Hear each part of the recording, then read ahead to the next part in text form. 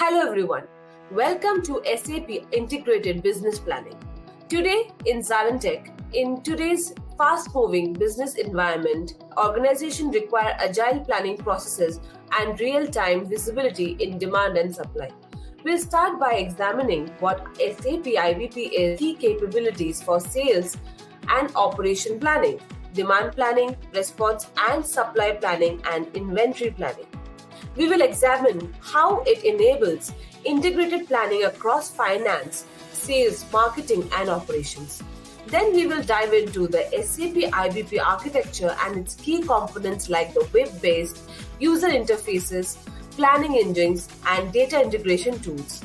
We will also explore its in-memory computing capability for rapid stimulation and analytics.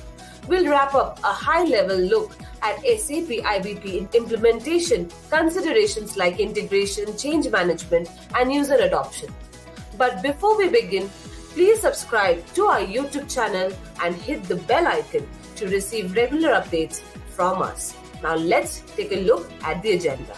Number 1, Introduction to IBP. Number 2, Overview of IBP. Number 3, Key features. Number 4, Application used. Number 5, High-level solution architecture. Number 6, SAP IBP planning system. Number 7, modules of SAP Integrated Business Planning. Number 8, Excel UI. Number 9, time series based supply planning. So welcome you all. To begin with, I'll just introduce myself. My name is Sam, and I'm based out in India. So I am basically a corporate trainer as well as a supply chain professional. So in total, I have about 20 plus years of experience in the end-to-end supply chain management, starting off with demand planning, supply planning, production planning, inventory management, warehouse logistics, customer service, and also the manufacturing operations management. So with respect to the training, we'll be focusing on the supply chain processes like integrated business planning, which is the most advanced process, which is mostly adopted by many organizations nowadays. So I think it will be very, very interesting and helpful for all of you. So first of all, this is the disclaimer slide. The presentations and the examples which we are going to discuss are only for the information purpose, only. So we have to comply with all the applicable copyrights, and it would be the responsibility of the users. Okay. With limiting the rights under copyrights, no part of the document may be reproduced or stored or introduced into a retrieval system or transmitted in any form or by any means.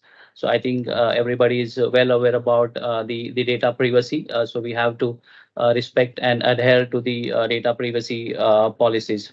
And credits shall be given to all the images taken from the open source and cannot be used for promotional activity. I think this is the most important point. So during the presentation, we'll stick to the basic agenda, the basic ground rules, and we'll take you through. So to start off with the introduction slide, I would like you all to introduce yourself about the brief summary about your personal background, your educational background, whichever you feel comfortable sharing. Then how long have you been working in this organization? What is your role in this organization and what is the focus area? Because this will help us to understand into the deep dive of so many different processes within the supply chain and within the umbrella of IBP. So any one of you has already worked on the IBP. So if that is the case, you can let me know so we can get into the more advanced topics going forward. And last but not the least, what is your expectation from this training? So I'll just note down the expectation from each and every individual, and then we'll work out whether we are in line with the expectations during the training. So we'll start off with the today's session, SAP Integrated Business Planning. Okay, so since you all are working on the integrated business planning, the IBP process, and you guys are quite experienced also in the IBP process. So what exactly you understand from the word integrated in your organization? Integrated means integrating the various sets of data, various data sets, and various processes, so that all processes are interlinked, because supply chain is a very very integrated process, because it takes inputs from so many people, so many different functions, like commercial organization, like marketing organization, like product management group, quality management group, so on and so forth, purchasing. So these are the various inputs that supply chain team keeps on getting. But having said this, it's not only these data sets or the process which gets integrated into IBP. It's also the departments which gets integrated into the IBP. Okay, so if we go back to the organization switching over to IBP over an SNOP, is more of the integration related to the people. Because people in the organizations or various departments in the organizations are very often working on silos. Okay, and they do not have a very very interactive or integrated communications between them. That's one of the reason IBP is focusing on integrating the department sets. Okay, just to give you a simple example of the SNOP versus IBP process. SNOP is basically the sales and operations planning process. In SNOP, okay, we have basically the commercial organization or the sales organization and the supply chain organization, mainly the demand planning organization, is working together to define the forecast for the organization. And based on this forecast, they pass on the information to other teams, like supply planning, the purchasing for procuring and product producing the materials. So at any given point in time, the key issue that organization or the top management in the organization is facing is related to the lack of information, the correct information for the top management. And also at any point in time, in the SNOP process, the top management observes that they have multiple operating plans. Okay, when I say multiple operating plans, is at any given time, they would have two or three different plans.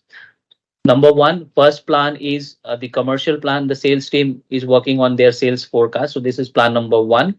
Second plan is the demand planner, who basically talks to sales team and he defines the forecast. That is the second plan.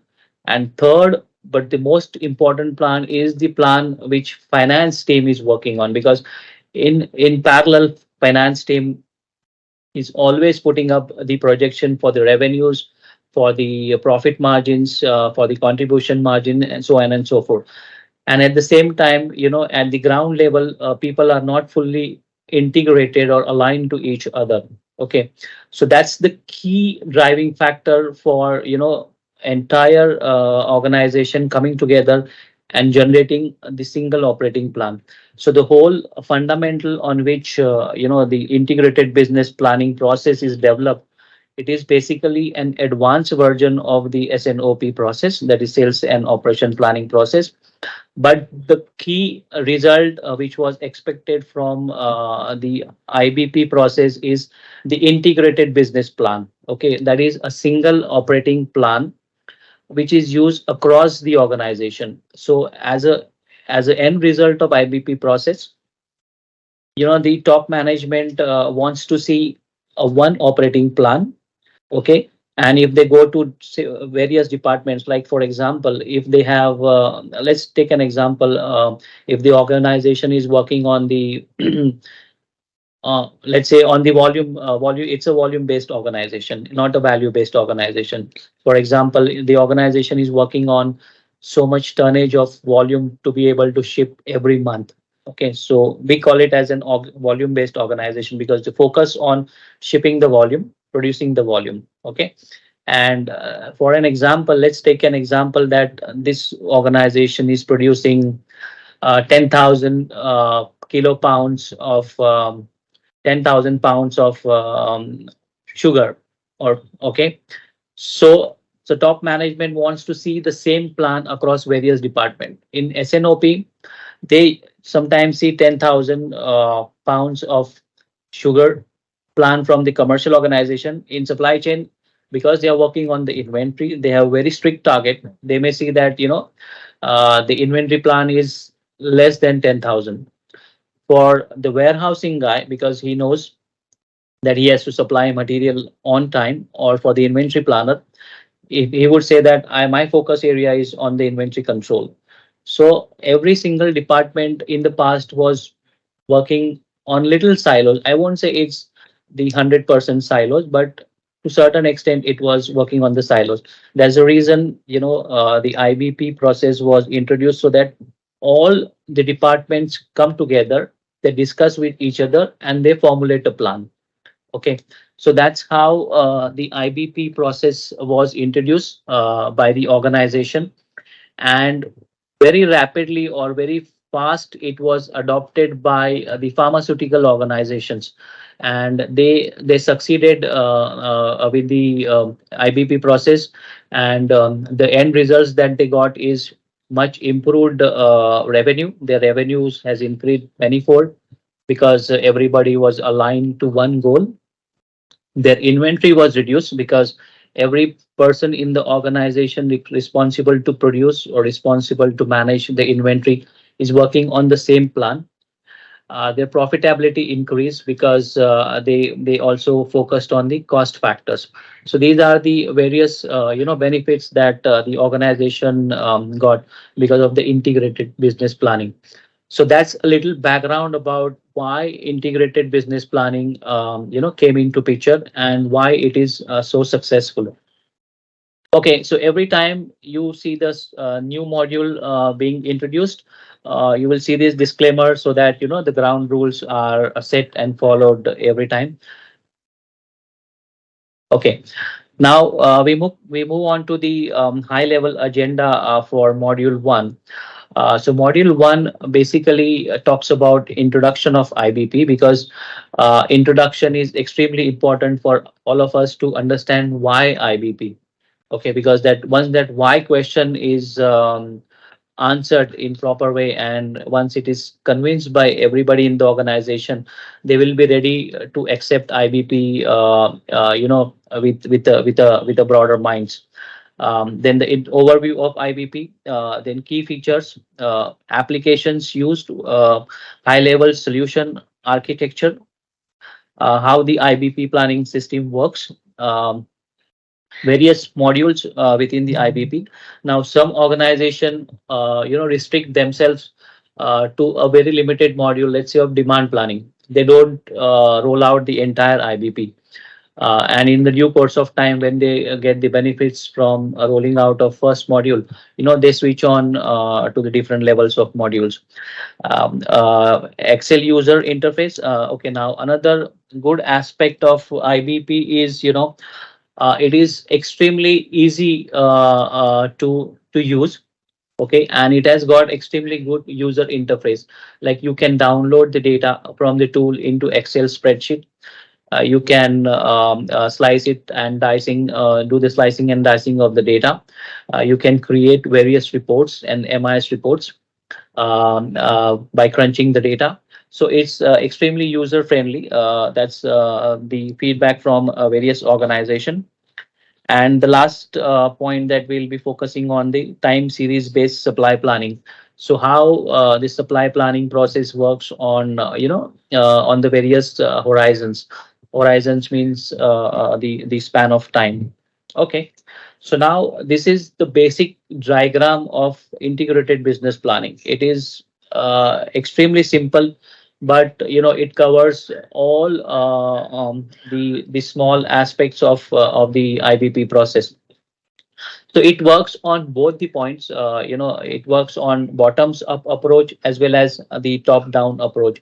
So when I say bottoms up approach, it talks about a very transactional level activity, like the demand forecast, sitting up with the commercial organization and discussing the forecast at the customer material level combination, challenging each other, stuff like that. So it starts off with a very very basic and bottom line activity within the organization, and then it slowly moves on to the top management, to give them a bird's eye view. So this is how it works from the bottoms up approach.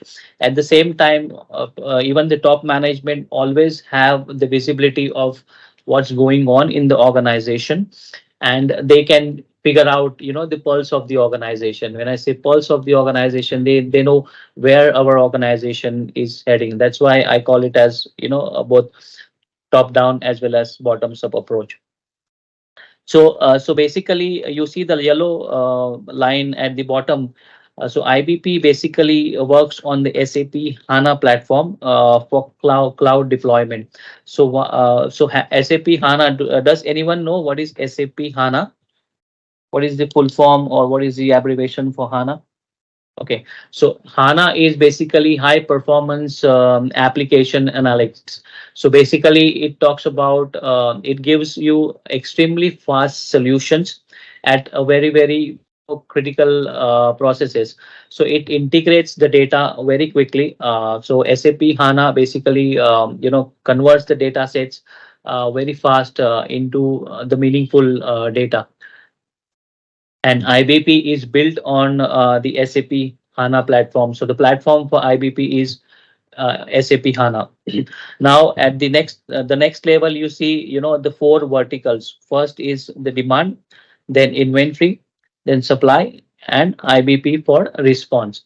So some of the organizations, along with the demand planning or demand review, they also have the product management review. Like for example, the organization which is extremely good at introducing new products, for example. So okay, so they also have their module as product management module before the demand planning module. So what happens in the product management module is basically the product management team who's responsible for developing or launching the new products.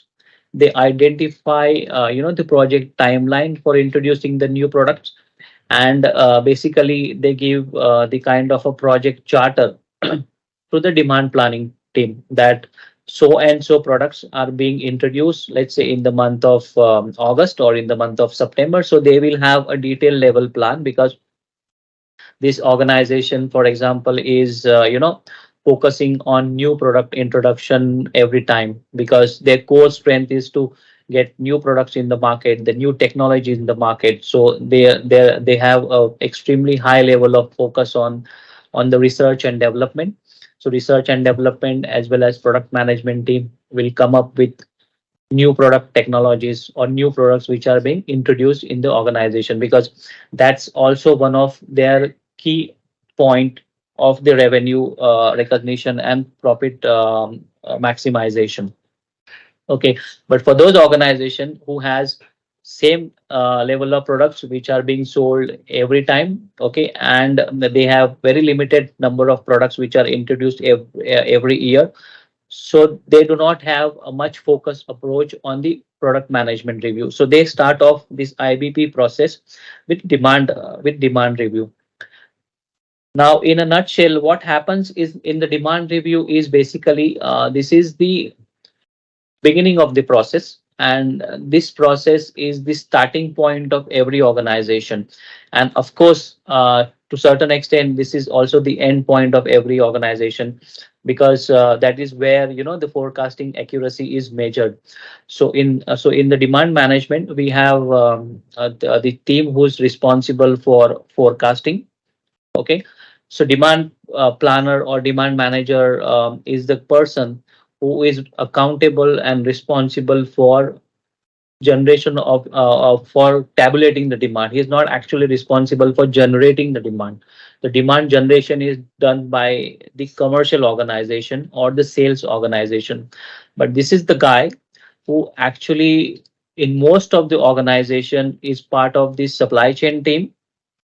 However, in some of the organization in the recent times, the demand manager is also having a dotted line reporting to the commercial organization so that they are aligned on what's going on, in the business. So it's basically varies from business to business, but the basic responsibility of demand manager is to generate the forecast, the accurate forecast, because the forecasting accuracy will define, the accuracy of the organization in producing the goods, and it will also define the inventory levels for the organization. So what happens in the demand review, or what happens in this particular box? So basically, in the organization which is focused on the forecasting, so they have the sales team and the commercial team. When I say sales and commercial, is basically the same organization with different terminologies. Okay, so now this sales team has a different hierarchy within their organization. Okay, for example, at the bottom level you may have, or at the entry level you may have the sales executive. Then on top of them you may have the sales manager, and then you have the sales director, so on and so forth. So this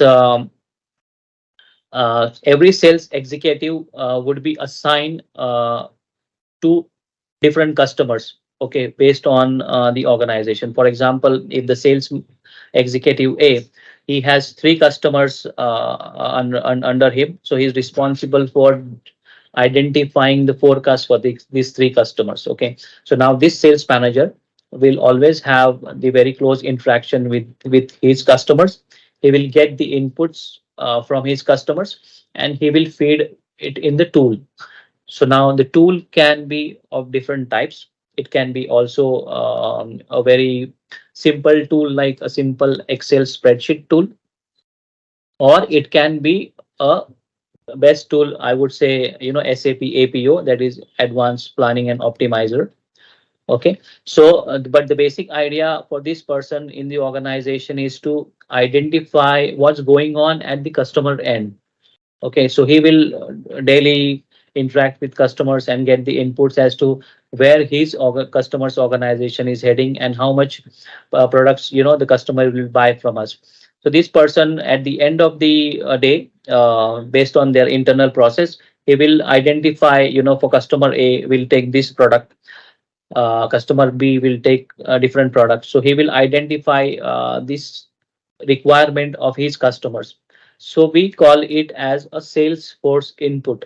So this is basically the input received by the Salesforce team within this organization from the customer, and he will tabulate that in the tool. Okay, whatever tool this organization is working on. And the next level is basically the commercial or the sales manager. The sales manager will have a little wider approach. So he may have, let's say, 5 or 10 different sales executives working under him.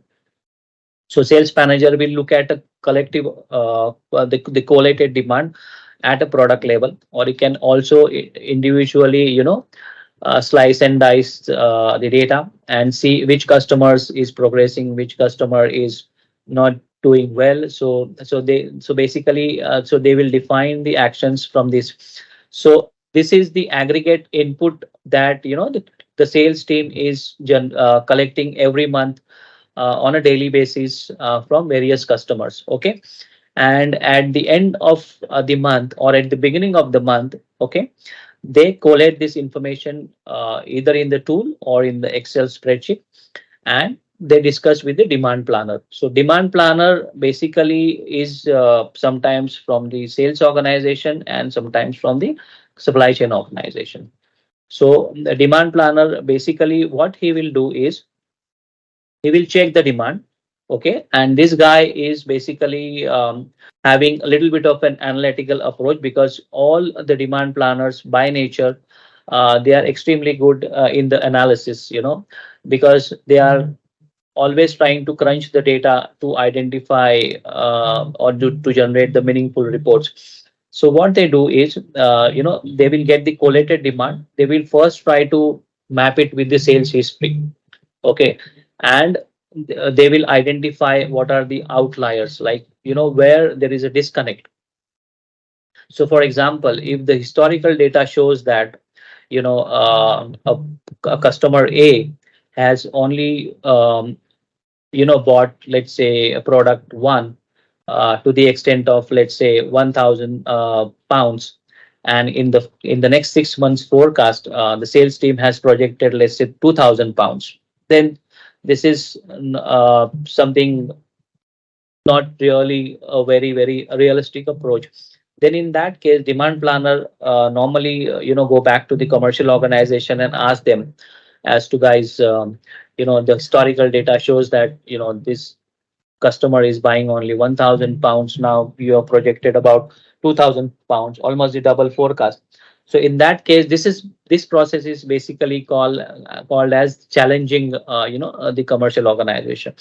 But having said this challenging process has to be extremely positive, and it has to be driven by data. So your data should always speak. You should not go back and tell the commercial organization that, guys, we have sold only 1,000 pounds, and now your future you're forecasting about 2,000 pounds, which is almost double the demand.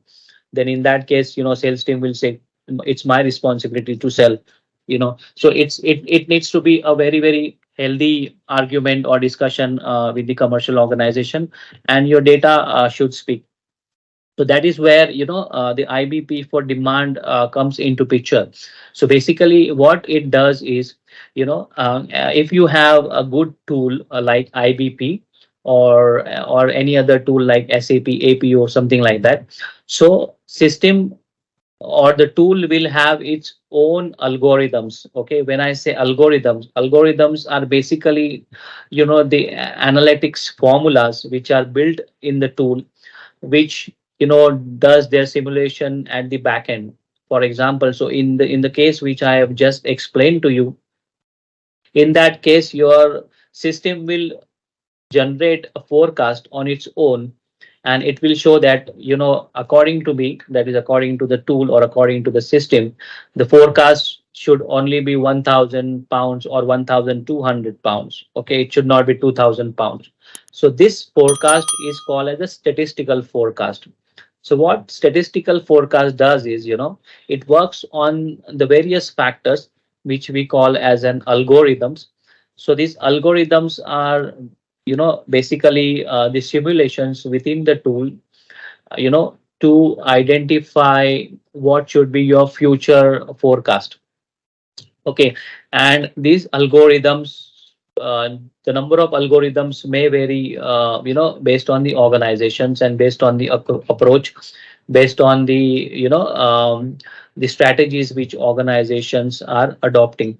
For example, some of the organization who every month are selling a standard set of demand, they may use only moving average 3 or moving average 6 as the algorithm, and that will work best for them, because they know every month they are selling the same set of product to same customers, and the customer is going to buy in future as well. So just the moving average or the weighted average of past 6 months data will help them to identify the forecast, the system forecast or the statistical forecast for the future. Whereas the organization which basically works on the seasonality. Okay, so these organization cannot take moving average as the base for calculating the forecast. So system will automatically identify that this particular customer and his buying pattern does not fit in the moving average 3 algorithm. So system will suggest different algorithm, let's say a seasonality algorithm for a particular product, for a particular customer, and then it will generate the statistical forecast. So the reason I am telling you this is basically this statistical forecast visibility is always there with the demand planner. Okay, so so demand planner is in the best judgment, to take the call or discuss with the commercial organization and finalize the final forecast. Okay, so what they do is basically they challenge the statistical forecast vis-a-vis, the forecast which was given by the sales team, and then they agree upon the final forecast. So this final forecast is what we call as a consensus forecast. So consensus forecast is basically the agreed forecast between sales team and the demand planning team. So that's how the process work in IBP for the demand management. So what it does is, at the end of this process, there is a review which is taken place, which normally is called as a demand review. So in this demand review, uh, first of all, the reason I said the IBP is an integrated business planning process is, and I also mentioned to you that it's not only the processes who are integrated, but it's also the departments or the individual person in the organizations are integrated. So for the demand review, generally the participants, who are conducting the demand review consist of a demand manager. So demand manager is the guy who's basically the head of demand planning. Okay. Then the commercial manager. Okay. The sales manager who's responsible for, customers and generating the sales. The marketing manager is also very important, because some of the organization, the marketing function is extremely important, because their revenue or their sales is based on some marketing tricks or some offers which are offered to the customer, some special discounts, something like that. So that's why marketing manager input is also required in the demand review. Then the most important function, which is not only executing the data, but it's also giving a very very valid input, is the finance organization. Okay, so basically even finance team or the finance manager participate in the demand review, because at the end of the demand review, the organization finalize the forecast, what we call as a demand forecast, and this is a single set of data which is passed on in the system, and it is circulated to all the other departments. So for example, in a nutshell, at the end of demand review, or to begin with, at the beginning of the demand review, demand planner has collected the information from sales team, and in fact sales team has also collected the information from their customer. At the same time, demand planner has also checked for any promotions or any new product launch by the product management group, and they have collated the forecast. At the same time, they also have another line of forecast which is generated by the system. So there is a one forecast generated by human beings and another forecast generated by the system being. So they discuss with each other and they finalize what should be the most realistic forecast, and then in the demand review they finalize this forecast. Okay, so this forecast is now an output of the demand planning review, and then it is moved on to the next levels in the IBP process. Okay, but having said this, the demand review is basically, as I said, is the output of the demand review, but the input of the other processes. At the same time, the accuracy is also measured as to which forecast is more accurate, whether the forecast generated by human or the forecast generated by system. Often in the organization which I have worked on, I have always seen that, though I was responsible for the demand planning team and my job was a demand manager, I always had lesser accuracy in forecast than what was generated by the system. So it was often proved that the system algorithms works better than human interventions. So that's it may not be correct for all the organization, but to certain extent it is correct for certain organization. At the same time, one important factor of why demand forecast accuracy is important, because I would say universally everybody in the organization has accepted that the forecast is never going to be 100% accurate. And this is cast in stone.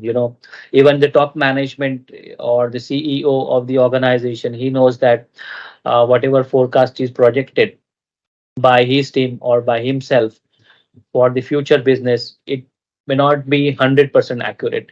If it is 80%, 90% accurate, then I would say, this organization is working extremely good.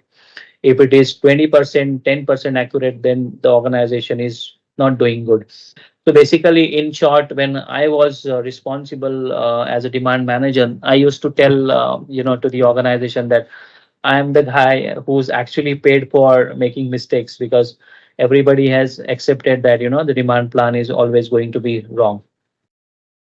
Yes, the demand plan is always going to be wrong, but our job is to basically improve, the forecasting accuracy, because forecast is for most of the organization, forecast is basically input of entire process, of the entire operations management process.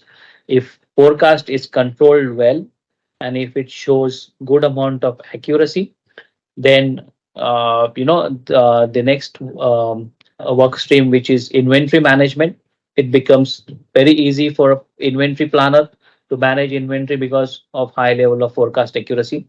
At the same time, the service level is good because we have good predictability of the products, because it is coming from the demand.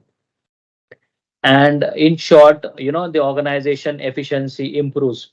So that's why I said I focused more on the demand planning, because it's the input, and it needs to be extremely focused.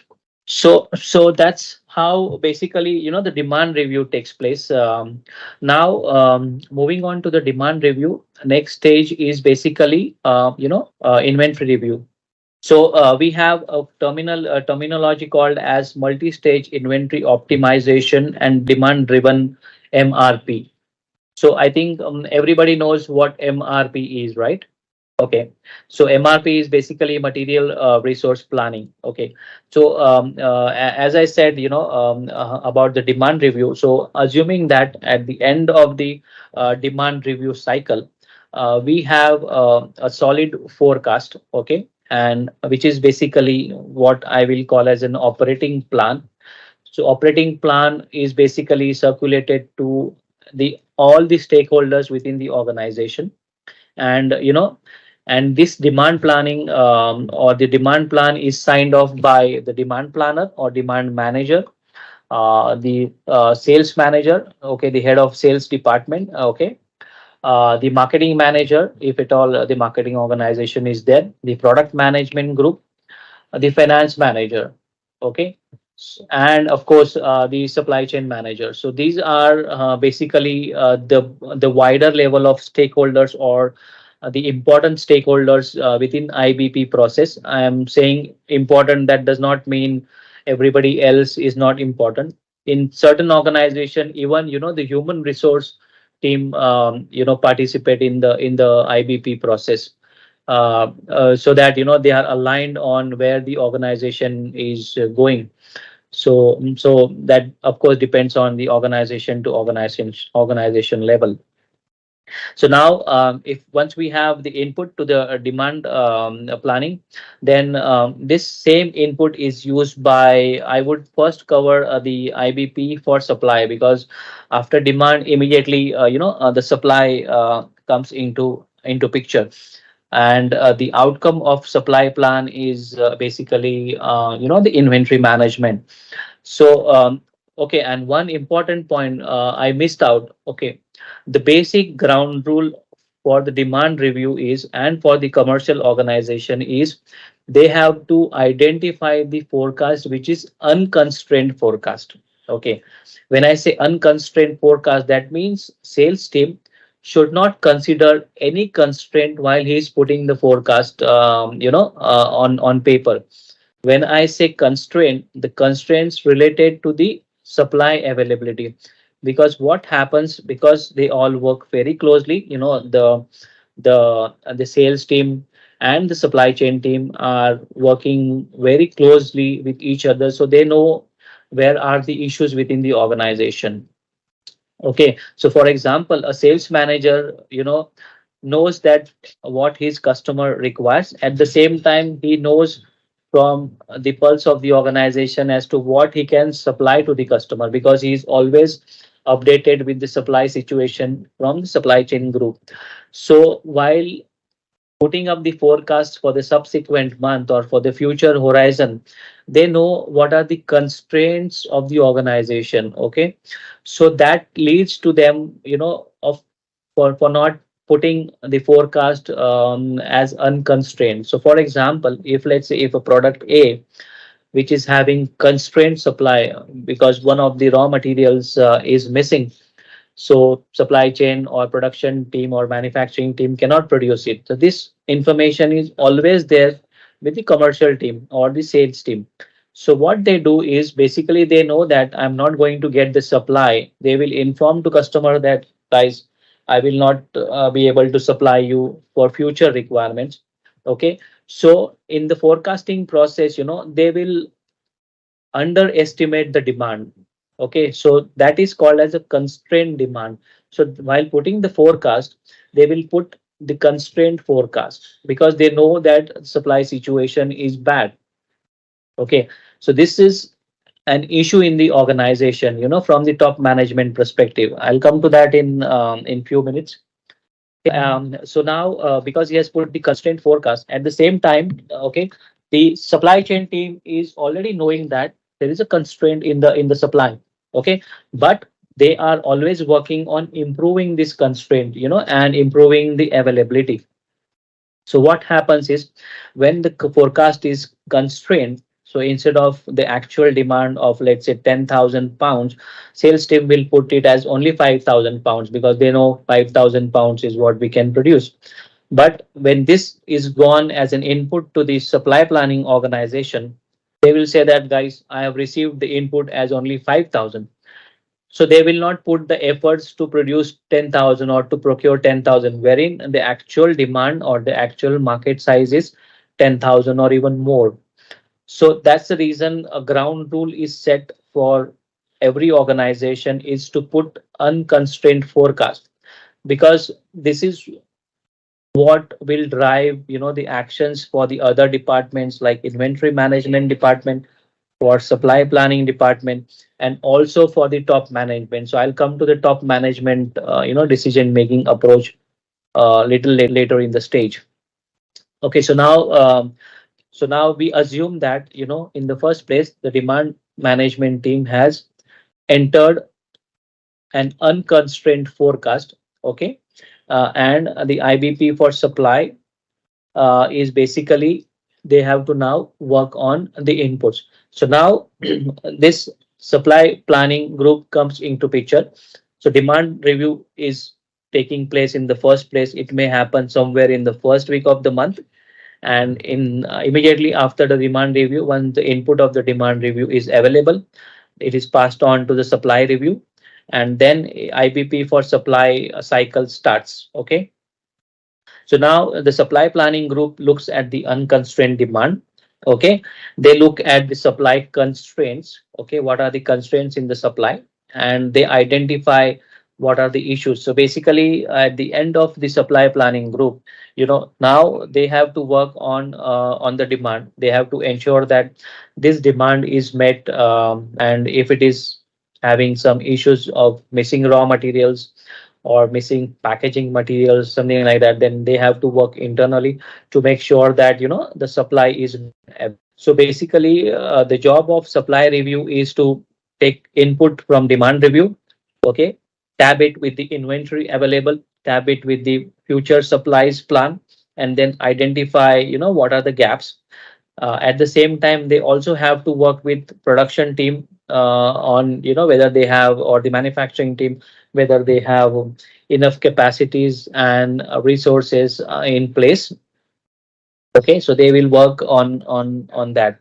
So at the end of the supply planning, they will identify a unconstrained supply and unconstrained demand.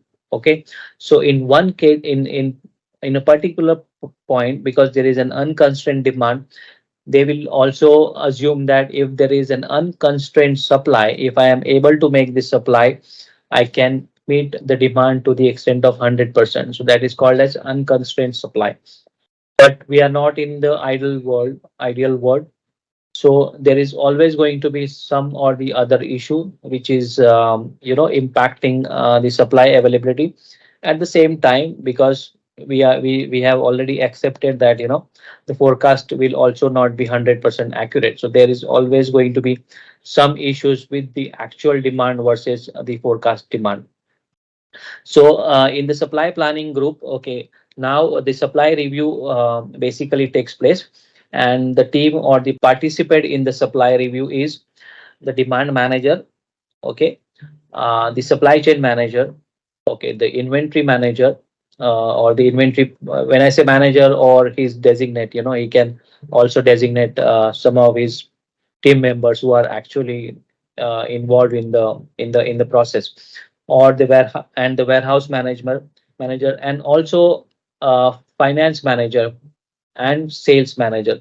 So even the sales team is participating in the supply review for most of the organization. Now I'm giving you this process details which is adopted by majority of the organization. Now for your organization, some of the things may not be required. If you feel that for the demand review, basically a marketing person is not required because he doesn't have much of the inputs for this process, then you can take the call and design your IBP process in such a way that it is meaningful, and everybody in the meeting is participating and contributing in the positive way. So these are the people or the team members who are basically working on the supply review group. So at the end of the supply review, their job is their objective is to identify the supply availability uh, in two ways: unconstrained as well as constrained supplies. And to the extent of the constrained supply, they have to come up with the action plans. Now these action plans would some of the action plans would be within their control. Okay, for example, if one of the vendor or one of the supplier is not supplying goods on time, then in that case, the topmost hierarchy in the supply chain can go visit the vendor or discuss with the vendor and use the escalation matrix to get the supply on time. However, for the things related to manufacturing organization, if we do not have the capacity to produce against the unconstrained demand, then that action would go to the top management, because there would be some investment coming out, investment requirements coming out as the action for this. So that's the reason it's extremely important to define the actions, as to what exactly is needed for the organization to support the unconstrained demand. Remember one thing, the objective of every individual in the organization is to support the unconstrained demand. Okay, so at the end of the supply review, they identify the actions, and they identify what are the issues in supply organization to fulfill the demand. Okay, so we move on to the next vertical, which is basically the inventory. uh, Now, inventory, as you know, in the balance sheet, inventory is always reflected on the liability side. Okay, it's not the asset, but for certain organization, the inventory is basically asset. Although in the balance sheet it is on the right hand side, but because every person in the supply chain organization know, if you do not have the constraints of inventory target, you can improve your availability, and you can improve your service levels, because service level is directly proportional to the inventory targets. Okay, if you have more inventory, your service level will be always high. You can always have stocks in your warehouse, and whenever customer wants, you can always give, you know, inventory to the customer. But at the same time, having high inventory also is a high level of risk to the organization, because inventory is impacting the cash flow of the organization, because your liquid cash is blocked in terms of inventory. Okay, so it is not a good sign to have excess inventory. This is point number one. It is impacting your working capital.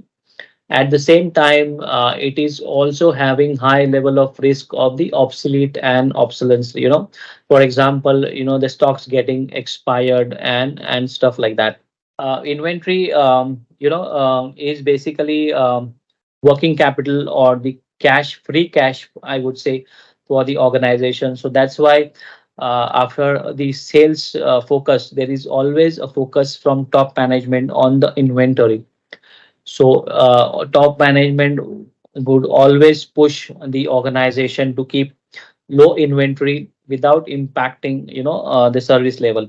But having said this, the inventory has direct impact on the service level. But at the same time, if you improve your forecasting accuracy, you can even maintain the same level of service level, with the lowest inventory or the optimal inventory. So inventory is basically, it's called as a multi-stage inventory optimization. So what it means is, inventories are available in various levels within the organization. Some of the inventories are also at the vendor's place, which is basically the liability of the organization. For example, if a particular vendor has produced something for us, then that becomes our indirect liability. Even if we lose the demand, we are supposed to accept that inventory because he has produced for us. Okay, so in short, that's a liability. Similarly, in within the organization, right from the source of raw material, or the goods in transit from vendor to our premises, till the time we ship the goods to our customers, this entire value chain, or this entire pipeline has always is always filled with inventory, which is the responsibility of supply chain and the organization.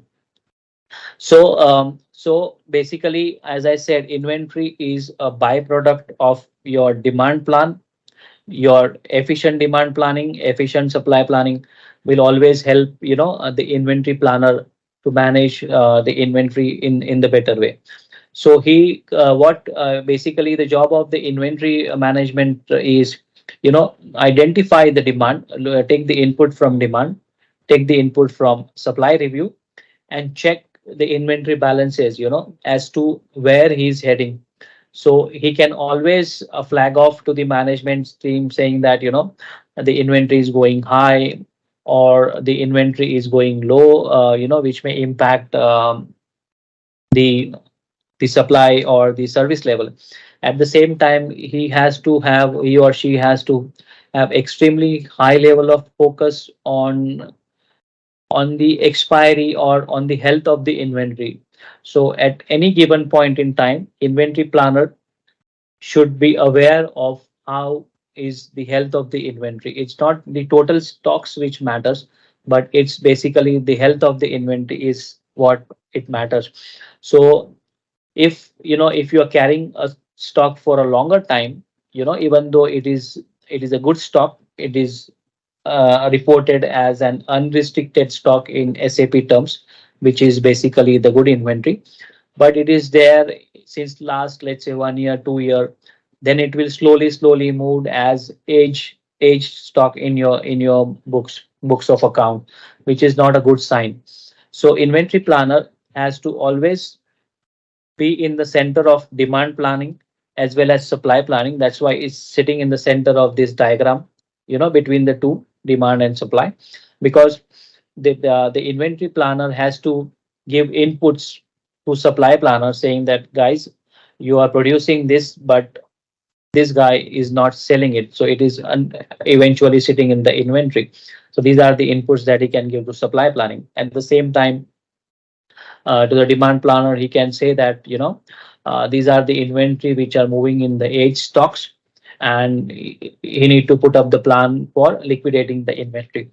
So it's always better, to liquidate the inventory before it expires, because sometimes the organization feels that, they will wait for the demand, okay, and they will not give any kind of discounts, or to the customer to accept the inventory. But in actual, at the end of the cycle, once the inventory is expired, it becomes zero value to the organization, and it has to be dumped, or it has to be scrapped. So these are the inputs which are supposed to be given by the inventory planner to the demand manager or to the commercial team, and push for liquidating the inventory and have the optimal inventory in the organization. Because on one side, this optimal inventory will also improve on the cash flow and the working capital of the organization. At the same time, it can also give them little headroom for the supply planning group to produce something more, to tap the unconstrained demand. So that's how, the roles of the demand review, roles of supply review, and roles of inventory review works in the IBP process. Now, the next is, once we are done with IBP for demand, IBP for supply, and IBP for inventory, these reviews normally takes place in the first half of every month. And depending on the organization, strategies, they have the review horizon. Okay, there are majorly two horizons on which the organization work. One is the short term horizon, which is from the current month till the 6 months, which they call as the short term horizon. And the next horizon is the long term horizon, which is basically from 7 to 24 months. So at any given point in time, generally, the organization has visibility of 2 years horizon as to what is happening. Okay, so as you move further, okay, after seventh, eighth, ninth month, you see greater accuracy, in your demand or in your forecast, as well as greater accuracy in your inventory planning. But the devil lies, within the short term horizon, because this is the horizon wherein you are working extremely close, with all the functions, and trying to reduce the gap. And this is where you have a lot of challenges. So for any of the organization, you will see that the major challenges are always in the short term, wherein in the long term you see, the visibility improves, the accuracy improves, everything is good, looks good on the paper. So that's how, the horizon is built in the IBP process. Now, the next is basically IBP for response and allocating. Okay, so what it does is, now the sixth, the fourth pyramid, or fourth box, it basically talks about, balancing the demand and supply. Now, individually, demand planner has given the demand review results, supply planner has given the supply review results, inventory planner has given the inventory review results. Now, the next course of action is to integrate these results. Okay, so these, in the IBP for response, they integrate the results. Okay, like they will match the demand with supply, and the first thing that they will identify is a gap between demand and supply. Okay, unconstrained demand and unconstrained supply. So they will see unconstrained demand and unconstrained supply. And because both are unconstrained, these are, I would say, a little bit of a hypothetical numbers, okay, to certain extent, then the gap is very, very low for the unconstrained demand versus unconstrained supply, because even supply chain organization is not considering any supply, demand organization is not considering any constraint. Okay, since both are unconstrained, so gap is very low. But this, but we have to be extremely careful, when we say unconstrained demand or when we say unconstrained supply, it has to be realistic. Okay, otherwise we lose, the purpose of this process. So if, for example, if a commercial manager or sales manager put unconstrained demand, and if a supply chain guy confirms that demand, and in actual, in spite of having the supply in place, if he's not able to sell, then that is not a realistic unconstrained demand. Okay, that's why it has to be extremely watchful and careful in putting the realistic demand. However, it has to be unconstrained. So as I said, the gap between unconstrained and realistic demand versus unconstrained and realistic supply is always low. The gap is low, wherein the gap between unconstrained demand and a constrained supply is always high. Okay, for example, commercial team said realistically they can sell 10,000 pounds of one product, but supply chain said they can only produce 5,000 pounds. So the gap is 5,000 pounds of this product, which is extremely high, which is 50%. Okay, so in this case, as a part of IBP for response, or it is also called as integrated review. In the integrated review scenario, the 5,000 pounds worth of gap needs to have some level of action plan from the supply planning organization, which will be submitted to the top management. Okay. Similarly, the if the unconstrained demand is low and the unconstrained or the constrained supply is high, that means supply can produce more and demand can produce less, then there will be action plan on the demand planning or commercial organization to increase, the sales of that organization. So in the integrated review, okay, there is something which is called as, identifying the gap between demand and supply and generating the action plan at their levels. When I say their level, is at the IBP, at the demand manager level, at the inventory manager level, at the supply planning manager level. Okay, so they define the action plans for themselves and for their departments and their teams. Okay, at the same time, this integrated review also works on the allocation planning and order rescheduling, because they know that because of the constrained supplies, we are not able to fulfill some of the demand. Okay, so when the demand is high and supply is low, at that time the allocation comes into picture. That means, the sales manager will have a scenario wherein he has sales order for 10,000 pounds, but he only has supply of 5,000 pounds. Now it is basically, the decision of the sales team along with the top management as to this 5,000 pounds will be supplied to which customer. So this process is called as an allocation process. So depending on the organization, there are various levels of allocation process. One is basically the profitability. The customer which gives me maximum profit, I will sell this 5,000 pounds to that customer and I will earn more profit. So this can be one strategy of the organization. If the organization strategy talks about maximizing the profit, only maximizing the profit, yes, this fits well in the strategy. Go and ship this 5,000 pounds to this customer.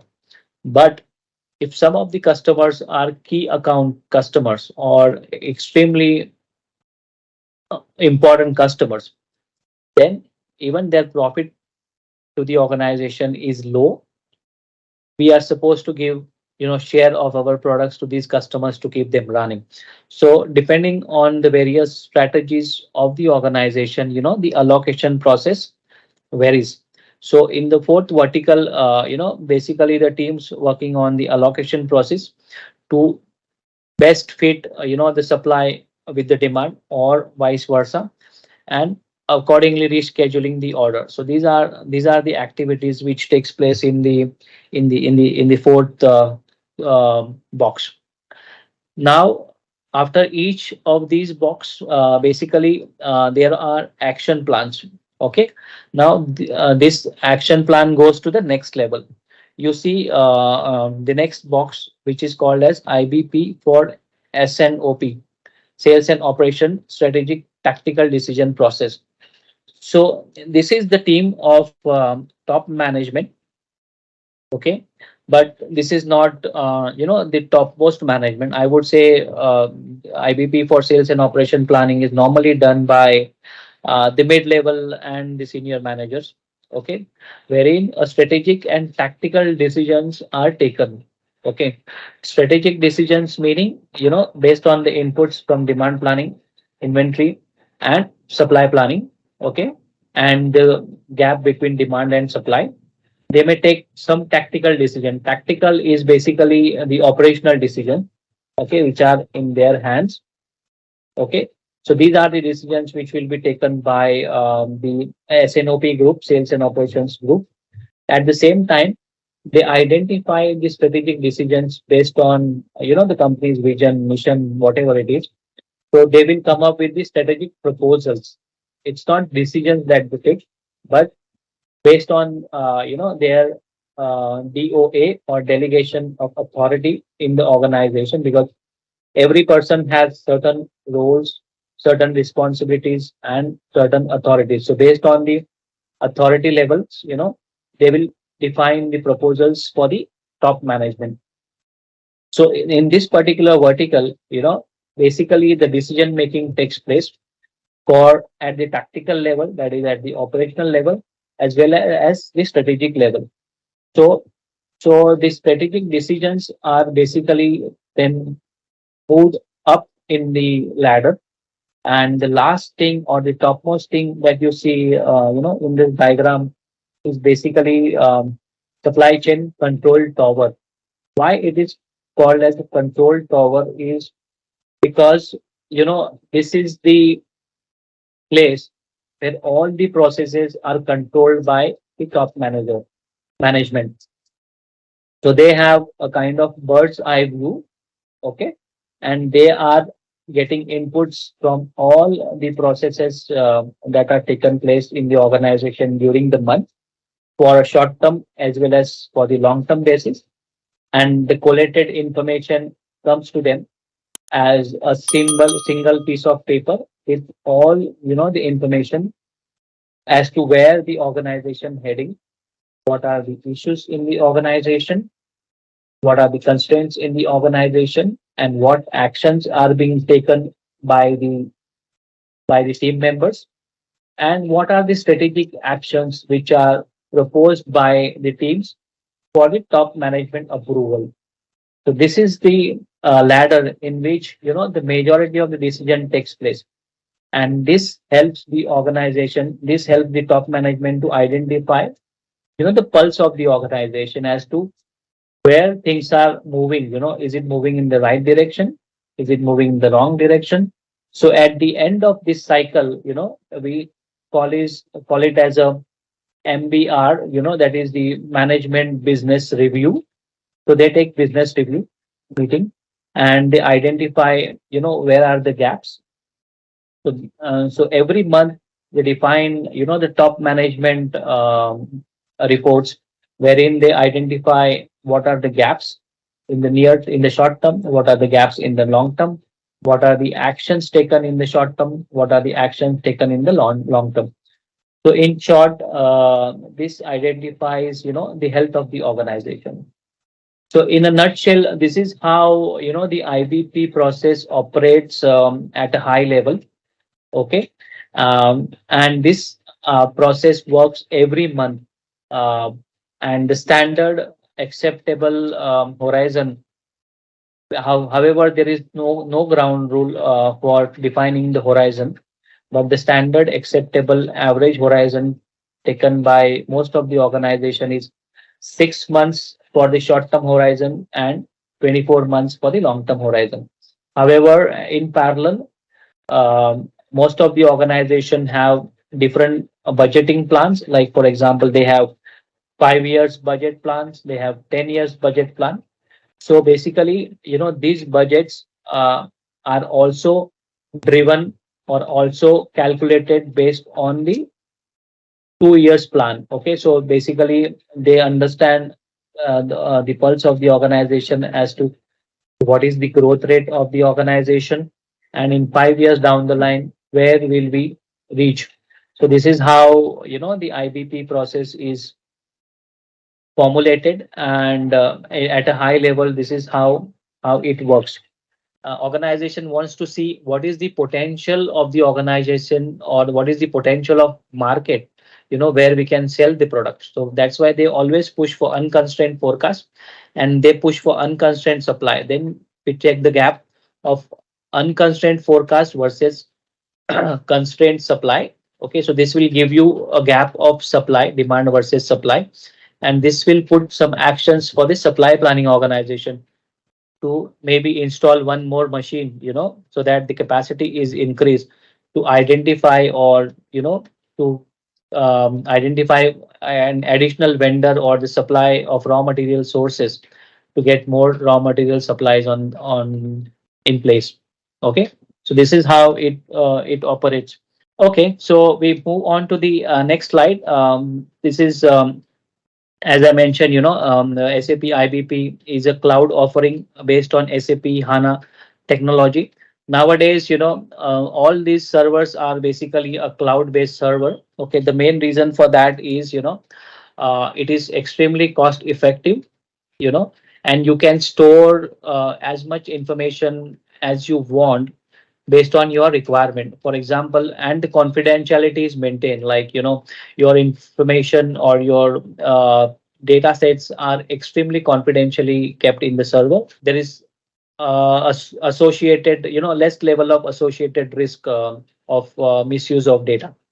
And whenever you require more server space, you can always tell them in a short notice that these are the days when we are going to do something, so we require additional servers capacity.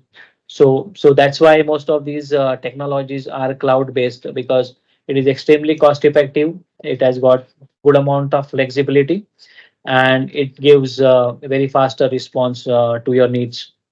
Okay, the figure shows different modules in SAP and what processes they support. So I already explained in the wider scope, IBP for demand, IBP for supply, IBP for inventory, and integrated business planning review. Okay, the integration of all those. Some of the organization may also have the product management review.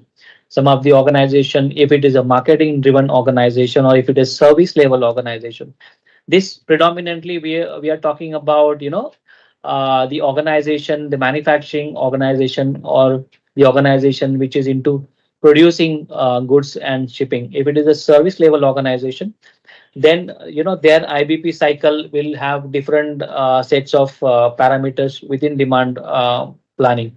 For example, for a service level organization, a demand review will talk about services. It talks about improving the services, improving the customer base, something like that.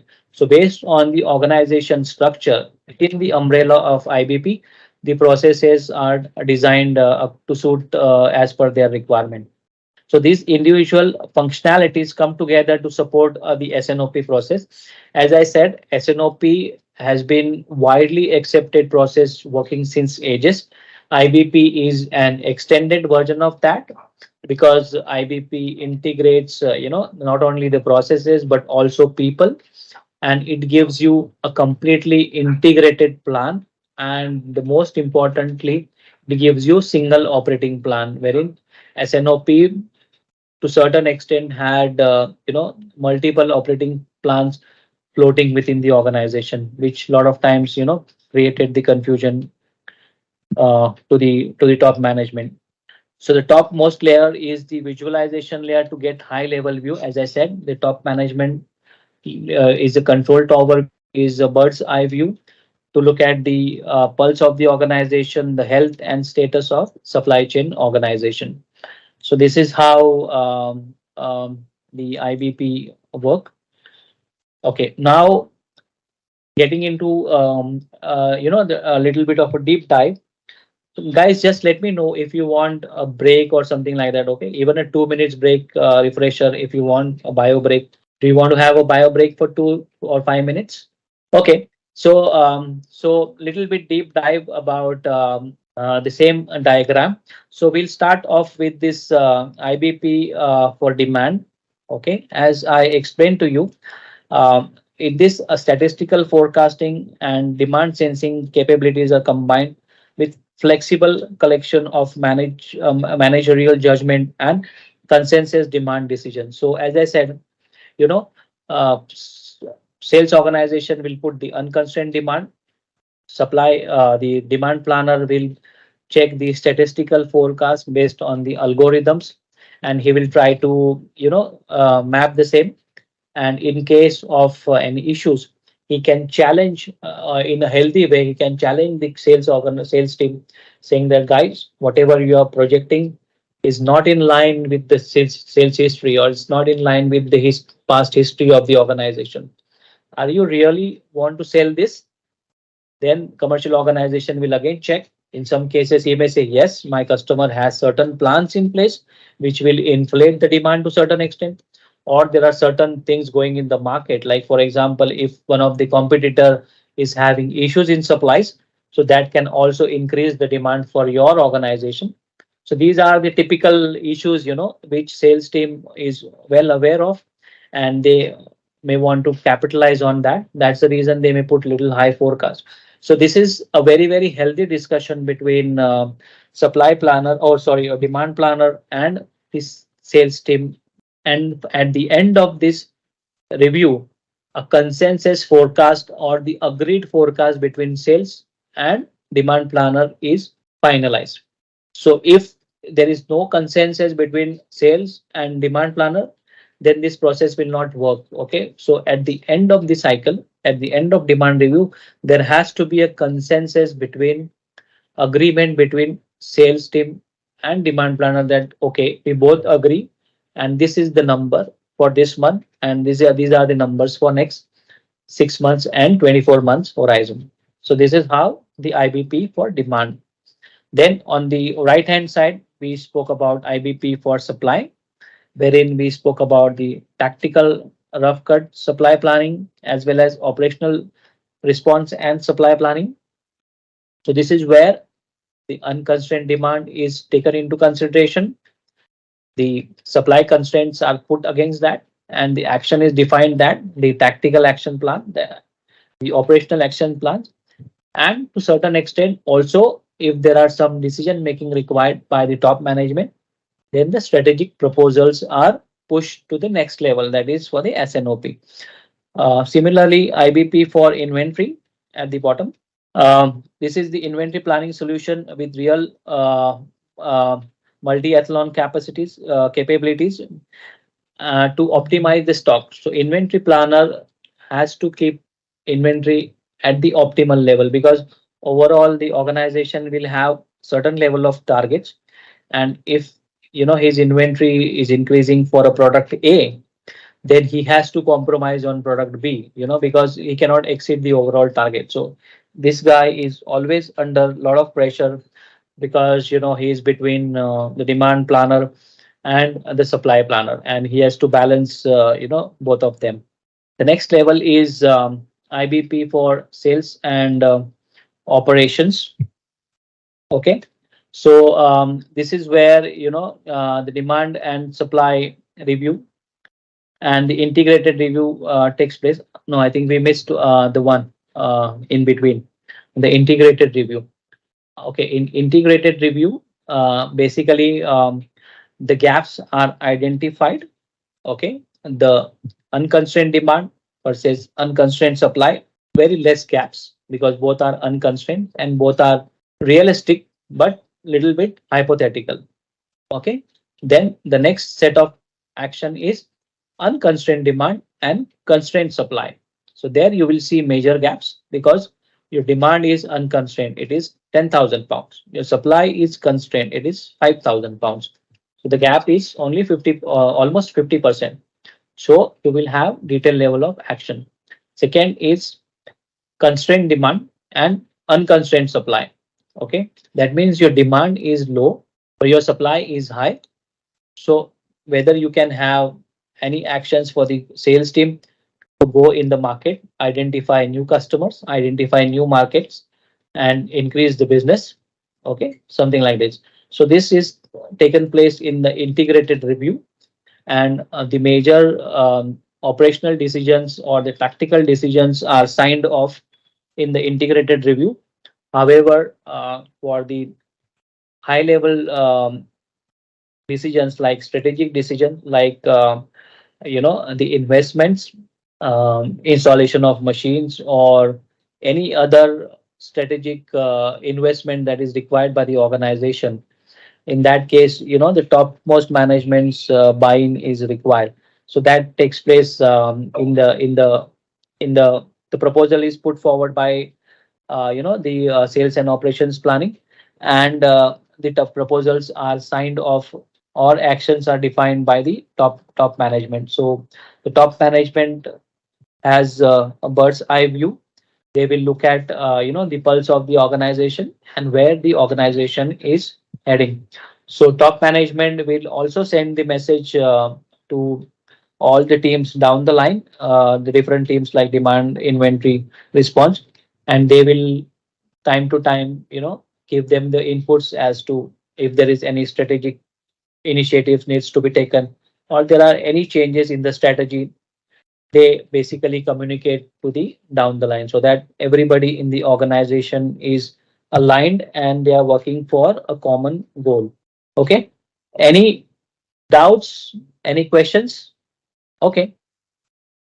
Okay, now for the past for the last 1.5 or 1.5 hour, we were discussing about the process. How the process works. What exactly is done by demand planner, what exactly is done by supply planner, what exactly is done by inventory planner, so on and so forth.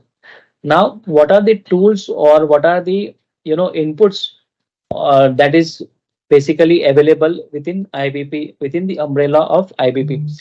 So it's basically IBP mainly focuses on the most effective and flexible tools, because IBP is designed in such a way that it tries to build maximum flexibility within the organization. Okay, so more the flexible organization is, more adaptable it is to the change, and it can have faster response to the changes in the market.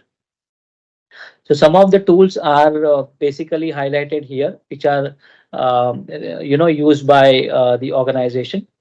Like for example, complete scalable model. Okay, you can see on one side you can see demand, one side you can see supply, and one side you can see finance. So basically, it talks about demand, supply chain, and financial model at aggregate and detail level. Okay, so as I mentioned, in the IBP process, finance also plays an extremely important role, because finance guy is the only guy who's normally present in all the reviews. He's also present in the demand review because he's interested in what is the demand, because they have to basically put up the reports or the projections for the revenues, for the profit margins, and EBITDA, stuff like that. So they are participating in the demand review so that they get 24 months horizon or next 5 years horizon, whatever is the plan. So they know what exactly is happening in the demand review, what is the unconstrained demand in terms of. So they may not be very much interested in terms of volume, but they are extremely interested in terms of value. Okay, so demand manager will talk about volume, but they will always, finance team or finance manager will always try to take inputs in terms of revenue, in terms of dollar value. Okay, so they will understand the gap between demand, supply, and where exactly is the organization heading. So this is how the finance team's role in the IBP process. So next point here is basically real time what if scenario. Okay, so these are basically the permutations and combinations as to what exactly can happen, what exactly can go right, or what exactly can go wrong. So we have to basically balance what is going wrong and try to anticipate the issues. So what if analysis basically talks about something like 5 why study. You ask 5 times why, and you get the root cause of the problem, something like that. So similarly, it is basically uh, identifying the problem, or anticipating the problem before it arrives, so that you have right set of solutions, when the actual problem comes. The next one is collaboration. As I mentioned, IBP predominantly talks about on the predominantly built on the pillars of communication, collaboration, flexibility. So collaboration within the teams is extremely important, and you always have to respect the feelings of other departments, because we may not have full visibility of what other person is working on. There is something which is always invisible to us, which only that person who's in that role knows. For example, I have worked in so many different roles, right from demand planning, supply planning, customer service, warehouse.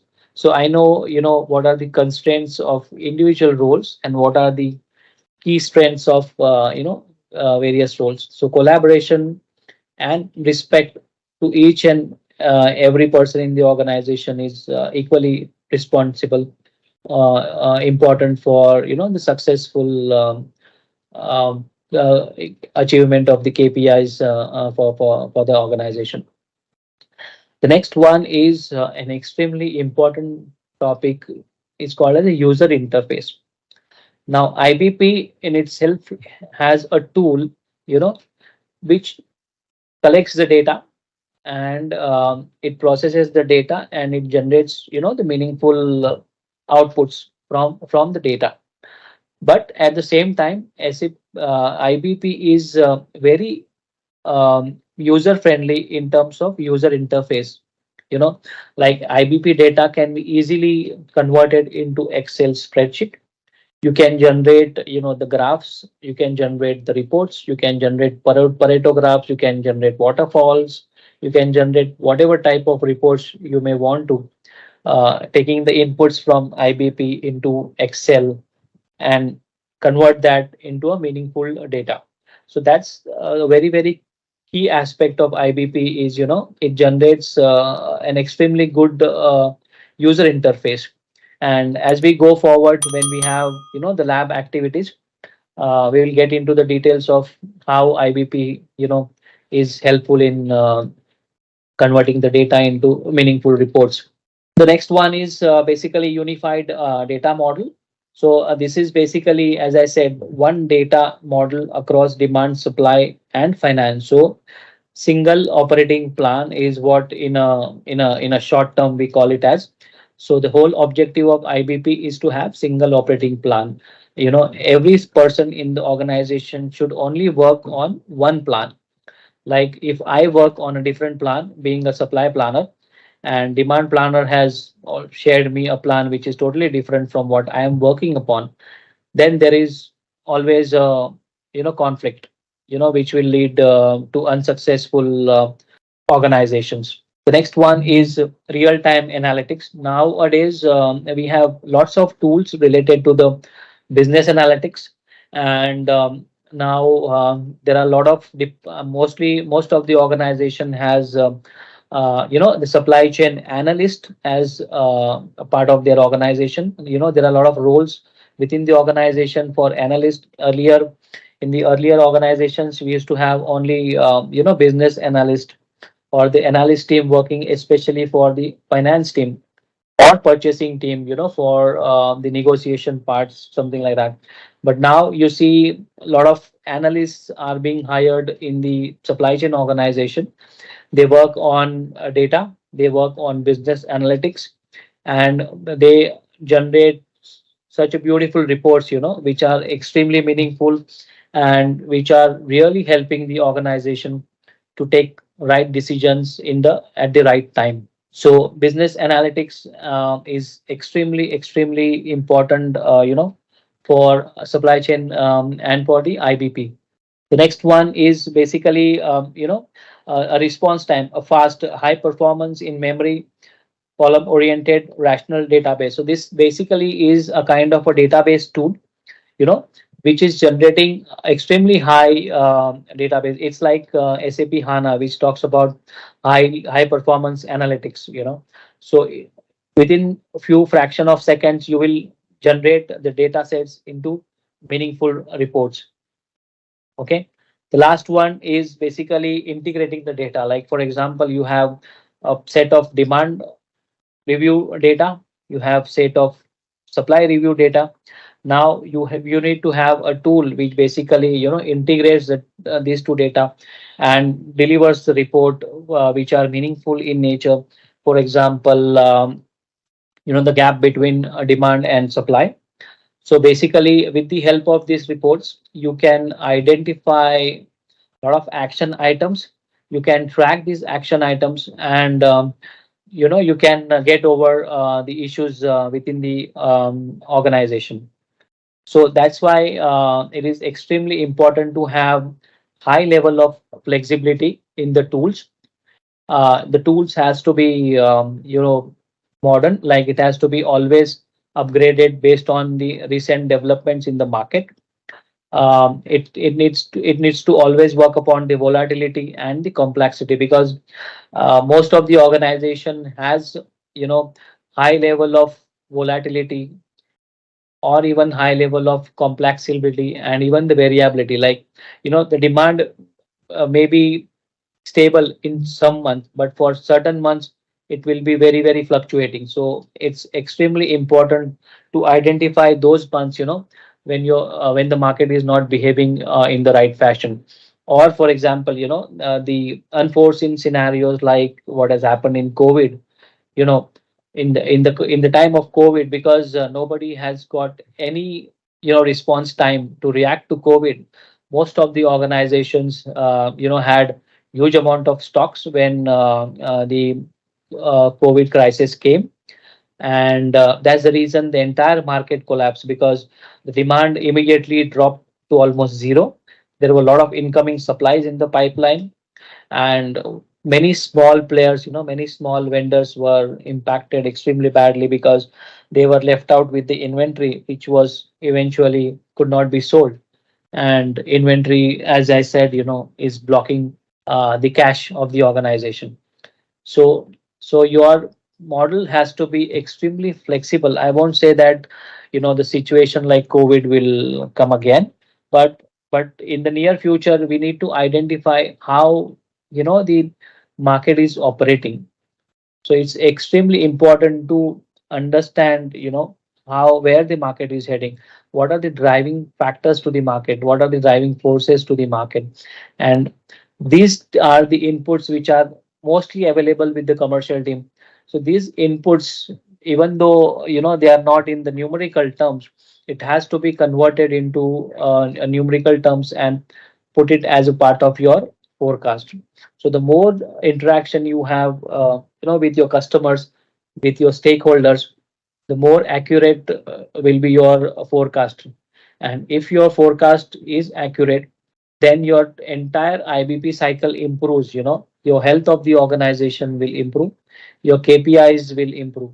So if you control input to the organization, I think most of the things will automatically fall in place. So we move on to the next slide. So IBP is completely scalable with unified data model. Okay, so you can scale IBP based on your entire data sets. So ideally, IBP covers all the processes within the organization. When I say organization, mainly the operations organization. When I say operations, is basically the start from demand planning till the products are delivered to the customer. So what are the different value chains within these work streams? All are captured in the IBP process. It offers a simplified data integration to and from SAP IBP with an easy use Excel user interface. As I said, I think Excel is the only tool which is extremely user interfaced, extremely easy to use, and most of the team members within commercial organization, sales organization, or supply chain organization, they are using Excel very frequently. We have advanced Excel, but you don't need to learn advanced Excel to do the simulation of the IBP. Only simple Excel pivot tables and reports and VLOOKUPs, stuff like that will also help you to convert the data into meaningful sets of report. So this is an extremely important advantage of IBP from the user interface perspective. As I mentioned, it offers easy collaboration within and between in the demand supply planner, finance, sales group. So, as I mentioned in the beginning, this is not only the process which gets integrated; it's people gets integrated in the IBP process. So every single person in the organization knows the constraint or issues in the other department, and also they know what is going well in the other department. So in a nutshell, everybody knows what's happening in the organization, which is extremely useful for everybody to understand where we are heading. So that's why it talks about good amount of collaboration within internal groups, such as demand planning, supply planning, finance, and sales group. And if there are other functions like marketing or product manager, they are all also part of this. Okay, it provides what if scenarios capabilities. What is what if scenarios? What if scenarios are nothing but identifying what can go wrong, anticipating the issues, in a nutshell, or doing kind of a brainstorming to identify what can potentially go wrong. What if analysis normally is done for the new product, launch, wherein the marketing team normally drives, you know, uh, the brainstorming session when all the ideas are collected. What can go wrong? What can go right?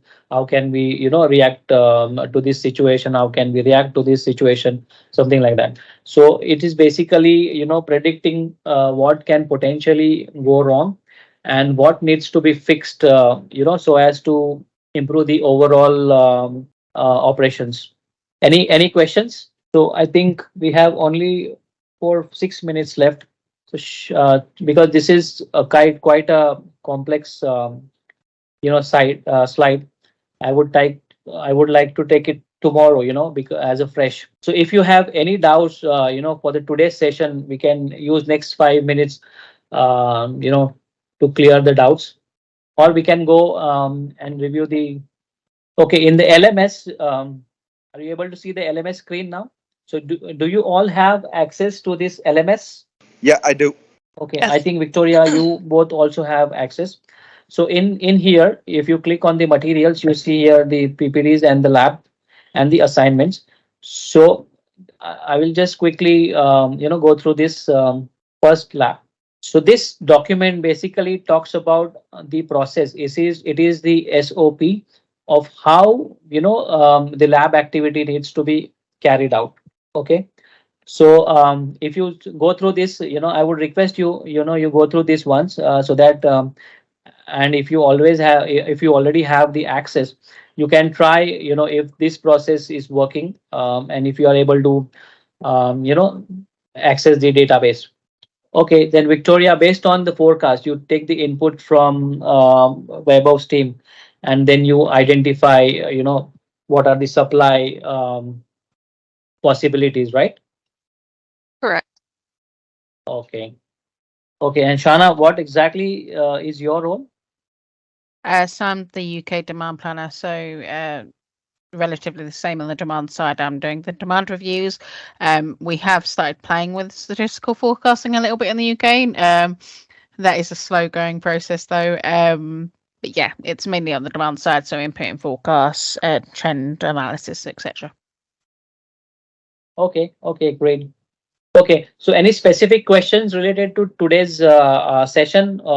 Is there anything that you didn't understand and you want me to repeat it again tomorrow morning, or get into little more details of specific topics, something like that? Nothing for me. Nothing from me either. Okay. Okay, then I think I will just request you all to just go through this lab activity module 1 document and just try to use it if you get some time. Okay. And tomorrow we'll revisit this again and we'll start the session. All right, let's test your knowledge.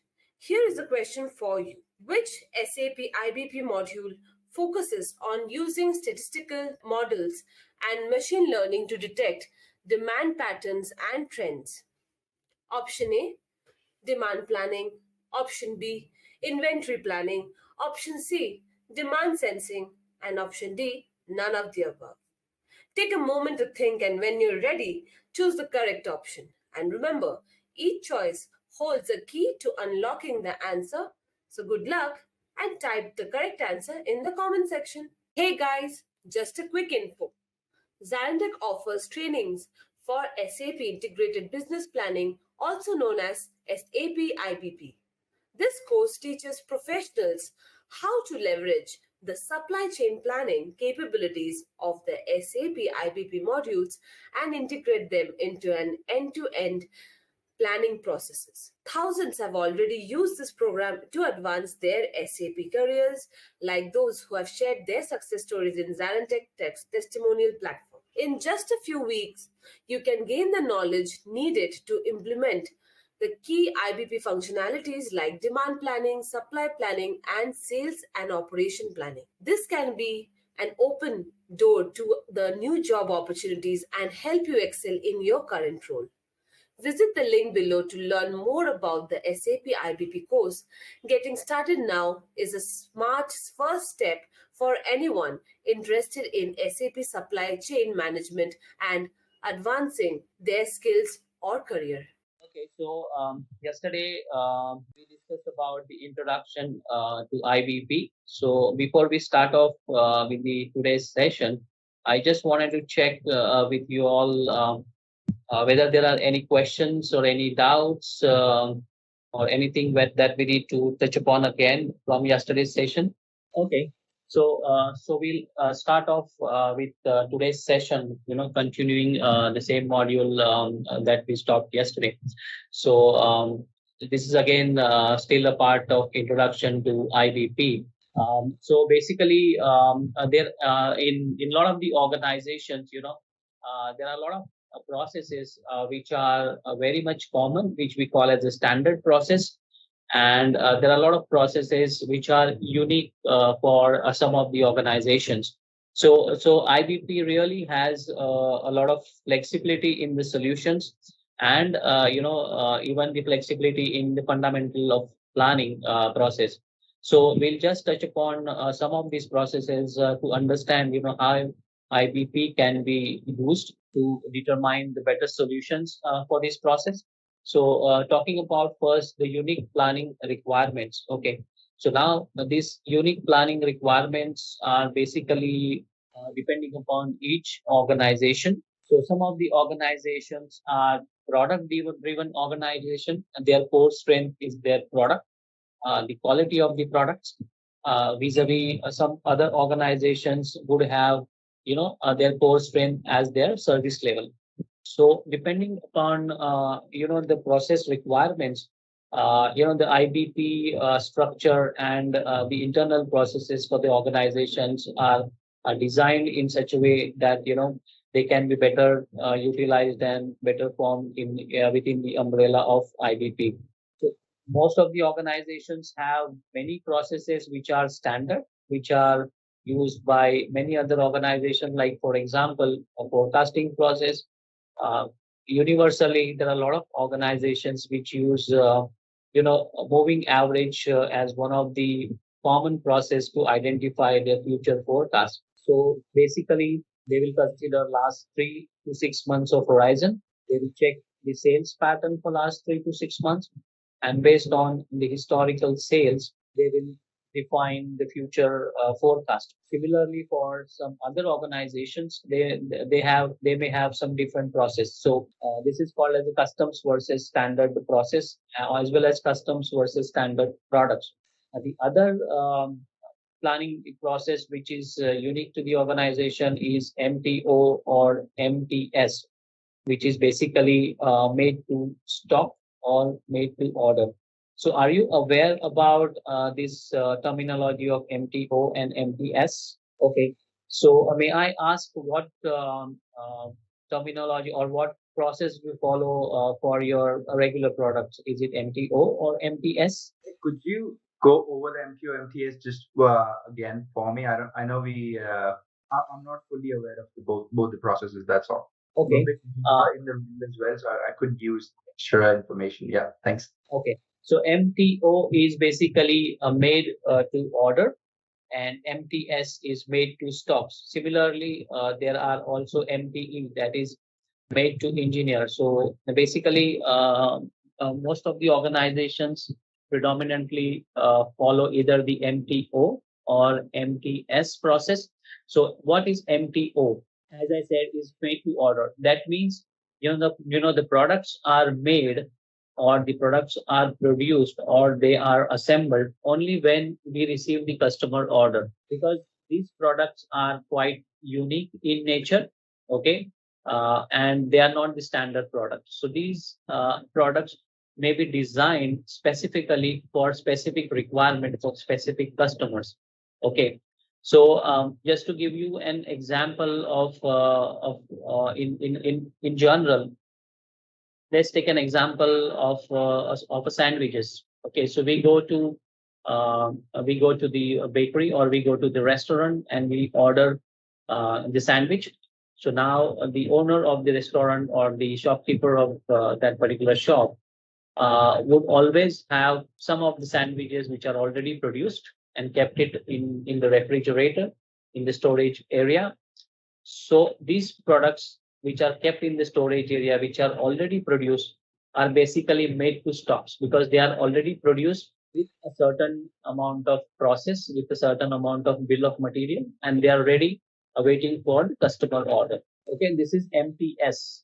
And for the similar process, if you order a specific sandwich, like for example, you say, I don't want a standard sandwich, I want a special sandwich with extra cheese and extra vegetables. So these are your special requirements. So these kind of sandwiches are not produced in ahead of time. So they are only produced upon receiving the customer order. So in a nutshell, MTO are the products which are basically designed as per the customer requirements. They are specific requirements of the customers based on which these products are produced.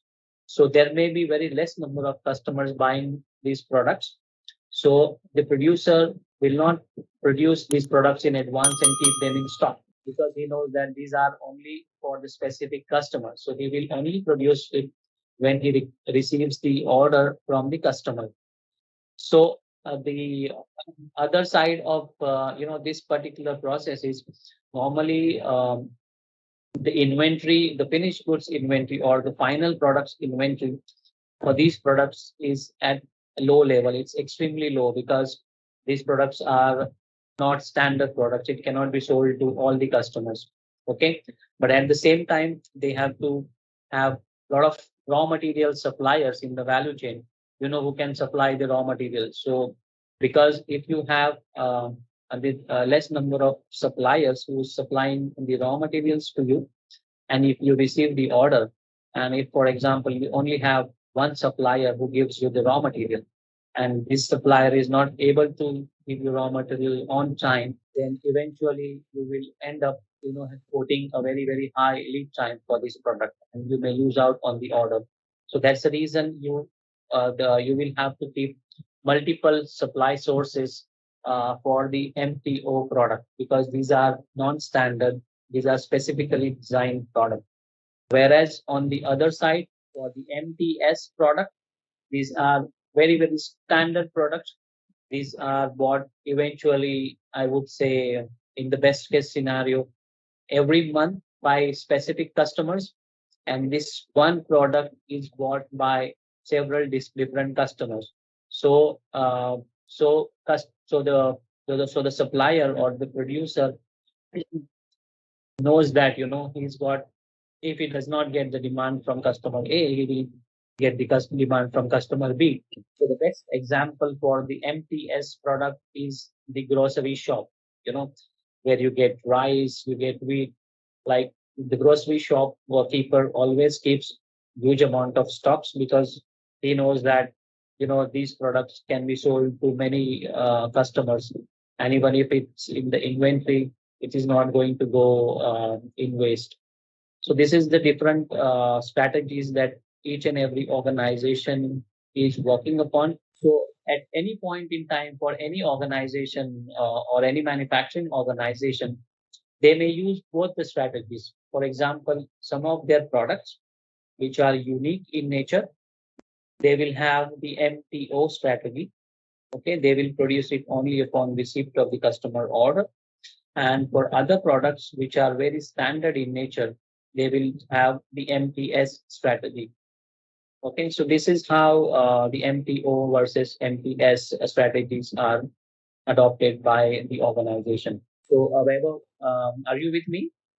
Do you have any doubts? So based on the MTO or MTS strategy, the master data in SAP as well as in IBP is defined in such a way that the MRP takes care of the replenishment cycles, based on the master data that we set. So we'll have a different set of master data settings for MTO, whereas a different set of master data setting for the MTS. So Victoria, are you aligned on this? Do you have any doubts about MTO or MTS? Then another point is basically the dynamics of supply chain. Like any organization would have a lot of different dynamics related to the process in within the supply chain. Like for example, in the demand planning process, they may have different dynamics, different issues, and they may have different solutions to those issues. So these are not standard issues. This kind of dynamics or the processes varies from one organization to the other organization. So considering all these unique requirements for the organizations, IBP has developed a very, very flexible solution because flexibility is one of the key parameter for the supply chain process, because every time, we are getting some of the issues and we are most of the time in the reactive mode. So the processes are designed in such a way that when there is an issue or when there is an urgent requirement, our flexibility is tested, and the faster solution we provide to these problems, the better the chances of winning the business. So some of the solutions flexibility that is offered within IBP are basically the configurable data models and attributes, then key figures and calculation logic. There are a lot of different algorithms, as I mentioned to you yesterday. So these algorithms basically define, what sort of data processing or data analytics needs to be done to provide the meaningful solution to the problem. So, for example, if a product A, which is having an MTS strategy, which is made to stock, then a different forecasting algorithm will be used for that, because MTS is a standard product bought by several customers.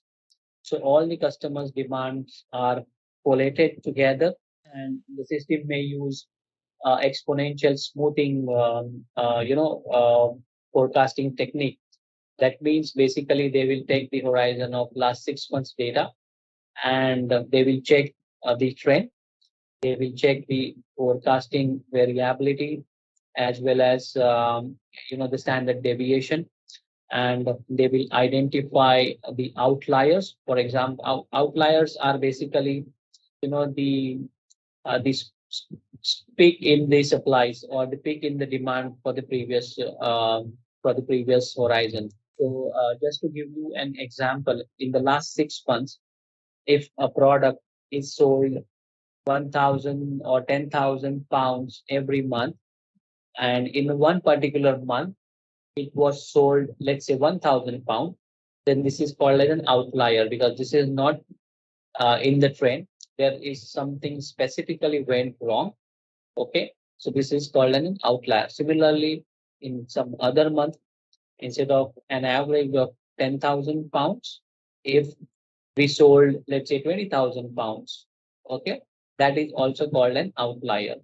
So what system will do is they will eliminate these outliers, they will exclude these outliers, and then they will create the future forecast or the statistical forecast based on the standard forecast, and that would be fairly accurate than considering the outliers. So this is the kind of solution flexibility which is offered in the IBP process. So any doubts or questions? Okay. The next one is, now we spoke about the unique planning process. Now we go on to the universal planning process. So basically, universal planning process is a very standard process which is used by most of the organization. They are quite standard practices which are followed. For example, single set of numbers, or the integrated set of numbers, the balance demand or supply and finance, scheduled operations to meet customer promises. Okay, so these are a very standard normal KPIs which are part of most of the organizations, and these are the processes which are quite universal across the globe. So to this process, SAP IBP provides a fundamental planning functionality, okay, which is real-time planning platform. And then as we get into the system, you will understand how the different solutions are provided within the IBP system for the different set of issues or for the different set of numbers based on the behavior of the forecast. So at the end, you get these solutions which will fit into your planning system and which will give you some meaningful output. So all these simulations basically is taken care by the IBP tool within SAP, and at the end of this process, you get a meaningful output which you can use for your supply planning process, your inventory management, and your financial forecasting process. Okay, shall we move on, or any specific questions? So as I mentioned, supply chain has the unique as well as the standard processes. Yeah, so this slide mainly talks about the same points that we discussed in the previous slide. So now quickly I'll get into the supply chain interface as to how the supply chain or the IBP communicates with the various tools, the various platforms, and what exactly is happening within the tool, within the IBP tool, and what are the results. Okay, so in the right side of the you see various ERP systems.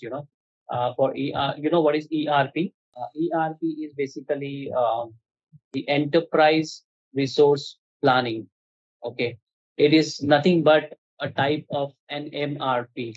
So MRP, so there are a lot of different MRPs available in the market, which will be designed, which are designed as per the customer requirements, okay, based on the unique requirements or the standard processes of the organizations. So in total, all the MRPs are called as ERP, that is Enterprise Resource Planning. So MRP, what MRP does basically is it considers all the factors. For example, just to give you an example, if for a product A, there is a forecast of, let's say, 100 pounds. Okay. and and you have a stock of, let's say, 20 pounds in your warehouse. Okay, so system will consider input as customer order or forecast of 100 pounds. System will consider the stocks at various warehouse locations, which is totaling up to 20 pounds.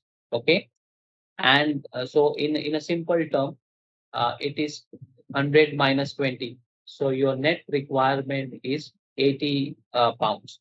So ERP or MRP will generate the purchase requisitions of 80 pounds, and then the purchasing or the planner will place the order to procure or produce 80 pounds. So this I would like to ask a few questions related to the planning process, as to how the planning process works in your organization. Weber, would you like to go first? Yeah, thanks. So in Canada and for Red Path, the process I'm currently following is week 1, I do a demand review. Week 2, I develop a consensus with the sales people, the sales organization on are you aligned with the forecasts I'm keying in before locking in the forecast for the next few months. Once that's done, I change my planning horizon from a 13-week. So a 13-week is basically the planning window I plan in for the short term. And for the long term, it's 18 months. So once the 13-week is looked after, the forecast is locked, then I work on the supply plans. And for the supply side, I'm working on I'm mainly focused on the plant which does a lot of co-packaging. So in Belleville, we do a lot of co-packaging. So there's a lot of different ingredients and different vendors sending ingredients. So it's all blends which we work on. So once the supply plan is created after the forecast is finalized, the planning manager kind of goes through the plans and suggests any changes. Then once the plan is finalized, I do a mini sort of like a SNOP round with the team on ground team with operations and sales and distribution to review the plan that, hey, this is the plan for the next 13 week. And I then take feedback from distribution, sales, and ops. They might have call outs on, we don't have this ingredient, or ops might have a call out on we don't have the labor. Distribution might call out we don't have the space. So I take all that feedback and then plug that into the plan again and restart again the next week. That's what I do. Okay, that's perfect. That's perfect. So when you finalize the consensus forecast, so first there is an unconstrained forecast from the sales team, right? And then you discuss with them and you finalize the consensus forecast, which is agreed by you as well as the sales team, right? Okay. So what are the general lead time for your products that you offer to the customer? Okay. Okay. Perfect. Perfect. Perfect. So all of these activity, whatever you mentioned, is it happening in the IBP or it's happening in the Excel spreadsheet? Or which tool you use? So for forecasting, obviously, it goes into the IBP templates. The supply plan is happening on an Excel, but there are different IBP templates which we've put together to create that supply plan. So yeah, IBP is where everything happens. Okay. Okay. What about you, Victoria? Is it the same process for you as well? Yes. Okay. Okay. Understood.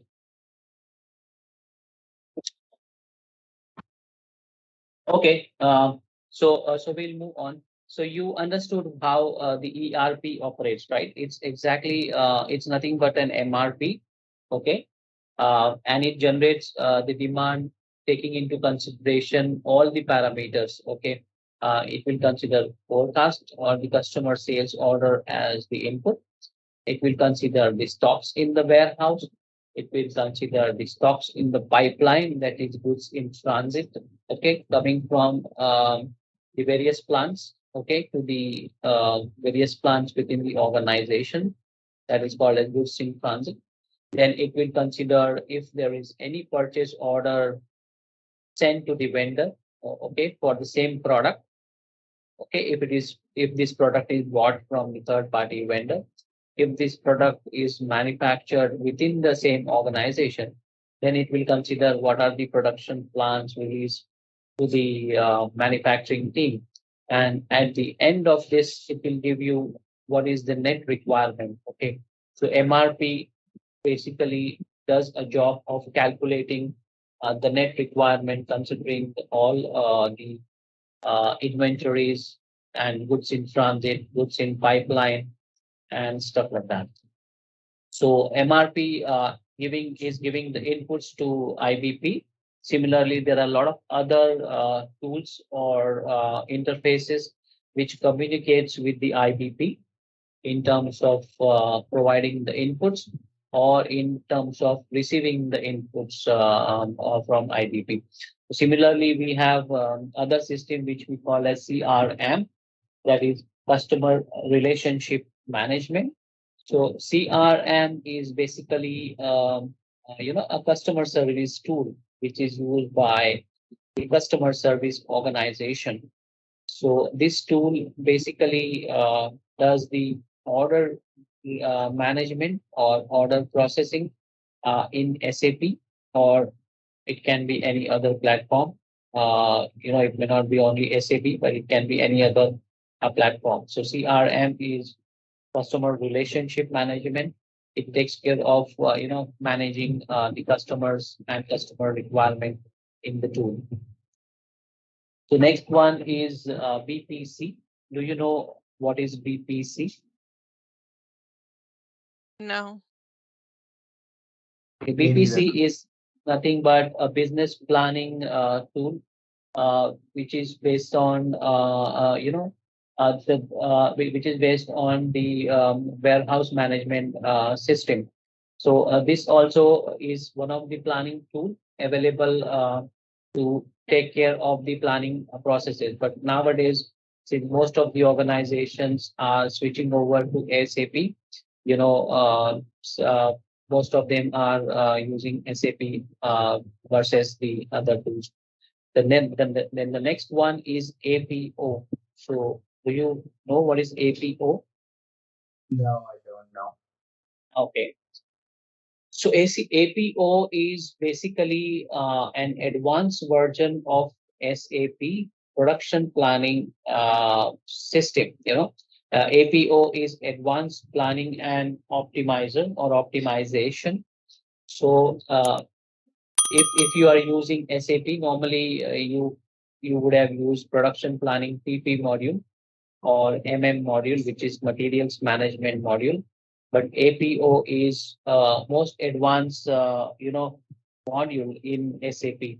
So APO has a functionality of creating the MRP on a daily basis, and you can design your your MRP output in the customized way. You can design your MRP the way you want. The kind of flexibility that you get in the Excel spreadsheet, the similar kind of flexibility you also get in the APO, SAP APO tool. So there you can have a horizontal plan. When I say horizontal plan, on the top of each column, you will have the requirements by week, and in the rows, you will have the one line as the customer forecast, second line as the customer actual orders, third line as the stocks, fourth line as the open purchase orders, and fifth line as the requirement. So similarly, the way normal planner does planning in the Excel file, which is predominantly a manual activity, SAP APO does in the same format with all the automated functionality. So it will consider everything which is set in the master data, and it will generate a meaningful requirement planning. So SAP APO is one of the widely used, and it's the most advanced tool available in the market for planning.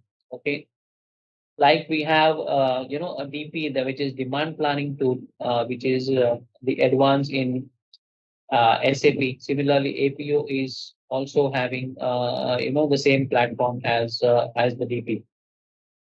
The next one is BW, which is known as business warehouse. So this is basically a tool used for the warehouse management system, WMS. So in the warehouse management system, all the warehouse related activities are carried out. They use the FIFO, that is first in, first out, or LIFO, that is last in, first out. Based on the strategies. You know what is FIFO and LIFO, right? Yeah. Okay, perfect. So these are the various tools, and in the diagram they only talk about very few tools, wherein there may be many other tools or systems which can directly communicate with the APO. There can be Excel file which has the functionality of uploading it into the IBP. So on the left hand side you see the various tools or the MRP systems which communicates the data with the IBP, and in the center the box with light gray color, you see this is the IBP system. So what basically it does is it takes the input from the various systems in the left hand side, then it processes the data in the central part, which is highlighted with the gray color. And on the right hand side, it gives you, the meaningful output. Okay. So what SAP does is basically do the data crunching and data analysis. So SDI is smart data integration, and it does, the data integration and simulation. It uses various planning models. It uses the attributes. It uses various key figures. Scenario building also takes place. Simulation also takes place based on the parameters which is fed in the master data. It does predictive analytics. What how the future can be predicted in the best way. So it gives you that kind of an input, and also it talks about the heuristic process. Okay, you know what is the meaning of heuristic? No, I only heard the word in that because we run the operator. Okay, I don't know the so exact. okay, so the definition of heuristic is basically it's the shortcut used to to reach to the decisions. Okay, so it's a meaningful shortcut. So what heuristic means in IBP is, whatever is the issue, system will identify the issue and fix it very quickly to give you the desired output. Okay, so there is a terminology which is called as a heuristic run. Okay, so what it does is, for example, you have set all the data in SAP, and your forecast for product A, let's say, is 100 pounds is your forecast. So today, that is on 1st of August, you have MRP which is ran on at the background, and it has generated the requirement considering the forecast of 100 pounds. Okay, and everything is in place. You have placed the purchase order to your vendor for procuring the raw material. You have informed your manufacturing team that this is the demand that we need to produce. Okay, and things are pretty much on track. On 2nd of August, again the forecast of £100, you receive the customer order for £500, okay, which is almost 5 times more than what you would have expected. So now what system does is, as soon as the order is punched by the customer service team in the system, it triggers the heuristic run. Okay, so in the background, there is a heuristic run and system will automatically calculate the requirements. Okay, so instead of £100, it will consider now the customer order which is come as for £500. So it will immediately do the MRP run in the background and create the requirements of £500, because the objective of all the organization is to fulfill customer demand as soon as possible, so that customer is satisfied as well as the organization is getting the kind of revenue and profitability as per their target. So in this case, system will generate the requirement for £500, and it will also show throw the alert to the planner. So when the next morning, when the planner logs into the system, he will get the alert that we have received the order for £500, and the requirements now are now required to be changed from £100 to £500. And in the advanced version, in some cases, if you have designed your EDI or IBP with the email ID of your vendor, it will even automatically send the email to the vendor informing that the requirement is increased. So this is how system is responsive and it reacts to any problem which comes in the day-to-day life. So this is the main functionality of heuristic run, and this is what I explained was a short-term issue, wherein system also does the entire planning for the horizon that is defined in the system. It may be 24 months or it may be 60 months or 5 years, whatever is defined in the system. So the system will consider the entire portfolio or entire span of the period which is defined, and it will generate the requirements. Are you with me? Any questions? All good. All good. Okay. So as I mentioned, there are also quite a good amount of alerts which are designed in IBP. So at any point in time, planner does not need to go back and check each and every product, identify the actions for him. He can just go and check the alerts. So those products which are not behaving in the normal way, or there is some action required, system will automatically generate alerts for the planner to take some actions. And every day planner just needs to identify these alerts and fulfill the actions, and then the alert gets disabled. So next is basically SAP Jam system. So have you ever heard the word of SAP Jam, JAM? I have not. For just going back to alerts, Yeah. are we going to cover setting up alerts in IBP, or this is purely just SAP for SAP? This is based on your organizational requirement. If you know what sort of alerts we need to set, yes, then we can help you in setting the alerts. But basically, what are the different sets of alerts that are required to be identified? So you will have to define those. And if you have some idea about them, then we can work around it. Okay. Yeah. All right. Thank you. Okay, so SAP Jam is an extremely advanced version now. basically collaborates with the social networking sites, so it can also take based on the of course, based on the organization's requirement.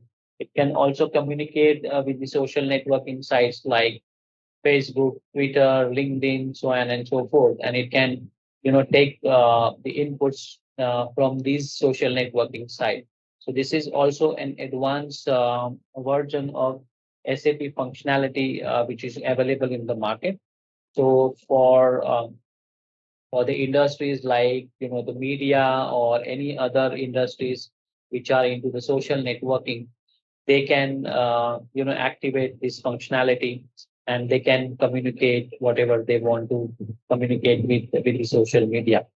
So at the in the right hand side, after the processing of the meaningful information, IBP gives you the data which you can use to plan better, which you can use to improve. So it can give you the output in the simple Excel format, okay, using the graphical representation, or even with the data sets. So it can generate the plan in Excel, which is extremely user friendly. You can take out the dump, download it in the Excel, and use it. You can communicate that to your manufacturing team, your supplier, whoever you want, or you can create the reports in the graphical presentation using IBP.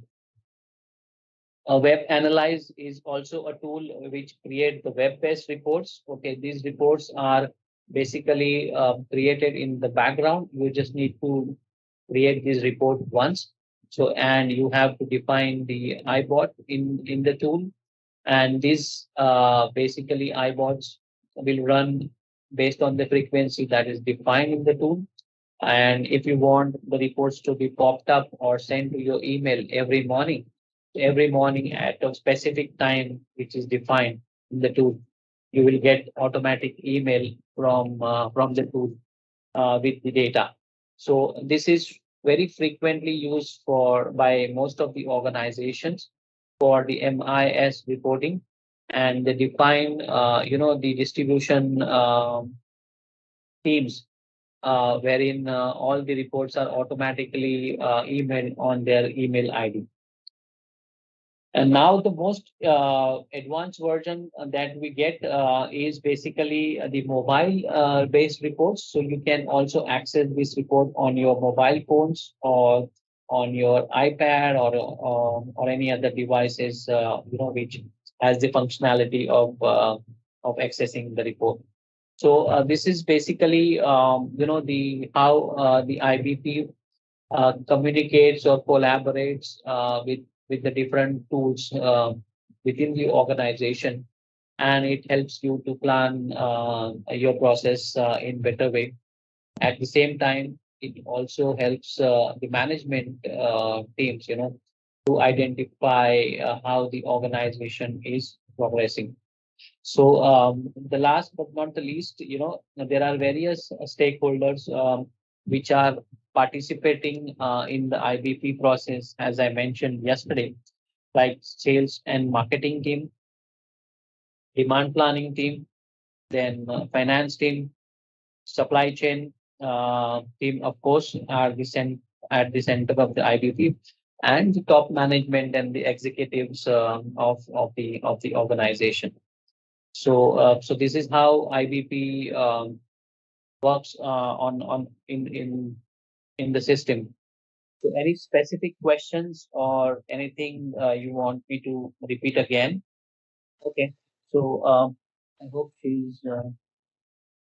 Yeah, I think it's a mic issue. I can see she went off mute, but it's a headset issue. Okay, so we continue. Okay. The levels on which the IBP works is basically the operational level, tactical level, and strategic level.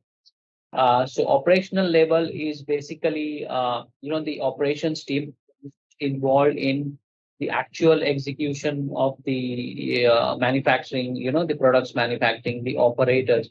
These are called the operational level.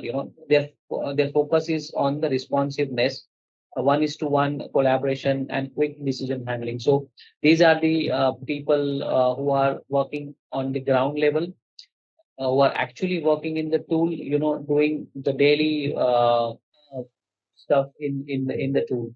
So these are the operational level team. At little higher level, we have a tactical level team, which basically focuses on a high level requirement, that is to check whether the actuals are as per the plan, or there is any deviation, or they monitor the KPIs to ensure that all the KPIs are met at the high level. So they also have a collaboration with the executive review. So they do they keep on reviewing the KPIs at a regular interval and ensure that the KPIs are met. If there are any issues with the KPI, or if there are any deviations with respect to plan versus actual. So tactical level team is supposed to communicate or collaborate with the operational level team and ensure that the problems are fixed.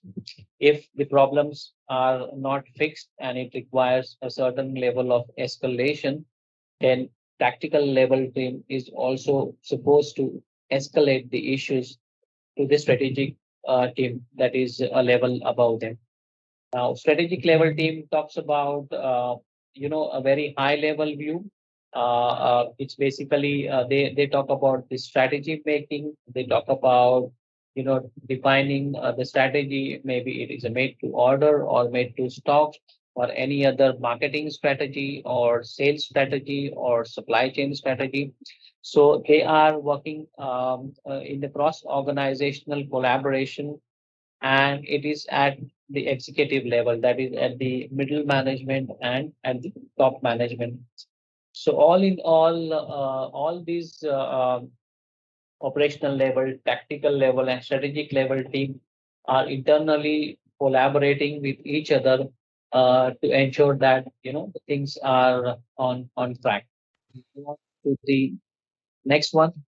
Okay, so I think we have seen this diagram um, even before. So this is the same diagram of IBP, wherein you see the IBP demand, IBP inventory, IBP supply, and the integrated response, that is managing, or checking the demand versus supply gap. Then strategic and tactical decision process, and end-to-end visibility, which is part of the supply chain control tower. So next slides are basically the common user interface. As I have been explaining, that IBP is providing quite a good user interface, which are extremely user friendly, like Excel spreadsheet, then web-based user reports, and Fiori apps. SAP Jam, as I mentioned, it communicates with the social networking sites. So these can also be used for your day-to-day operations and communications and MIS reporting to the organization. Any specific questions, Vaibhav or Victoria? No No, questions. Okay. So, what are the key features of IBP? It is giving basically end-to-end supply chain visibility. So, visibility is an important parameter. Like at every interval, every stage, it will give you a visibility of what's happening. So, where are we with respect to the forecast versus actuals? Where are we with respect to the demand versus supply? And where are we with respect to the production plan versus the actuals, or the schedule adherence. So at the same time, it also gives you other KPIs visibility. For example, OTIF. Do you know what is OTIF? OTIF. yeah. Is it on time and full? Yeah, absolutely correct. It's on time in full. So this is basically the delivery KPI parameters. Okay. So you when you receive the order from the customer, you give them the delivery commitment, and if you fulfill the delivery commitment on time and in full quantity, then you mark your OTIF as as met, 100% achieved. If you do not either send it or ship it on time, or even if you ship the partial quantity, then it is considered as missed. So IBP provides you the end-to-end supply chain visibility. It gives you unified, integrated, and cross-departmental planning approach. So as I said yesterday, it not only talks about the integrated processes, but it talks about the cross-departmental integration, because every single department is linked to other departments. So is, for example, for demand planning, their customer is internal customer is the sales team, as well as their supplier, internal supplier is the supply planning team. So similarly, a supply planning team would have internal customer as demand planning team and sales team. So IBP basically does a communication or collaboration within the stakeholders in the entire value chain of the organization. Um, and it involves almost all the departmental stakeholders, like right from product management group, marketing group, supply chain group. Within supply chain, you have demand planning group, you have supply planning group, you have customer service group, you have warehouse management group, and also you also have the finance team. So everybody is involved in the process, and everybody is updated with the single operating plan. It is extremely simple and easy to use user interface. That's the key strength of IBP. That's the reason key success story of IBP is its user interface, because it provides most of the data output in the Excel spreadsheet that is widely used by the organization. I think most of the planners or most of the planning team professionals, they are extremely comfortable with the Excel spreadsheet, and they are widely using the Excel spreadsheet in day-to-day operation. So they are extremely comfortable in adopting IBP because of its user interface. So advanced demand sensing, as I said, it has got algorithms. So if the demand sensing is quite efficient with respect to the statistical forecast generation, with respect to the uh, prediction of the future forecast. Uh, and last but not the least, all the collaborations and Microsoft Excel-based planning is extremely useful for most of the organizations. We move on to the next slide. So applications used in IBP, as we discussed, is integrated business planning for sales and operations, integrated business planning for demand, for supply, for response, for inventory, and supply chain control tower. So this is basically these are the applications used within IBP, which is also part of the diagram. I think this we have already gone through in detail, so I won't be going upon it again unless you want me to run through this again. Okay, so since Shana is also not there, so I think we can start either from the next session or after that. So Victoria, do you have your access ready? Okay. So did you get a chance to check yesterday using the lab documents? I think I also have some issues with the access, which I am currently in the process of fixing up. So we'll see how it works. Either we start from tomorrow or day after tomorrow. So you both are available tomorrow, right? Um, okay. So we move on. What it does basically is the sales and operations plan. It provides a plan to maximize the business output. Because that's the key requirement for all the organization is to grow. So all the organizations has a very, very strict target of growth, and they are always looking at the organic as well as inorganic growth. And IBP helps them, to improve the results, improve the visibility, and improve the internal planning systems to grow the business. With respect to the demand, of course, this is extremely important parameter. It gives the transparency in the forecast at various levels of the planning, including the temporary fluctuations.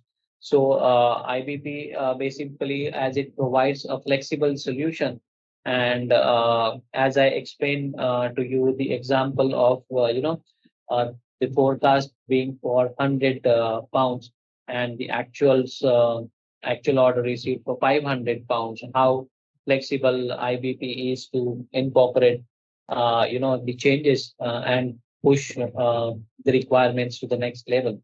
So this is the key parameter for IBP, is the response time and flexibility of the tool. The next one is inventory. It's extremely important because every time there is change in the demand, it is practically not possible for planner or the inventory planner to review each and every product or each and every product line and identify what's going wrong. But IBP in the background run all this simulation, and it identifies the requirements or the issues, and it pops up the alerts for the planner. So alert mechanism is one of the important feature. If this functionality is triggered for the organization, it is giving huge amount of benefits, and the controls on all the processes is extremely good. The next one is response and supply. It enables to react to occurring changes. So as I mentioned, the flexibility and response time.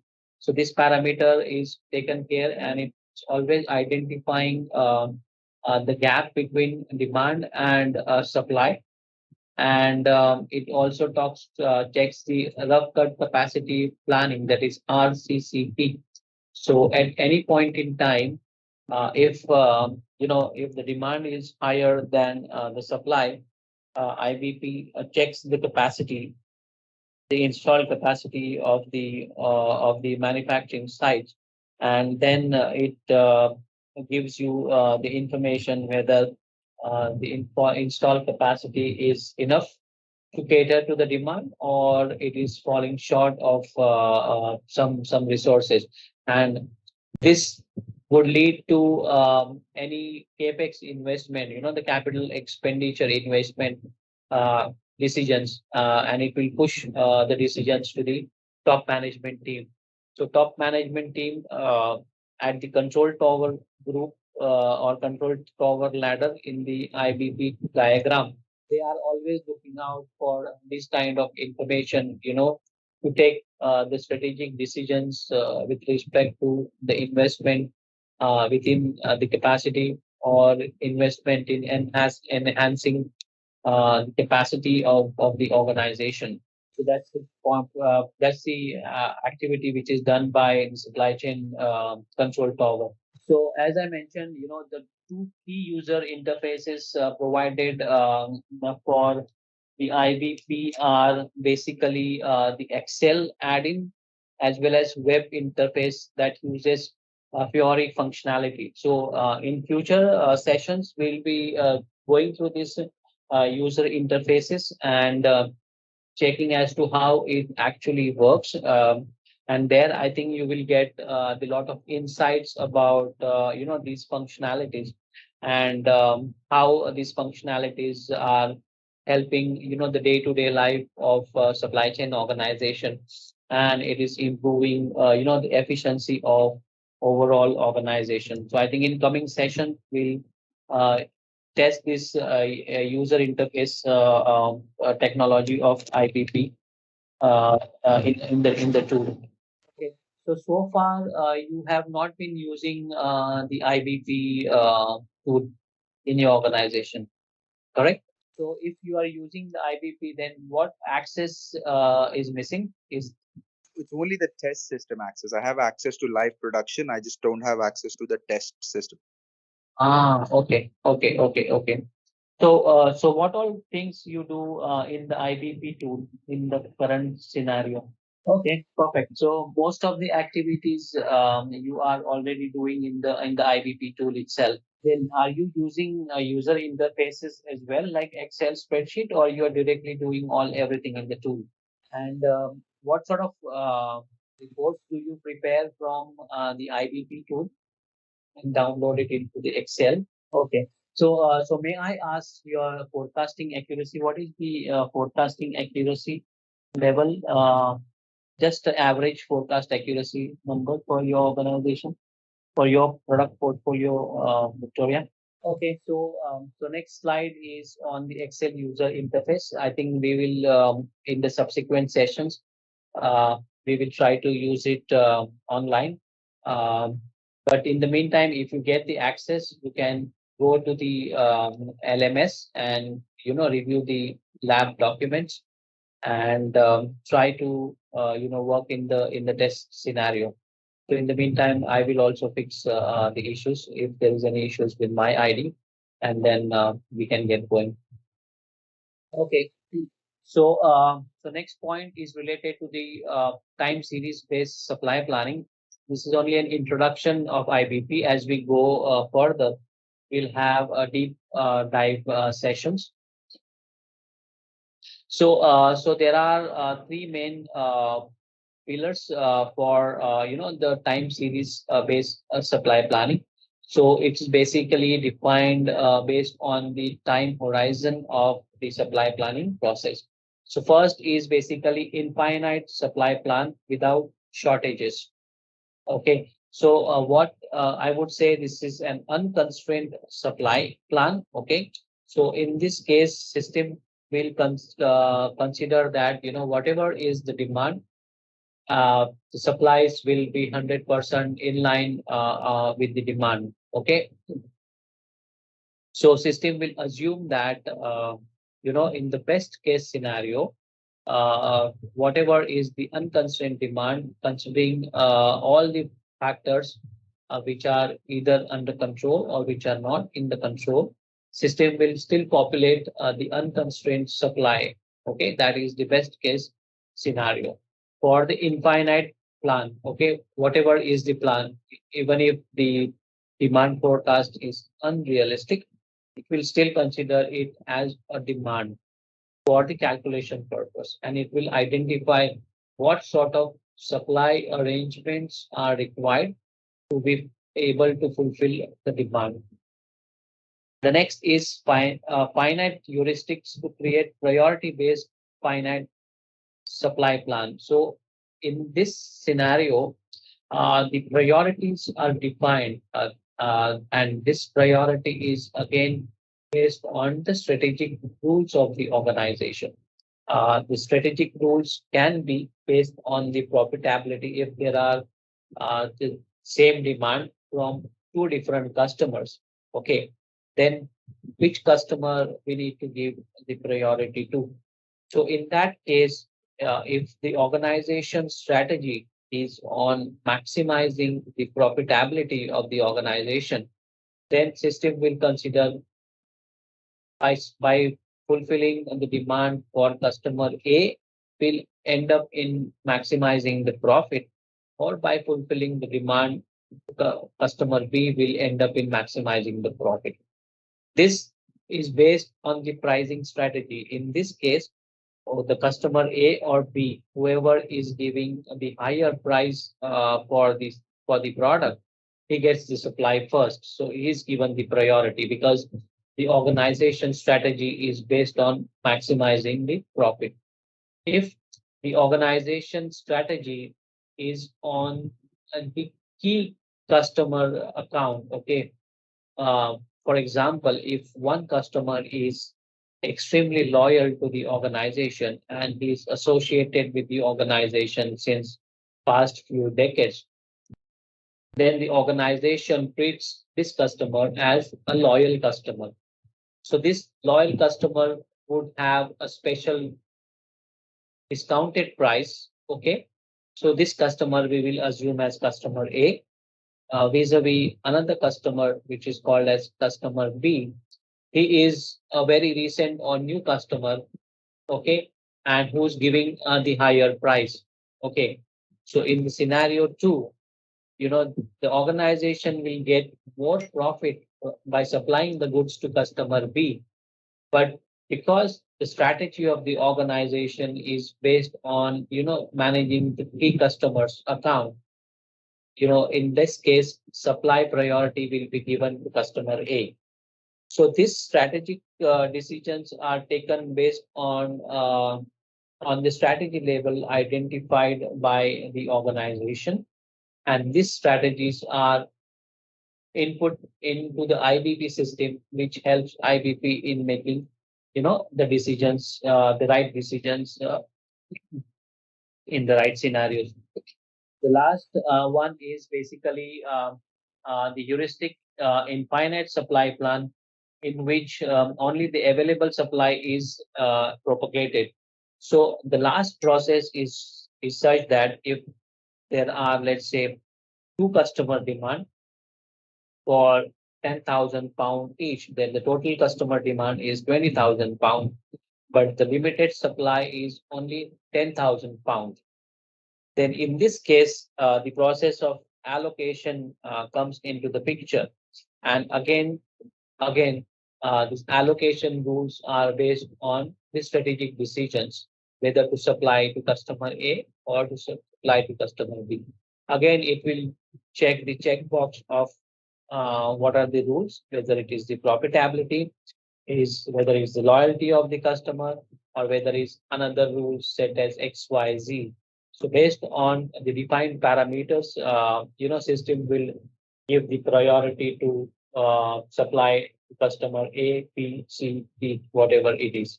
So this is how the supply planning decision making takes place based on the master data and based on the inputs that is given to the IBP tool. So any questions on this slide or related to any other slides? Okay.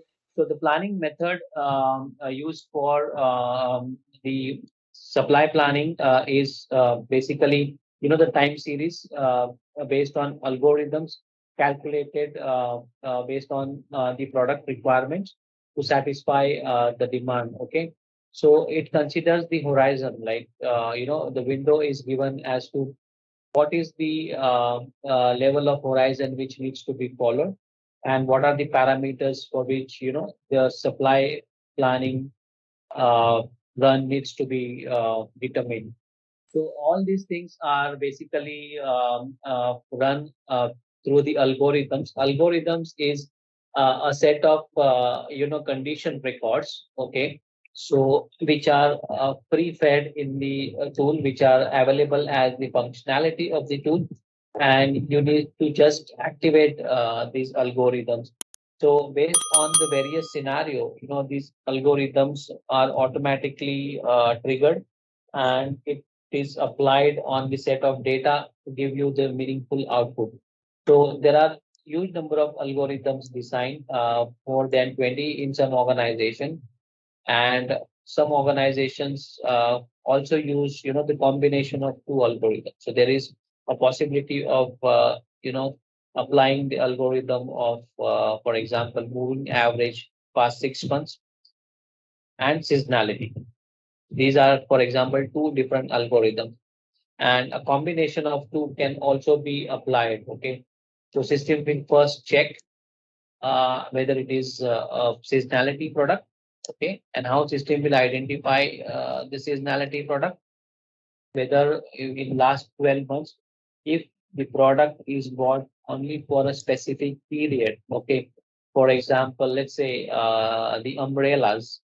Okay, so umbrellas are basically the product which falls under the seasonality, uh, especially for India, because in India we have a unique season which we call as a rainy season. So only for 4 months we get the rains, and for rest of the 8 months we do not get rains at all. So umbrella is for India. It is a seasonal product. The demand for umbrella will only start from the month of June till the month of September. But for the other countries like United States or for the European countries, as rain can trigger anytime, during any of the season, this product may not be a seasonal product. So the requirements may be coming on and off based on the requirement. This is how system identifies which sort of product should follow which strategy. So next are the few examples of the algorithms. Okay, for example, time series based supply planning heuristics is one algorithm. Time series based supply planning finite heuristics, then propagation heuristics, and you know uh, time series based supply planning optimizer. So these are four heuristics or the algorithms which are set in the part of supply planning. But within these four algorithms, you can have many other sub algorithms set based on your specific product requirement. So you can have as many algorithms as you want based on your product functionality, the product demand cycles and the product variability. So with this, we are for the end of the first module, that is module 1, that is introduction to supply planning. So any specific questions, any specific doubts you have related to this? Am I going too fast? Am I going too slow? Is the speed of presentation okay? So we start off with the next module, okay, which is also another part of IBP overview, part A. So again, a disclaimer, I'm just putting it forward. You can just go through it. Okay, the next slide is for the agenda. So in this session, we'll be covering the IBP for inventory, the inventory dilemma, developing the intelligent inventory policy, some of the response and supply planning, order level planning. So most of the things in this session are covered related to the supply planning and inventory management. Then we'll also be touching upon the supply planning, supply chain control tower, uh, from plan to execution, how the manufacturing process works from planning to executions, and the available navigation scenarios and solution directions. So these are the broad level topics which will be covered in this session. So moving on to the next slide of impact of the global disruption, like you must have faced the similar issue in the COVID, wherein the entire global supply chain organization was badly impacted, and there was a huge supply chain disruption, especially in the transportation and the shipment industries, wherein all the consignments were held back. So there was an issue of the containers availability. There was an issue of the vessels availability, and because of COVID restriction, the entire global supply chain was very badly disrupted. So this can happen anytime, during the year. There is a lot of uncertainty in the supply of critical materials. Like for example, sometimes there are shortages of crude oil. Sometimes the crude oil prices goes extremely high, and there is always an acute shortage and price increase in such scenarios. Also during the COVID time, the aerospace industry was heavily impacted because all the travel restrictions were there, were imposed, so nobody was allowed to travel. So entire organizations and various industries had faced a lot of issues during the COVID time. So in reality, in even in the normal circumstances, there are a lot of uncertainty in supply of critical material, and even if there is a shortage of one material, it can stop, the production of your factory. So it's extremely important to do the supply planning or the material requirement planning extremely critically, so that the materials are made available as per the demand, and the supply chain disruption is controlled to the large extent. Over and above, the supply uncertainty, which is always there in the current dynamic markets, we also have a lot of volatility in the demand for goods and services. So most of the goods and services are dependent on many other external factors which are beyond our control. So at any point in time, you will see that there is a huge variability in the demand. Demand is behaving sometimes in crazy manner. You anticipate the demand, even the regular products demand, but in certain months you see a big drop in the demand, or in certain months you see a huge rise in the demand. So both this situation of sudden increase or decrease in the demand is not good for the organization, as it puts or impose a lot of stress on the organization and on the supply chain functions.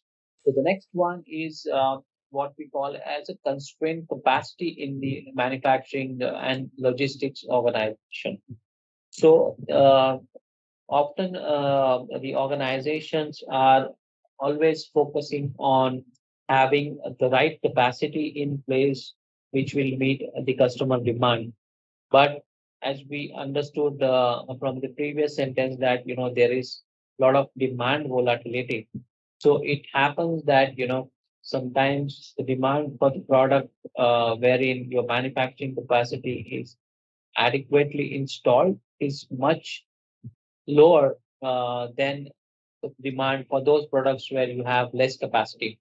So there is always a balancing issue between demand versus your manufacturing footprint, which also puts a lot of stress on the supply chain management. Similarly, the logistics industry, the global logistics industry, I would say to certain extent it is not fully organized, because there are a lot of things which are not very much standardized in nature. Like, for example, the availability of the vessels for the ocean shipments, the availability of the trucks or the hauliers, is also sometimes very, very volatile. Last but not the least, human risk of balancing the labor shortages and health and safety of the employee. To give you the best example of human shortages, during the COVID time, a lot of labors and a lot of human resource team have migrated to their home countries or their hometown, which has resulted in acute shortage in many industries. So on one side, there was a huge restrictions on the traveling, but on the other side, the people were making all the efforts to go back to their home countries or home cities, away from their work.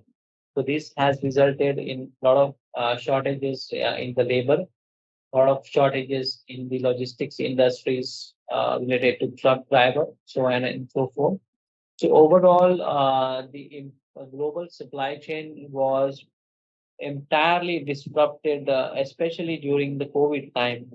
And even with any of the natural calamity, global supply chain gets disrupted. So the best way to react to this is to have the flexibility in each of these work streams. For example, if you have your flexible supply planning process, then you can react to the uncertainty in the supply with much better, with much better solutions. For example, when I say flexibility in supply planning, what does it actually mean? What it means is basically for a product, if you have multiple suppliers, okay, then at any point in time you have options to buy the same material from different suppliers or different vendors. So organization needs to always work on alternate supplier development program. So this is a continuous process. So every organization needs to work on developing the alternate vendors so that on one side they have the flexibility of buying the material from ABC vendor, and on the other side, they have all they are in a better position to put pressure on the vendors for procurement of the material with respect to giving the best price. So similarly, for the demand volatility, you have to be extremely flexible with your manufacturing footprints and with your supply chain organization, so that you can, support the flexibility in the supply to meet the volatility in the demand. So in a nutshell, basically, you have to have a best flexible operations model in place, which will react to any uncertainty in the demand, uncertainty in the supply, or any uncertainty across the organization to provide, best solution. Last but not the least, you see the intensifying the bullwhip effect. So, do you know what is called bullwhip effect? No, I don't. Victoria, have you heard the word called bullwhip? Yes, I have. So, what does it mean to you? Almost when you start to see demand coming up and supply reacts and has too much supply for the demand, or vice versa, not enough supply for the demand, so reacting too early. Yeah. Okay. You're correct. So basically, in a very simple term, bullwhip means an impact of a small thing to a large extent. Okay. So just to give you an example, in the practical scenario, what happens is, let's take again an example of product A, which has a very high demand. Okay, let's say again 10,000 pounds of demand for a month, but the supply is very much under constraint. Okay, so the supply is only possible for 2,000 pounds in a month. So there is always a shortage of 8,000 pounds in a month for a product A. So now this product A is shipped from a manufacturer to a distributor, and to this from a distributor, let's say, to a retail shop. And let's say, the general people will go to the retail shop and buy this product, okay, which has a very high demand. So now over the period of time, because there is a short supply in month one, there are almost, let's say, 100 different customers who got impacted. So they always visit the retail shop and they ask for the product, and this product is not available in the shop. So what they do is, in a very short span of time, all this information is spread in the market, and these 100 customers also try in different shops for this product. Okay, so from shop number A, they went and they found that they didn't buy the product, they could not get the product on time, so they went to shop B and they asked for the demand for the same product in shop B. There was no supply also in shop B, so they went to shop C and they inquired for the product in shop C. So now the shopkeeper for shop A, shop B, and shop C, they are basically recording this as a demand. Okay, so for example, customer number 1 went to shop A, shopkeeper has recorded the requirement for customer 1. Same customer went to shop B, so he has also recorded, the requirement for this customer, and subsequently the shopkeeper 3 has also recorded. Now the requirement is still 1, but it is recorded by 3 people. So these 3 retail shopkeeper will go back to the distributor and they will place their demand and tell them that, guy, I have 1 customer who has visited me, I could not fulfill his demand. So distributor will take it as 1 request of the product. Similarly, shop number 2 will call the distributor and tell him, so he will put the demand. Similarly, shop number 3. So this has a cumulative effect that a product demand is still at 10,000 pounds, but because 3 customers has inquired at 3 different places, and this demand is cascaded to the next level, the actual requirement that the distributor got is 30,000 pounds. Now distributor go back to the manufacturer and he tells him that, guys, my demand was 10,000, but because you are not supplying it, now the demand is increased in the market and it's 30,000. So the actual demand in the market is always 10,000, but now because of this scenario, it is become 30,000. So this particular scenario is called as a bullwhip effect. So bullwhip effect is basically a bigger impact of a smaller problem in a nutshell. So what manufacturer does is, they get pressurized because the demand is high. So management puts a lot of pressure on the manufacturing team, the supply chain team, and tell them, guys, you go left, right, center, and make sure that these products are delivered. So now, because they have received the order for 30,000 pounds, they will produce 30,000 pounds maybe a month later and ship it to the distributor. And distributor will again ship 10,000 each to the three retail shops as we discussed. So now when customer goes to the retail shop, he gets his requirement fulfilled from retail shop 1. So eventually he does not go to retail shop 2 and retail shop 3. So these 2 retail shops, in short, they are carrying huge inventory. So in the subsequent month, the demand for this product drops dramatically. So this kind of scenario is called bullwhip effect. So what happens is, the same demand, because it is asked from multiple sources, the actual impact is so high that it inflates the demand, exponentially, but this is not a real demand. So this happens mainly when there is a global disruption of the supply, and this also increases the price dramatically, because the basic economics is, when the demand is high and the supply is low, there is huge pressure on the pricing. There is huge pressure on the supply, and the product price increases. So this is how the impact of global disruption on any manufacturing organization. So are you guys with me related to bullwhip effect? Did you understand how it actually operates? Yes. Okay, so that's the reason, when the demand planner is discussing with the commercial team, especially for the material which is in constraint, is in supply constraint, they have to challenge the sales guy, in a healthy manner, to ensure that the demand that they are projecting is unconstrained but realistic.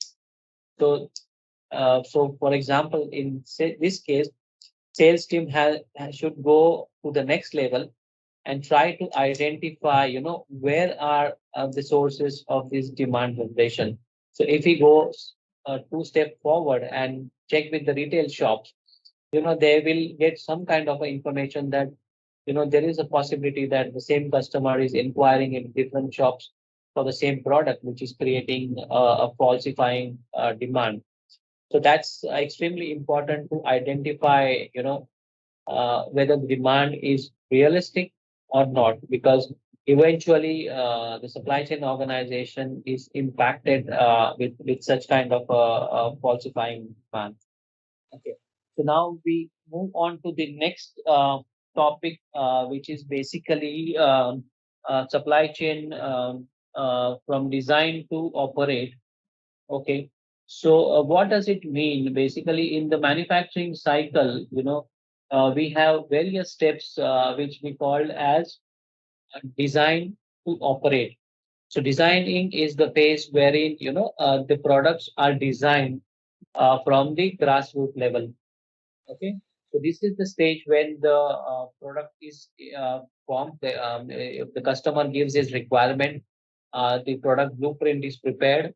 The bill of material is prepared. The specifications are finalized, and at the design stage, the product is finalized with the customer.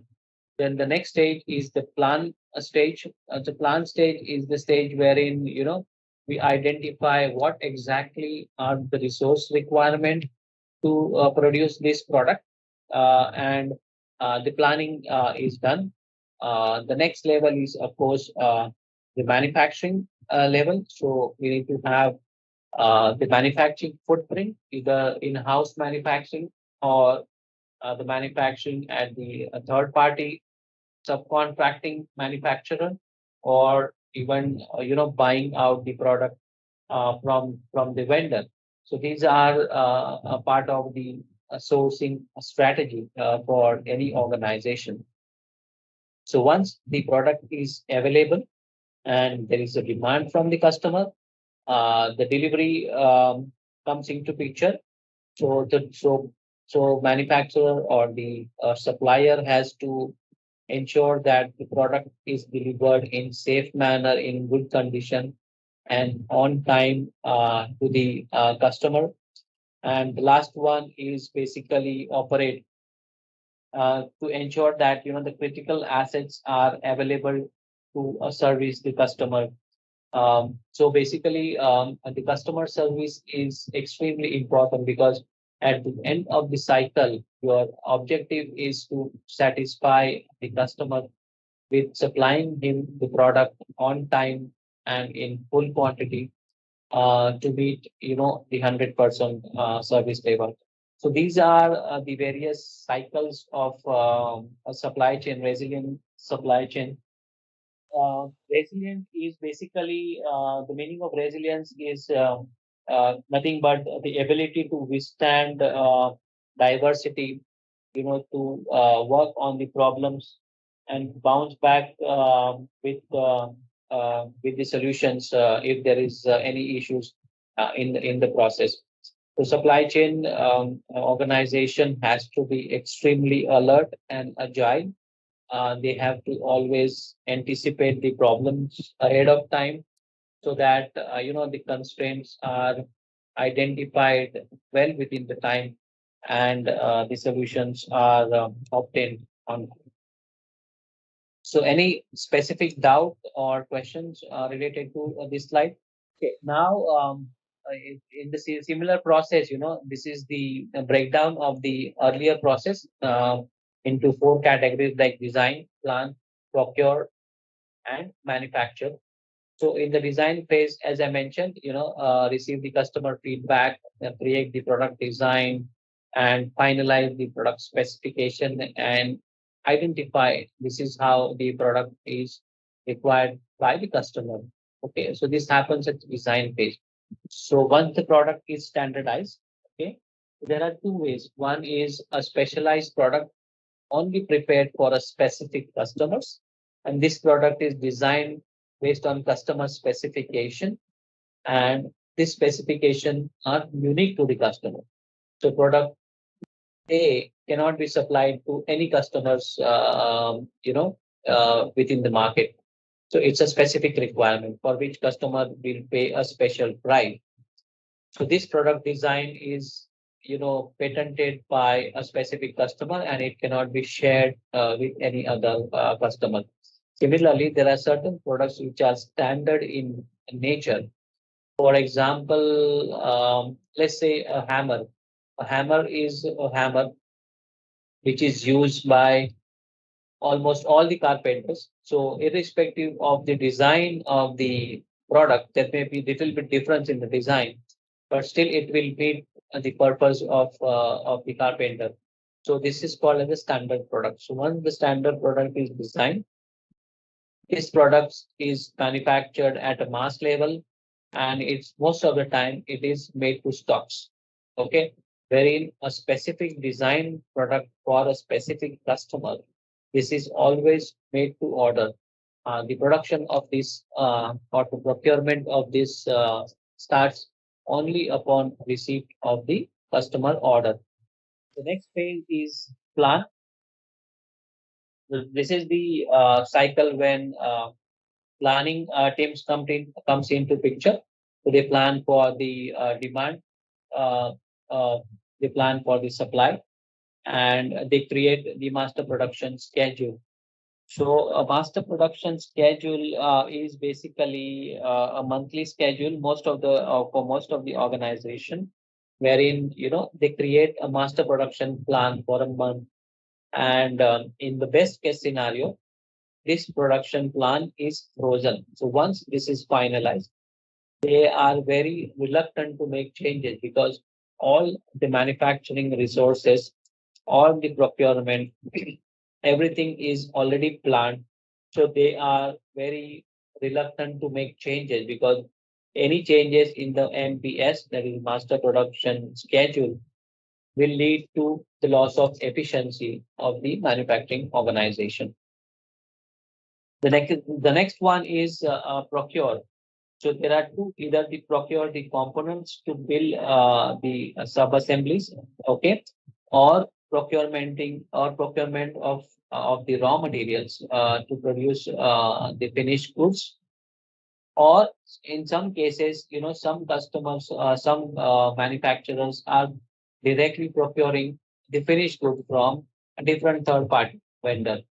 So these products are already designed with a third party manufacturer, and they will get it produced.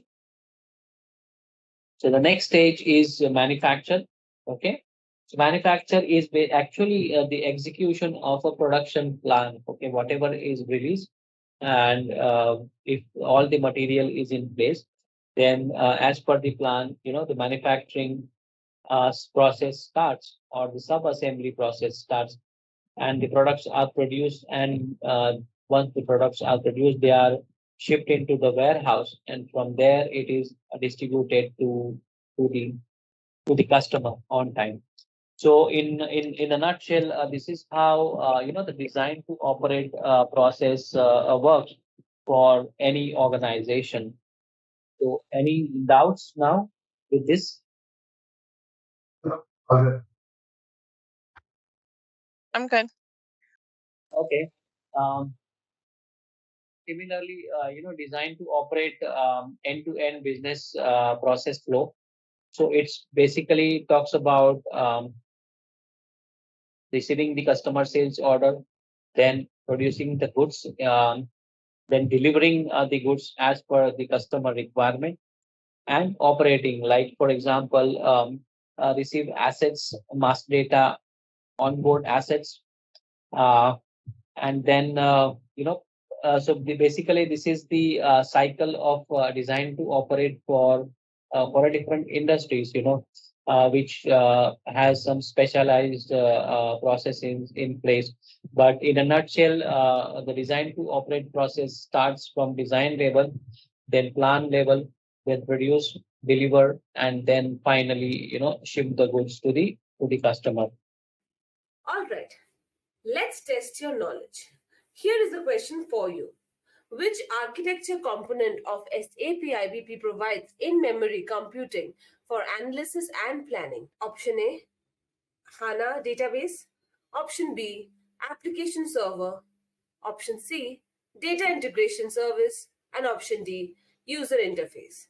Take a moment to think, and when you're ready, choose the correct option. Remember, each choice holds a key to unlocking the answer. Good luck, and type the correct answer in the comment section. Hey guys, just a quick info. ZaranTech offers trainings for SAP Integrated Business Planning, also known as SAP IBP.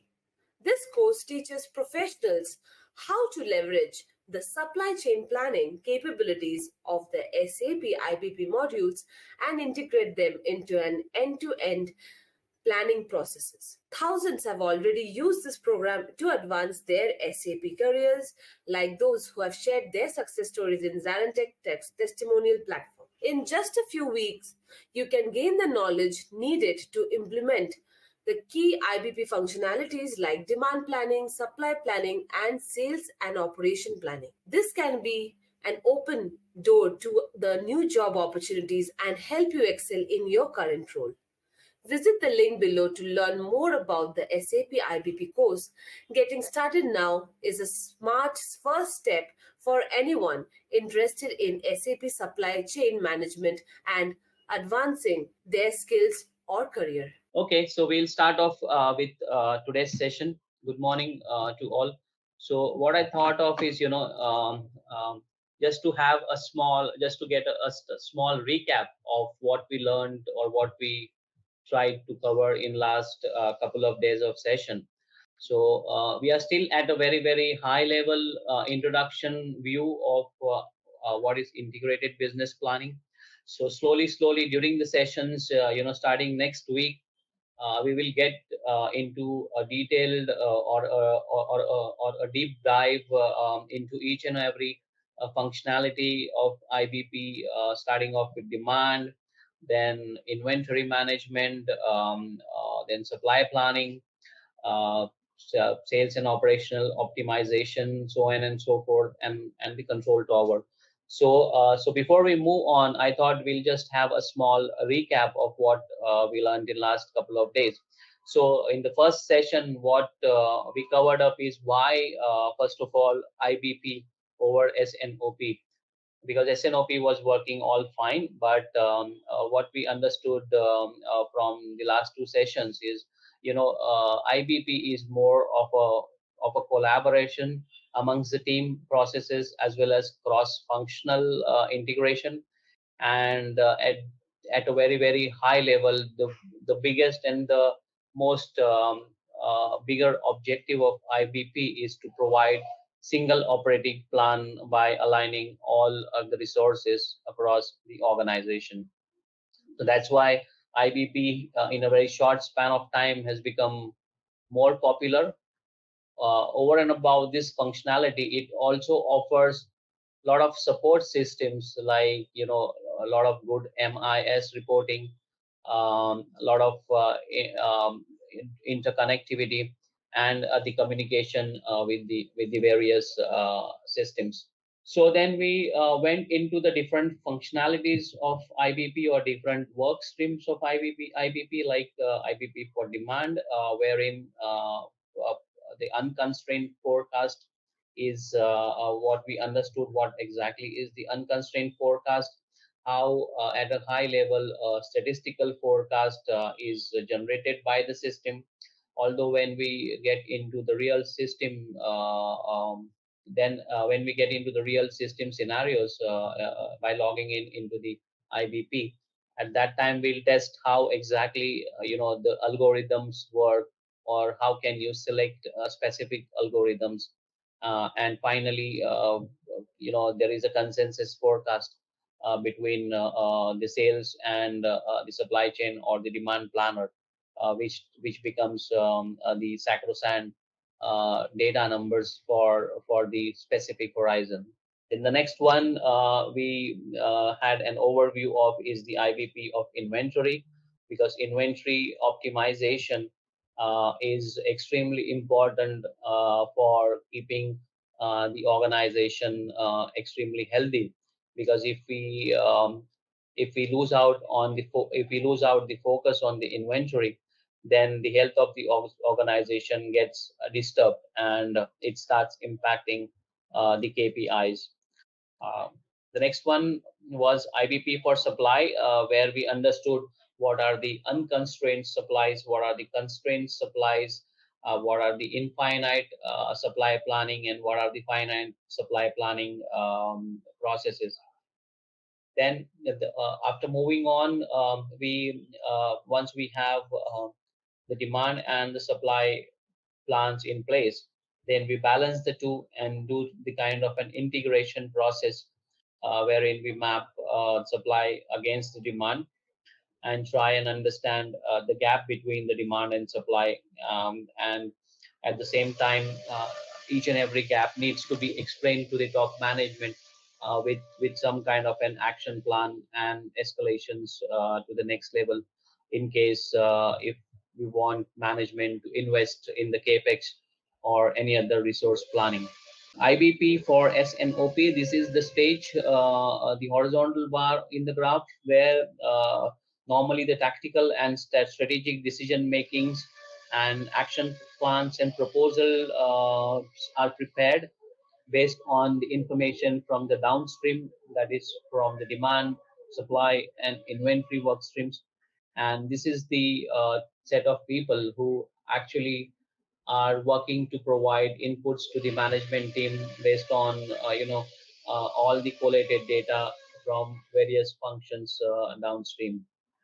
Finally, the supply chain control tower. This is the team of the top management who always have a bird's eye view, and they do the management review, and sitting at the management level, they understand the pulse of the organization and how organization is functioning.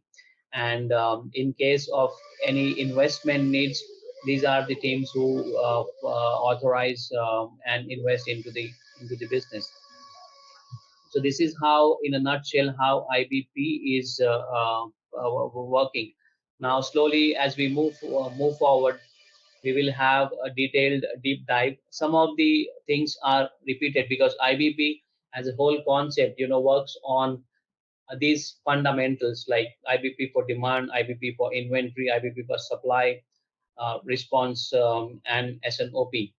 So in all the functions of IBP, you will see a lot of repetition, a lot of repeated features, a lot of repeated processes. So that's why you will find sometimes it is little bit a monotonous process. But as the IBP is built on this functionality and it is being capitalized on the core strength of the organization, so that's the reason there is more emphasis on these specific processes, because these processes entirely handle the entire operations of the organization, the entire operations of the manufacturing process. That's why there is extremely high importance level to this process. So that's in a nutshell what we so far learned in the last two sessions. So any specific questions about this? I thought I'm the only one in the in the meeting room. Okay, so we move on. So there is another slide which I have added because there was a question from Vaibhav yesterday on the MTO and MTS. So I tried to explain it a little bit in yesterday's session, but then I thought it's important because this is an extremely important strategy for each and every organization, because this is one of the strategy which drives all the processes of the organization, of the supply chain. So I thought of putting up something on paper to try to differentiate between the MTO, that is made to order, and MTS, that is made to stocks. Okay, so in this spreadsheet, what you see here is on the left hand side you see MTO, that is made to order, and on the right hand side you see MTS, and in the center you see the characteristics. So how the MTO and MTS functionality differs with the characteristics is what we are trying to understand in this slide. So basically, for product or customer families, okay, if it is an MTO product, okay, that is made to order products, so we have very small amount of standard products, and most of these products which fall under the category of MTO, is specialized product. These are these products which are designed specifically with some special functions for some special customers. So these are very, very special products.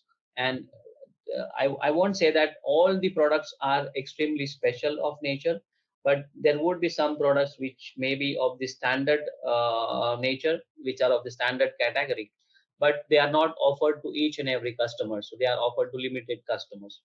Wherein for the MTS, that is made to stock, this scenario actually works on the product focus, and there are a lot of standard products in the portfolio. So that's the characteristics of MTO and MTS with respect to the product and customer family. With respect to the customers, of course, MTO would have a few specialized customers who are actually requiring very special products, for which they may offer you higher prices, because these products are not the off-the-shelf products. These are the special products.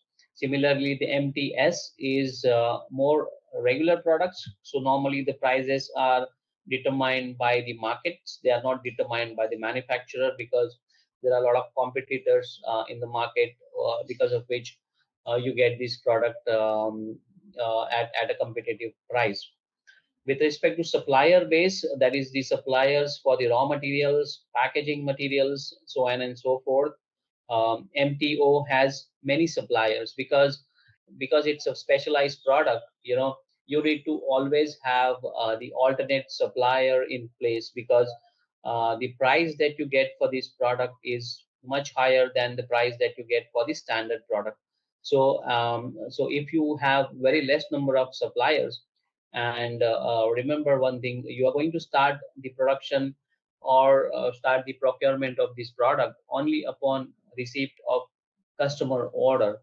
So if you receive the customer order, and if you do not have the adequate supply of raw material in place, and if you are dependent only on a single sole supplier, then you will end up in trouble. So MTO strategy, because it's highly priced, highly profitable, and specialized product, so there has to be more number of, or there has to be an alternate supplier strategy falling in place for MTO. Wherein for MTS, you can still manage with few suppliers, but this does not mean a single supplier. You can have multiple suppliers for MTS as well, but the nature of the product is standard. So you get the raw materials from multiple suppliers, and they are mostly available in the stocks. With respect to resources, MTS, sorry. With respect to resources, we require a flexible workforce, flexible manpower, and sometimes a very specialized machinery for MTO. For MTS, the specialized machinery will be required, and workforces are basically standard. Okay, the demand of the product is for the MTO is extremely volatile, because this is specific product. Customer is only going to buy it when he actually needs it, because the prices are already high. So the variability of the demand, okay, is extremely high. That's why you don't produce it in advance, because if you produce it in advance and keep in stock, then you will maybe end up in the dead inventory going forward. For the MTS, the demand is standard, and it's more or less predictable. And because you have a wide number of customers in place, if one of the customer does not place the order, you can go back and ship it to some other customer. So any questions so far with this? Capacity planning, capacity are also not planned in advance, because we cannot predict the demand. Okay, so everything starts for MTO after receipt of customer order. Okay, and for the MTS, because it's made to stock, normally based on the forecast, the products are already produced and kept in the warehouse, so that they are available to customer whenever they place the order. So that's the reason you see the lead times are always higher for MTO, because They are not produced ahead of time. They are only produced after receipt of the order, wherein for the MTS, the lead times is relatively much lower. Of course, prices I have already mentioned. The prices are negotiated with customer for MTO, and always the prices are higher because they are called special products. Wherein for the MTS, prices are fixed by the producers, but still, they are at the market levels. You cannot overprice them because these products are available with a lot of other vendors. So that's a little bit of a summary about how the MTO and MTS products are differentiated. So any specific questions related to this, or we move on to the next slides? We can move on. Yeah. Okay. So Vaibhav, maybe after today's session, we shall close this session a little early today, and then we actually log in to your system, okay? And maybe you can share the screen, and we can just have a quick overview of what exactly you are doing currently in the IBP tool. Would that be fine? Yeah, sounds good. Okay. Okay. Perfect. Okay, team. So we start off with today's session. Yesterday we stopped at this particular slide, which was mainly talking about the design to operate process flow.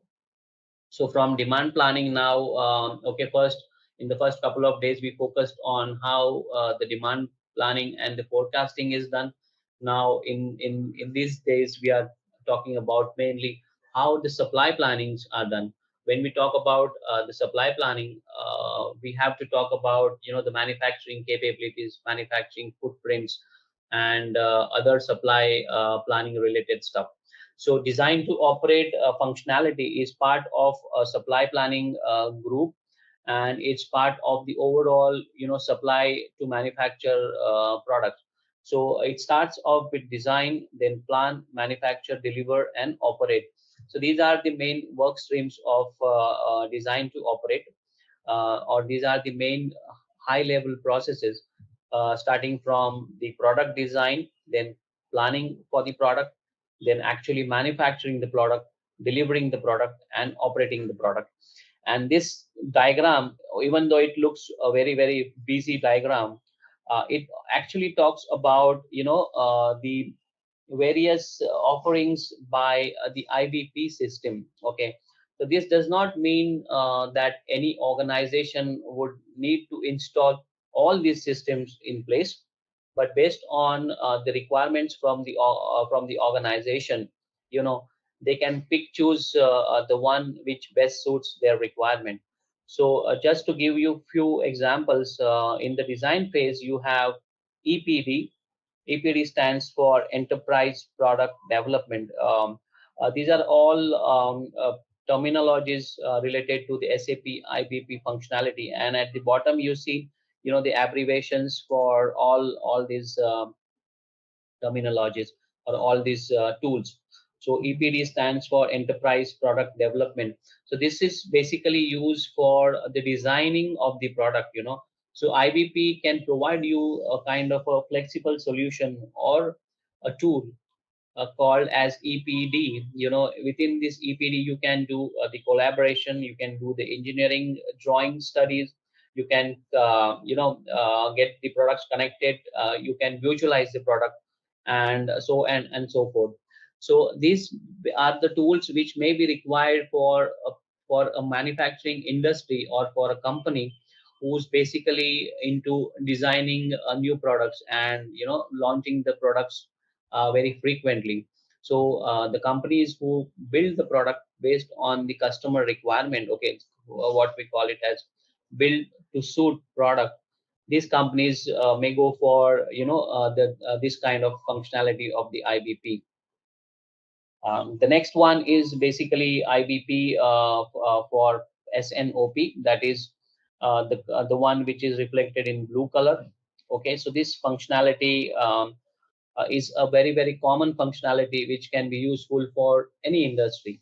Okay, so planning is required for any manufacturing industry, and planning to certain extent can also be required by a service industry, because service industry also has their customer.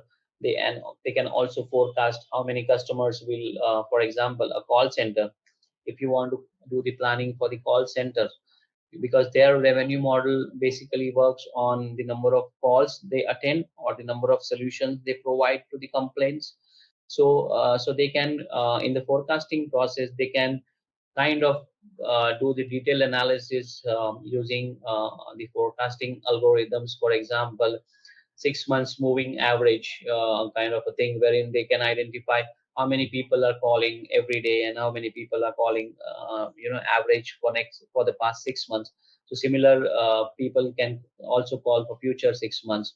So this is how the IBP can also be used for the service industries.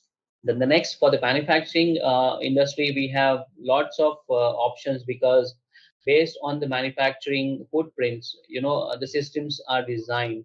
So basic functionality of this system is to identify the issues and provide the flexible solutions. Um, what we learned yesterday is basically, at a high level, some of the organizations have some unique processes, and some of the organizations have some unique processes and some standard processes. So for those unique processes, we have IBP providing the flexible solution.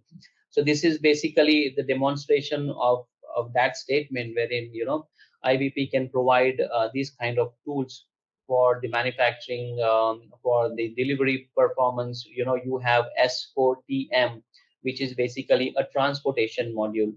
So IBP, within the platform of SAP HANA, they provide a transportation module as a tool, wherein you can engage the transporter, the haulier in the tool. You can have everything fed for the transporter in the tool. For example, the cost of the transporter, the routes by which he's going to deliver our product, the number of miles required for him to deliver the products, and the costing. So system will provide you, three vendors, for example, for a route of, let's say Houston to New York. If you want to deliver the product, then system will provide you a route of which route they need to follow. Okay, and which are the transporters. They will give L1, which is the lowest, which is the transporter providing the lowest freight rate. They will also propose L2, which is the next lowest, and the L3, which is the little bit expensive vendor. So based on the service level, then the transport planner or the logistics planner takes the call as to whom he wants to engage, and then he may engage one of these transporter and get things done. So at the end of this transaction, you also can identify the cost saving opportunities, and ultimately it will benefit the organization. So this is how these various tools are available in the market. So based on your specific requirement, you can buy or you can install these tools. And these tools are also in the process. They are communicating with various others internal tools. They share the data, and these tools, the output of these tools can be 100% controlled at the level of supply chain control tower.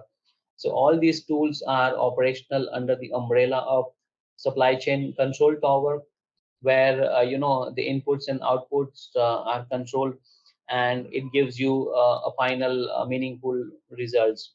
So at the bottom you see some of the color coding, which is also reflected in the specific boxes. For example, the box of IBP SNOP is blue. So that means that this tool is deployed in the cloud. So IBP SNOP, IBP demand planning, inventory optimization, so on and so forth. All these tools can be deployed in cloud Similar, the one in the green, okay, so you need to find out which one is in the green. Okay, the asset management at the right hand side. This can be deployed also on the mobile. So this tool has a functionality of accessing the data of asset managers, on the mobile. That some of the tools needs to be installed in the premises, that is on the manufacturing platforms or on the supply chain platforms. Okay, so this is how the high level building blocks for design to operate works in under the umbrella of IBP. So any specific question related to this particular slide? Okay, so this slide is again the extension of the previous slides, wherein we are talking about digital business planning in the intelligent environment or enterprise. So basically, this diagram actually talks about the relationship between the demand planning function and the supply chain control tower. So within demand planning functions, we have demand-driven replenishment, DDMRP. That's what we discussed yesterday. So basically, demand-driven MRP is nothing but creating the requirement based on customer demand. Okay, so if the customer demand is flexible, then the supply availability is also flexible, and your supply chain is flexed to reduce the plan. Okay, so that inbuilt flexibility needs to be built in the process. Then the next one is response and supply. This is basically the gap between demand and supply. Then we have production planning, demand planning, inventory management, sales and operations planning. So all these various functionalities are basically the business processes which talks about the end-to-end supply chain business process.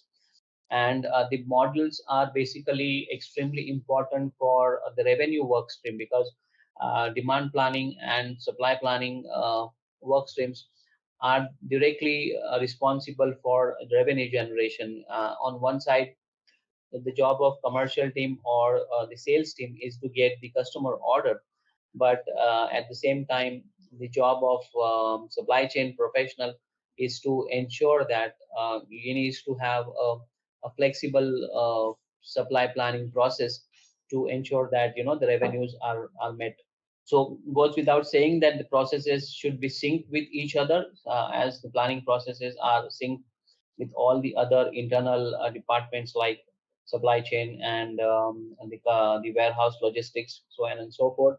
It needs to have a lot of end-to-end visibility at various levels, at the operational levels, strategic level, as well as tactical levels, so that the data, information, and the reports are passed on to the next level. The planning cycles should be quick enough. For example, if we finalize the plan only once a month, okay, that can be treated as a forecast.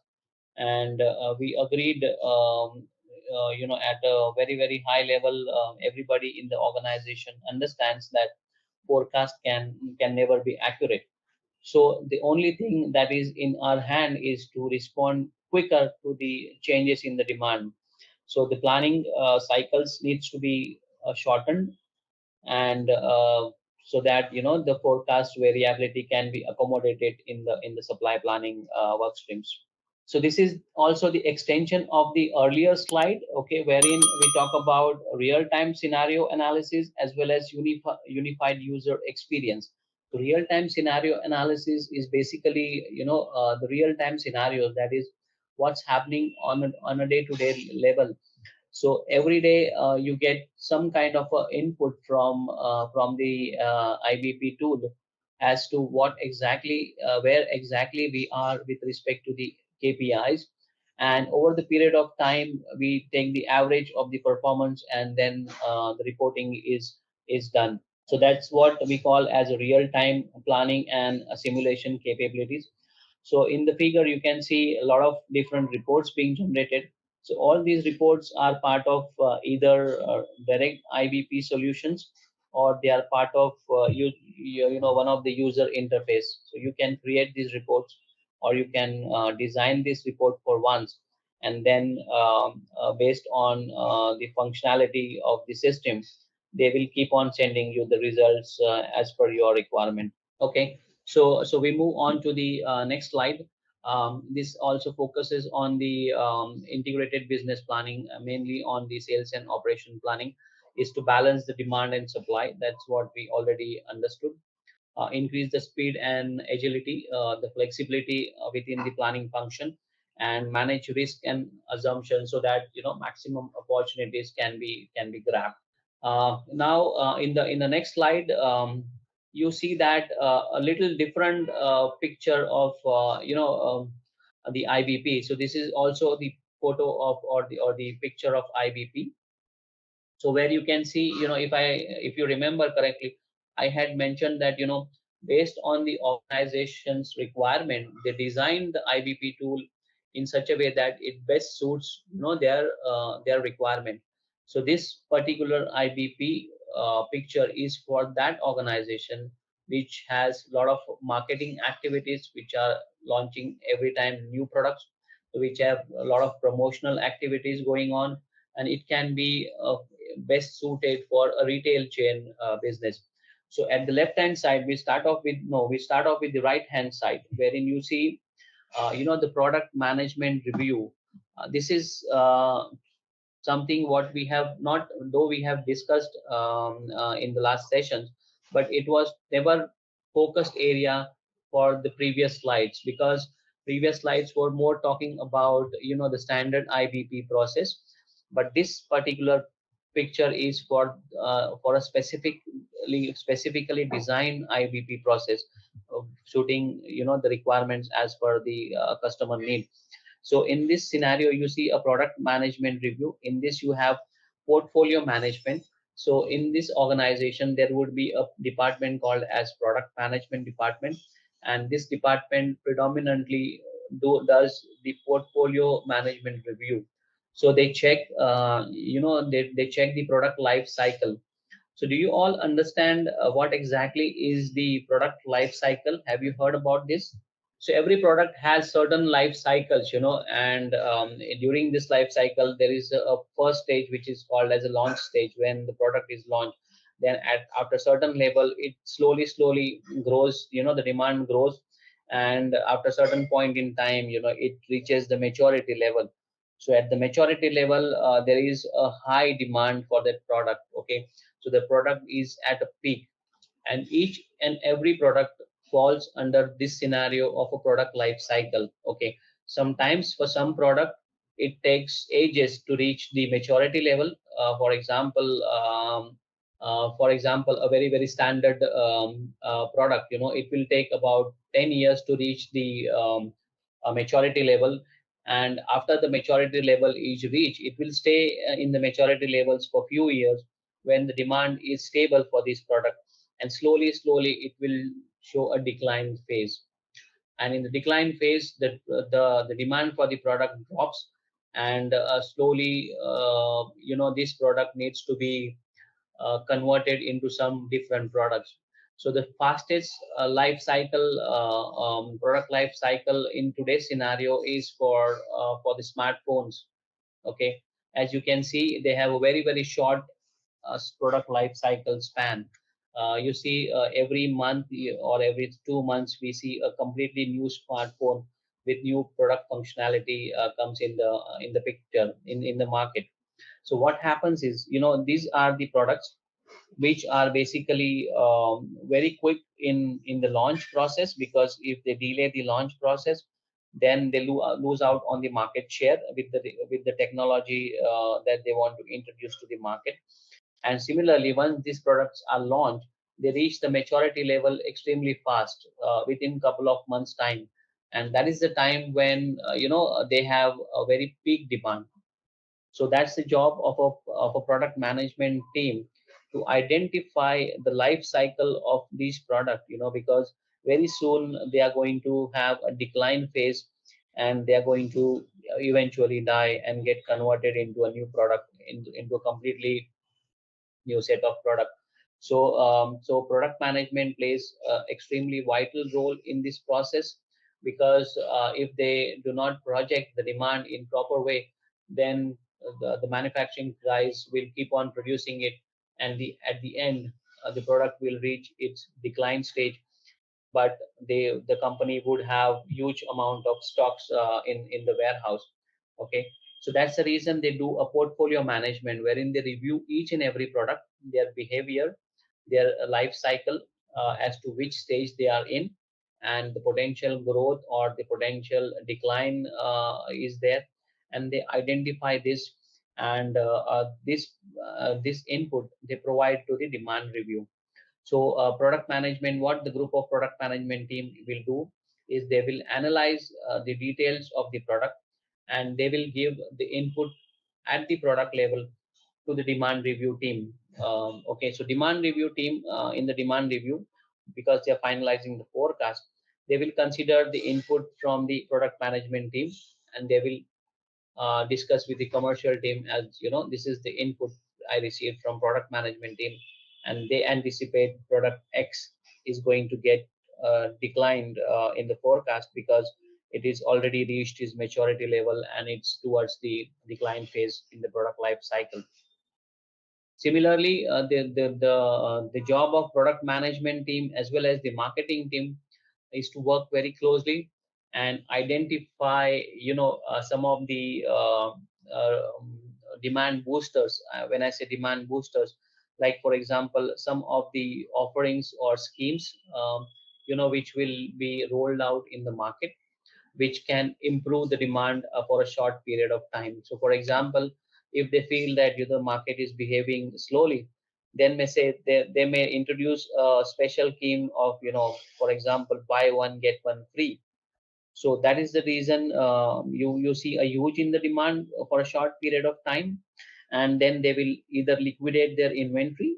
That is one benefit that they get out of it, or they will increase their holds, because they know after a couple of months, this product is going to be obsolete. So this is how they provide the input to the demand review. The demand review team, they take all these inputs, and they finalize with the commercial guys the consensus forecast, like Vaibhav is doing with his team, and you all must be doing with your respective sales teams. The rest of the things in the IBP for certain industries follows in the same way as we have for other industries. For example, supply review will happen in the same manner as it is for other industries. The strategic business performance, the management review also happens in the same way. So for this organization, the only change with respect to the other standard organization is the product management review, because this organization is marketing driven and it has some specific unique requirement. So IBP provides or considers all these unique requirements, and based on that, they would give you a specific offering which best suits your requirement. So any specific question? Am I too fast? Because sometimes I feel I am going a little fast. Yeah, you're with you. Okay, perfect. Thank you very much. So I'll move on. Okay, now this slide is exactly the same task which Vaibhav has explained yesterday when I asked him, "Well, how exactly is your demand review takes place." So at a high level, I am fully aligned with Vaibhav on whatever activities he is doing. They are within the scope of IBP, and they are being followed quite well. Okay, but in when we get into the deep dive, Vaibhav will of course get more insight to improve his internal process, and it will help him once we are there in the training session. So in the initial stage, each contributor to the planning process has their own planning view. Okay, so basically each planner defines his views, how they want to see the tool. Okay, so when we get into the tool, we will check how to design the tool so that you can get into the tool faster and you can see what exactly is of your interest. Okay, then the next step is in the first step, basically the sales forecast is entered, by the commercial team, and then it is reviewed by their respective managers, and finally they are given to supply chain. Although supply chain has all the time visibility of what's going on in the IBP forecasting tool. The step number 2 is to arrive at the consensus, okay, by getting into the discussion or challenging the commercial or sales team in healthy manner. And end of step 2, we need to have the consensus forecast in place. It is extremely important to get the concurrence from the commercial team and their agreement. Otherwise, if there is no agreement, then it can lead to a potential conflict at the later stage, during the management review or during the action plan generation. So in the stage number 2, it's extremely important to have the consensus forecast agreed between the sales team as well as the supply chain team. Then the next step, you can see here, is to load the consensus forecast into the balance into the demand planning tool, and from there it is automatically transmitted to the supply planning tool, whichever tool the organization is following. So at this time, the RCCP, that is rough cut, the capacities are in place. So if there are no capacities in place, or if there are inadequate capacities in place, then of course the escalation goes to the management team for the investment or capacity enhancement. And once this is finalized, then the step number 4 at a high level is the MPS generation, which is the master production schedule. So master production schedule is the master plan, which is normally frozen for a period of 1 month, or it can also vary based on the manufacturing footprints or based on the process. Because if some of the processes are extremely highly specialized, and if the changeover time is much higher, then the frozen window is higher. For example, if you want to change over from product A to product B, and the changeover time is much higher, like for example 4 to 5 days, then you kind of run a campaign. The campaign is a terminology for continuous production. Okay, so you run the campaign for 2 weeks. So for 2 weeks you will run only single products on the machine, so that it does not need any changeover, and it will give the desired output. Okay, and after 2 weeks only you are afford to do the changeover, because you're going to lose 3 to 4 days in the changeover time. So this all decisions are taken at the operational level by the operational planning group in the IBP, and the plans are finalized and executed, and then communicated to the production team. Any specific questions, Vaibhav or Victoria or Shana? Okay, the campaign and the stock build. Okay, that's a very good question. Okay, so campaign is basically designed. Okay, and it is, see, the campaign proposals are mainly driven by the manufacturing team. Okay, and the basic difference between the two is campaigns are decided by manufacturing organization, and the stock levels decisions are mainly driven by the supply chain organization. So these are the basic level difference. Okay, so the campaigns are more supported by manufacturing team, because if you look at the thought process of the manufacturing team members, they always try to maintain the cost. Okay, cost of changeovers, and it takes a lot of efforts and time to change over, so they will always want you to run the products for a longer period of time. But having said this, at any point in time you should not have the campaigns just to avoid cost, and which will end up in building the excess inventory. So on one side, when you decide the campaign, it has to be uh, considering the inventory target. For example, what can happen, if you say that you or your manufacturing team requires couple of days of changeover time, and the cost associated with the changeover time is, let's say, is let's say $10,000. Okay, but we can understand this $10,000 is the cost which can be certainly avoided or which can be certainly deferred in a particular month. But consider the example in saving the cost of $10,000.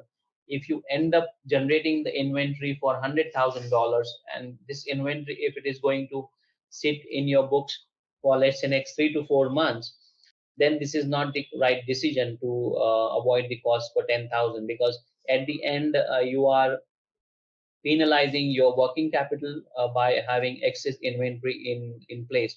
So for such scenarios, you should have the stock norms or the stock building policies, and based on the stock building policies, you should take your campaign.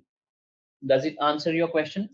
Okay, so next one is also the extension of the previous slides. Okay, so it talks about basic statistical forecasting, then the forecasting models, the rough cut capacity planning, the forecast error, so and so forth. So basically, all the activities that are done in the demand planning or supply planning process, they are all linked to certain KPIs and certain targets. Okay, so all these processes must be robust enough to meet the KPIs target. So if at the end of the day, if we are not meeting the KPIs consistently for the number of months, then we need to go back and redesign our processes because something is going wrong somewhere. Okay, so that's how the IBP would give you the triggers in terms of alerts mechanism, and there are other graphical representation which will help you to identify that something is going wrong somewhere which needs to be fixed. Again, the next point here is the demand plan. Okay, we have to collaborate with the team members for the most accurate forecast. But having said this, there is nothing like most accurate forecast in reality. Forecasts are always forecast unless we get the customer orders. The forecast is only a piece of number on paper. So the only point that we can think about is how to reduce the gap in the forecast, how to maintain the certain level of bias in the forecasting accuracy process, and how fast can we react to the change in the short-term demand. That's extremely important. So forecast has its own merits and demerits, but what we can certainly design is, how flexible is our supply planning to react to the forecast. So there has to be extremely high focus on reacting fast to the changes in the demand. So from supply planning perspective, some of the activities that can be done is to have the flexible manufacturing footprints. Okay, so that means the changeover time should be less, and the changeover cost should also be less.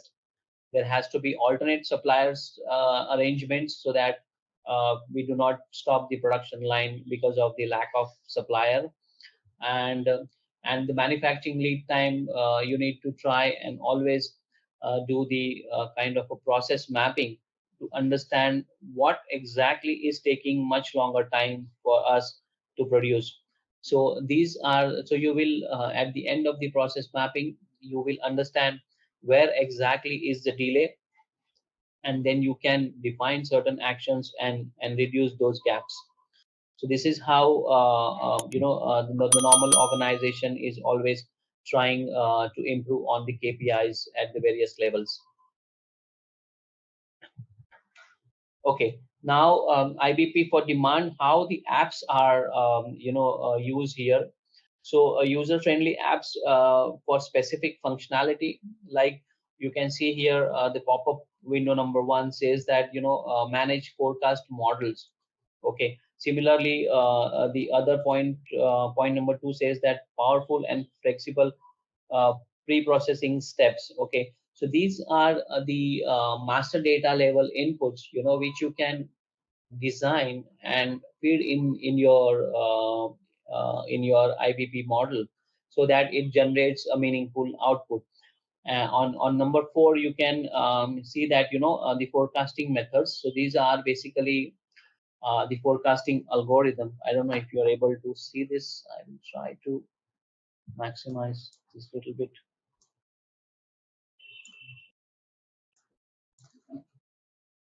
Is it visible now? This one? Yeah, The forecasting algorithms. So you can see that you have many algorithms which are of standard nature, and there can be many combinations of these algorithms. Okay, for example, a single exponential smoothing can be combined with double exponential smoothing, and you can have a completely different set of algorithms. Similarly, the weighted moving average and the customs method or Crompton's method, this can also be fixed together. So there are methodologies in place which will work for you. So if you understand the business analytics, if you try to crunch your data, you will identify the product behavior. Okay, and based on the product behavior, you can also design the algorithm so that your statistical forecast is more accurate than your human forecast. Because to be very honest, even though the sales team is continuously in discussion with the customers, there is always a judgmental factor comes in the forecasting process by the human intervention. So just because customer feels that he will be able to deliver so and so products, so the same message he will pass on to our sales team, and our sales team will also consider the customer input, which is eventually based on some assumptions.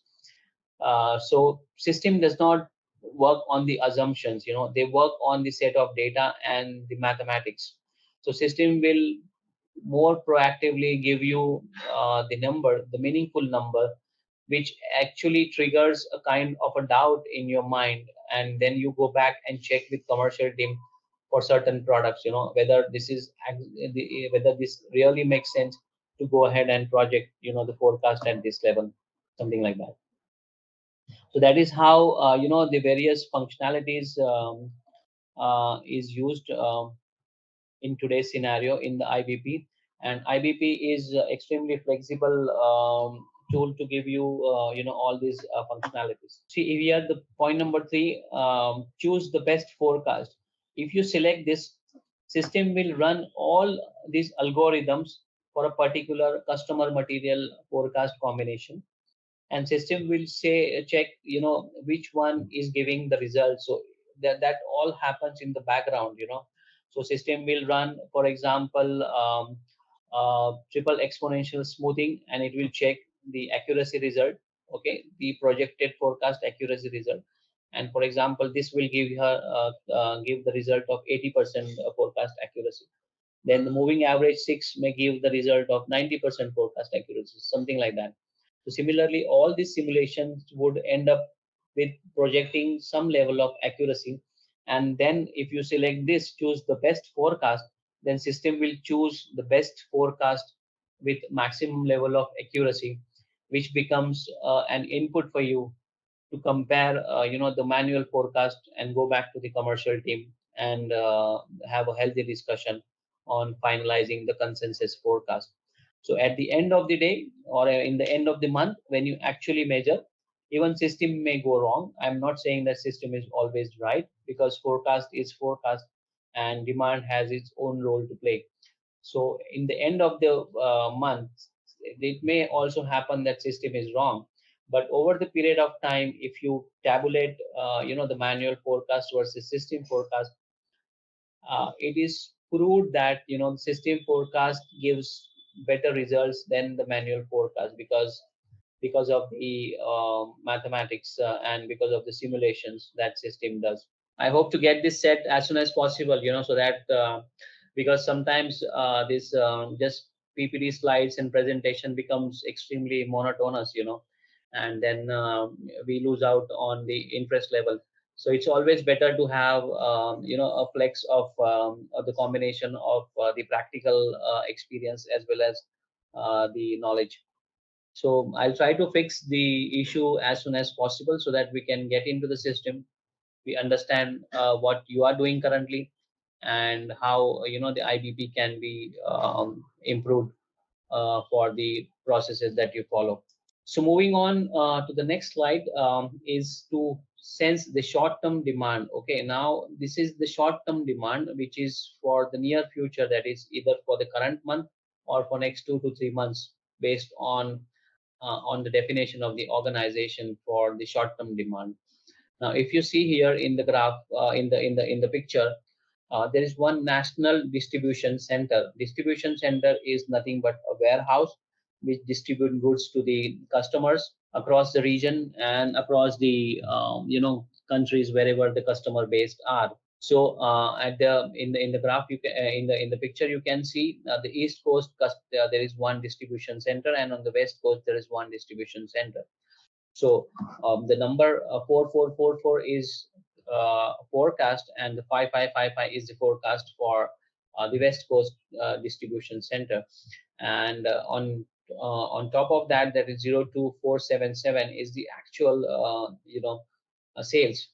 So that's how normally happens in the short-term scenario. In the most short-term scenario, you have a very widely disrupted forecasting accuracy, because that's the reality of the world. You might have thought that 2 months ago that we will produce and we will sell a certain amount of products in, let's say, in the month of August. But when you actually come to the month of August, the entire ball game is changed, because the market dynamics have changed. The surrounding environments have changed, which has impacted the demand.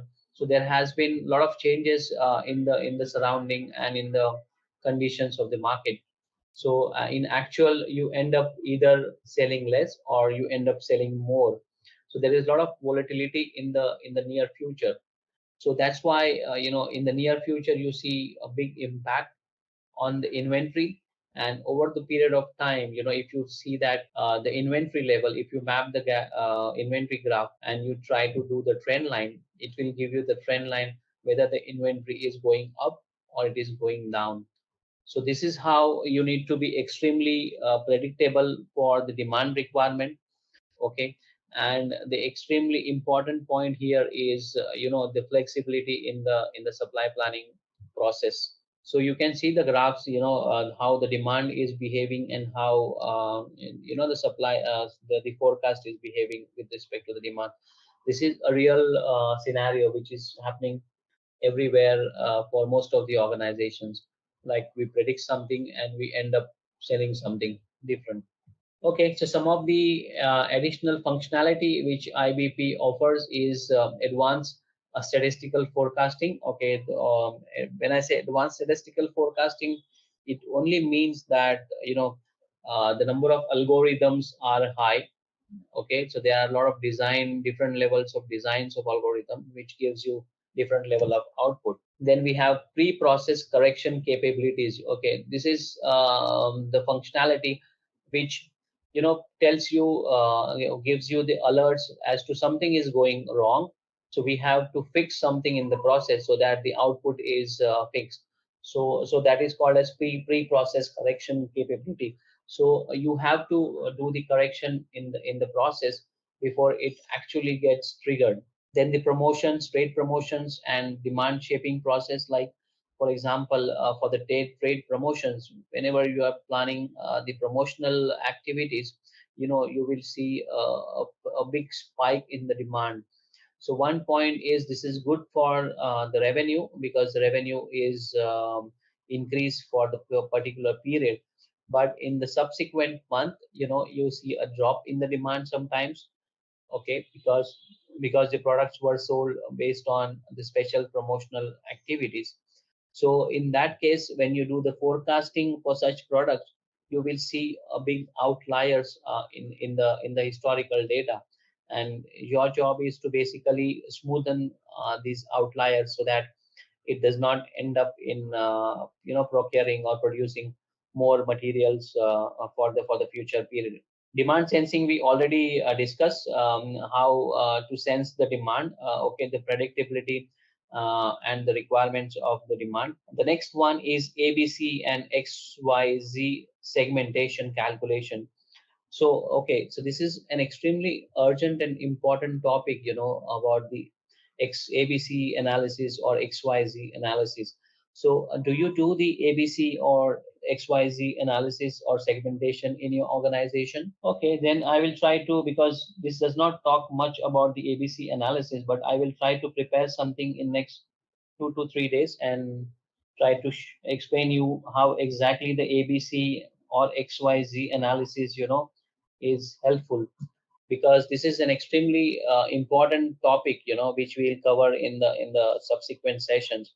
So ABC analysis, basically it talks about how your product is behaving, and it's a standard rule, at the end of the analysis you will find that 20% of your product, okay, let's say if you have 1,000 products, only 20% of your product is generating the 80% of your revenue. So for example, if you are talking about an organization who's got 1,000 product in its portfolio, and they are generating, let's say, $1 million of revenue every month. So when you do the ABC analysis, you will find results somewhere close to this, wherein you will find that out of 1,000 products, only 200 products are performing well, and these 200 products are contributing to the 80% of the revenue. So for example, the 1,000 products were generating $1 million of revenue, so only 200 products are generating $800,000 of revenue. So balance 800 balance 800 products are just generating $200,000 of product. So the first action that would come out of this analysis is, you don't keep inventory for this $200,000 product. Okay, one of the option is you made this product as MTO, made to order. You are only going to produce it when you receive the order from the customer, because they are not contributing much high to your revenue portfolio. So you might as well not keep the huge inventory and block the working capital. Okay, so something like this, I won't say that this is the exact decision that you would take, because some of these products may also be bought by some critical customers, which are buying the other 200 products. So they may, being a critical customer in nature, they may still insist for the demand. But basically, something like this will come out of the segmentation. So this ABC predominantly works on the value and volume contribution, wherein XYZ analysis works on the variability. Okay, so the combination of ABC and XYZ will give you a 9-box segmentation. This is called as a 9-box segmentation. So you can draw a you can draw a square, and within this square you get 9 boxes, and in these 9 boxes you place all your products, as to which product is falling in which particular box. And based on these 9 boxes, you will have a different supply chain strategy. For example, a, a product which is having extremely high demand contribution, okay, which is A class product, and extremely low variability, okay, which is variability wise it is Z. So this product is the most profitable product, and you need not invest more in this. By investing less in this product, by keeping the less amount of raw materials for this product, you end up earning more profit to the organization. So that's the reason I said, ABC XYZ analysis is extremely important. So I will try to put up some slide pack information to this, so that we can have a drill down, and even we can check how this can be introduced in the IBP in the sessions to come. Okay, Weber, is this good? Thank you. Yeah, that works. Thank you. Okay, the next one is product life cycle, which we already discussed. So product life cycle, you all said that you are aware, so we need not get into the details of that, right? Or you want some level of deep dive also in this to understand how actually the product life cycle runs. Okay. So advanced for forecast error algorithm. Okay, so this is nothing but the error in the algorithm or the accuracy level to look at it positively. Pre and post forecasting process. So this is basically the functionality which is provided by the IBP for demand. And if at all you are not using ABC or XYZ, even if you don't do it in the IBP for some reason, you can still get this ABC XYZ analysis done, in the Excel spreadsheet, and try to devise some meaningful actions out of that. So next is basically now after demand, we are switching over to the inventory optimization. Okay, because inventory plays a vital role in the entire value chain process, and it is equally important to have the optimal level of inventory to have a better health of the organization, because inventory, as I mentioned, in the balance sheet it is treated as a liability.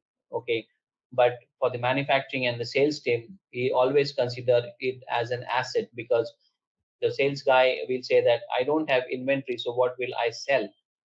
So if we have good amount of inventory, the sales team is always happy, because this they consider as asset, and they can book many spot orders from the market at better price, because if the competitor does not have the inventory and they require this product, they can buy this product from you because you are carrying the inventory.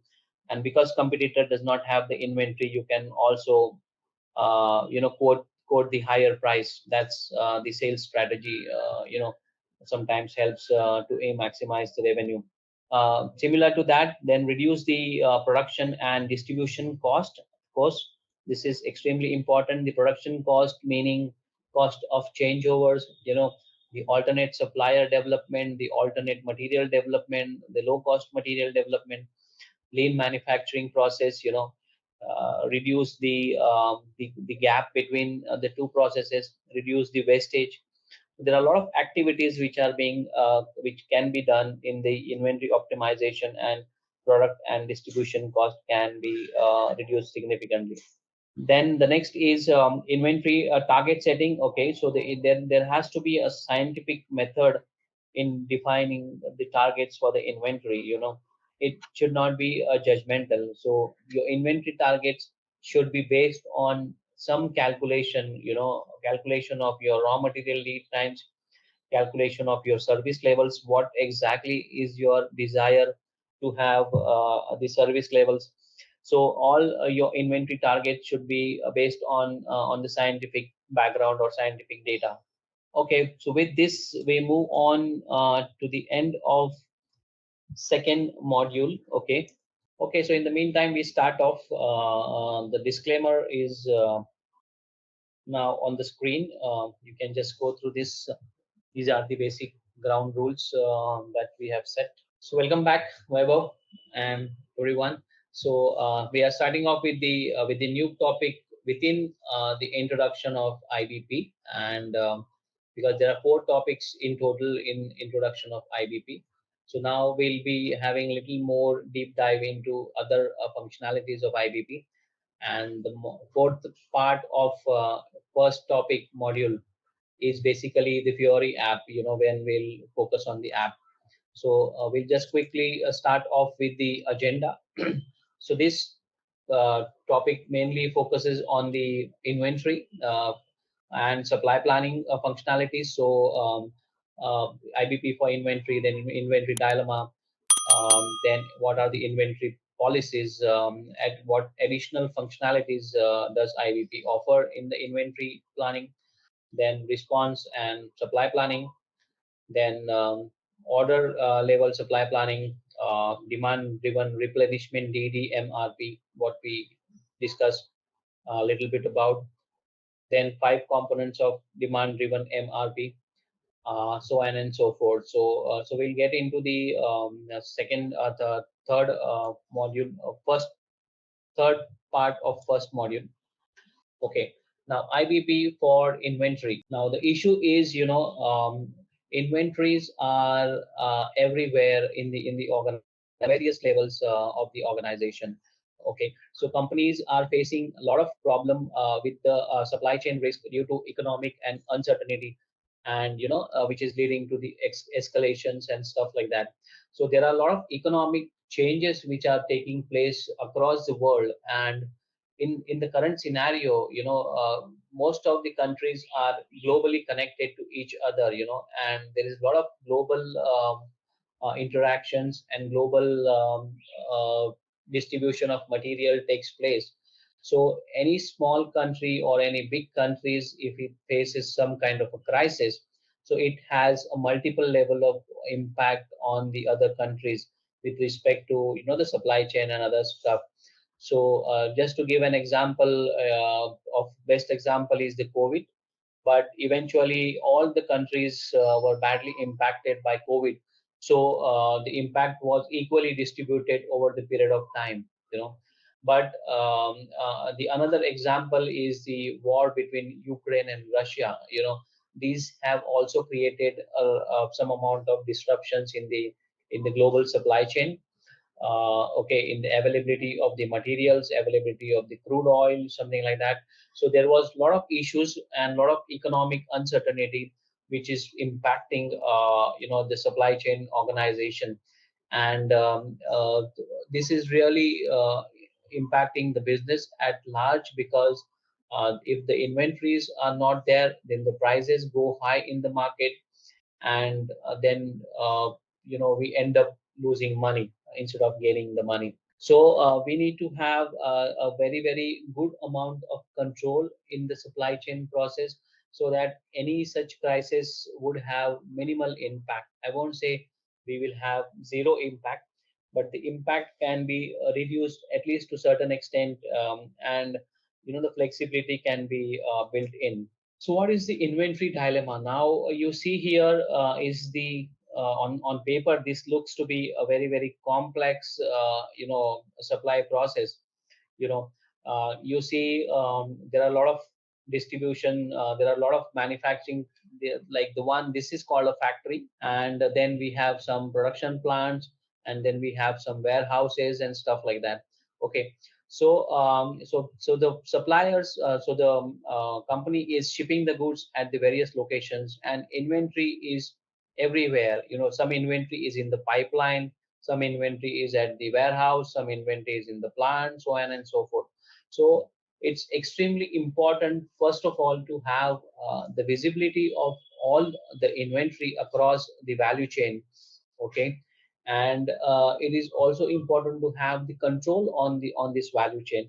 So so at any given point in time, the inventory planner is always in the dilemma as to where he need to control the inventory. Is it at the end customer level? Okay, is it at the main distribution warehouse level? So on and so forth. So it is extremely important for the inventory planner, okay, to rightly balance the inventory based on the demand for the particular region. So that's the reason IBP provides you a very, very good solution to manage this activity within the IBP. And then the system intelligence will have its own processes or own parameters which will trigger and drive the inventory distribution across the various levels. So we move on to the next slide. Okay, now how do we define the inventory policy? On the left hand side graph, okay, you see here the customer service level in percentage, and on the y-axis you see the inventory, and this is how the inventory is growing. So if you see here, when the customer service level is 90%, you have the least inventory in dollars. Okay, so as you progress with respect to the inventory, or as you increase your inventory, the customer service level also increases, because there is stock in hand. And most of the customers, because they also have their internal controls, so for them we are the suppliers, so they want to maintain their KPIs, So they always try to defer, the order placement, the purchase order placement on us, because the moment they place the purchase order, that becomes being a legal document. It's become their obligation to accept the inventory. So at any given point in time, you will always have many customers who place the purchase order today, and they require products today, or sometimes they require product yesterday. So they will say that I wanted this product yesterday, so I'm already late, so I'm placing you the purchase order today, so you please try and deliver this product as soon as possible. So you can only achieve this objective if you have higher amount of inventory in your stocks. So if your inventory is in stock, you can immediately bill it to the customer. So your service level is increased. So service level is directly proportional, to the inventory levels that we are carrying.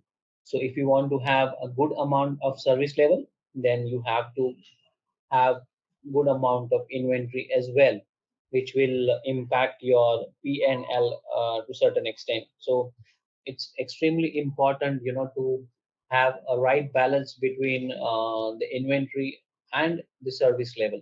And the another topic is mix of inventory. Now there are various products which are being manufactured, or which are sold by the organization. So each product will have is different behavior or different pattern in which it's performing. So based on the behavioral pattern, the forecasting is done for this product, and similarly the inventories are also targeted based on the product behavior. So it's important to have the right mix of inventory for the right mix of product, and this can be better handled in the ABC XYZ analysis. So you will see the products which are extremely volatile in nature, they should be having least amount of inventory. Otherwise, we end up, creating the obsolete inventory. So any specific questions on this? The next slide is on the additional functionality about the supply chain or supply planning function. To calculate the variability of the supply chain, like we mentioned that we will do the ABC and XYZ analysis to calculate the variability of the demand plan or the forecast. Similarly, we can check the variability of the supply plan as well, as to what was the plan, and how much was the variation in the plan versus actual. So that's how the supply variability is calculated. To set the corporate customer and location service level. So service levels can be measured at the various locations. It can be a plant, it can be a warehouse, and it can be any other location. So all the service levels can be set fed in the tool, and it can be recorded and measured. So inventory targets are measured. The production plan also defines the inventory target. So monetize the recommendation by the IBP, and so that the working capital is managed in better way. So system will automatically give some kind of an inputs to improve the working capital. For example, if you set the service level, you will get the inventory target, what needs to be inventory. Perform forecast error calculation, so you can anticipate what is could be the potential forecast error. So that could be the potential inventory error as well, because if you produce based on the forecast, and if forecast is 20% wrong, then your inventory target setting is also 20% wrong to that extent. Now the next point that we are going to discuss about is the response and the supply planning. Okay, this is the next box in the IBP diagram. So we have to support the rough cut capacity planning process. Okay, so what is rough cut capacity planning process? So rough cut capacity planning is called as RCCP. Okay, so IBP has a functionality of identifying all your machines with their capacities. Okay, so for example, if you have a product which undergoes 10 different machines. Okay, so 10 different machines would have their 10 different capacities. Okay, so based on your demand plan, if once the demand plan is finalized and once the supply plan is in the process of calculation, IBP can perform RCCP functionality, which is rough cut capacity planning, and it can identify what are the bottlenecks. So, for example, if your plan is, let's say, 10,000 pounds, and all your equipments are well equipped to handle this production plan, but one of your equipment is cannot handle this and they can only produce 8,000 pounds, then that becomes your bottleneck. So in this scenario, IBP will prompt that this is the bottleneck because of which you cannot produce 10,000, so that becomes a constrained supply. Okay, and then for this scenario, your commitment to the commercial or the sales team is only 8,000 pounds, and during the supply review process and the response and supply planning, there is a gap between demand and supply. You show a gap of 2,000 pounds, and the reason for that is equipment X does not have the adequate capacity, and that becomes the input to the top management team, whether they need to invest. If it is a one-time issue, then they may not invest in this. If it is recurring issue for every single month, then it's worth investing in the different machine. So that's how the overall efficiencies are improved, the overall capex budgets are planned using the IBP process. Now the next one, which I see at the bottom, is basically allocation to ATP. Do you all know what is ATP? Absolutely correct. Absolutely correct. Spot on. This is basically the products which is available to promise to the customer. So in SAP, if you have the ATP at a plant level, system will check the order which is about to get input, and system will check the stocks and give the promise date to the customer that because I have the stocks in place, I can promise you the date of, let's say, 5th of August. If there is no stock and if the production plan is in place, if there is a planned order against the production, which is expecting a production on 15th of August, then system will prompt the date, delivery date as 15th of August. So this is called as available to promise within the plant. Now in a wider organization, if the organization is spread amongst various countries, and if there are various different manufacturing plants in the different countries, then system will check the availability across all the plants, all the globe, and in that case this is called as a GATP, that is global ATP. So that means for the customer in United States, system can check the stocks in China, and system can allocate the material to this customer, if of course if it makes sense to ship it from China to US. So of course it depends on the freight costs and other stuff as well. So that's the kind of functionalities offered in the IBP process.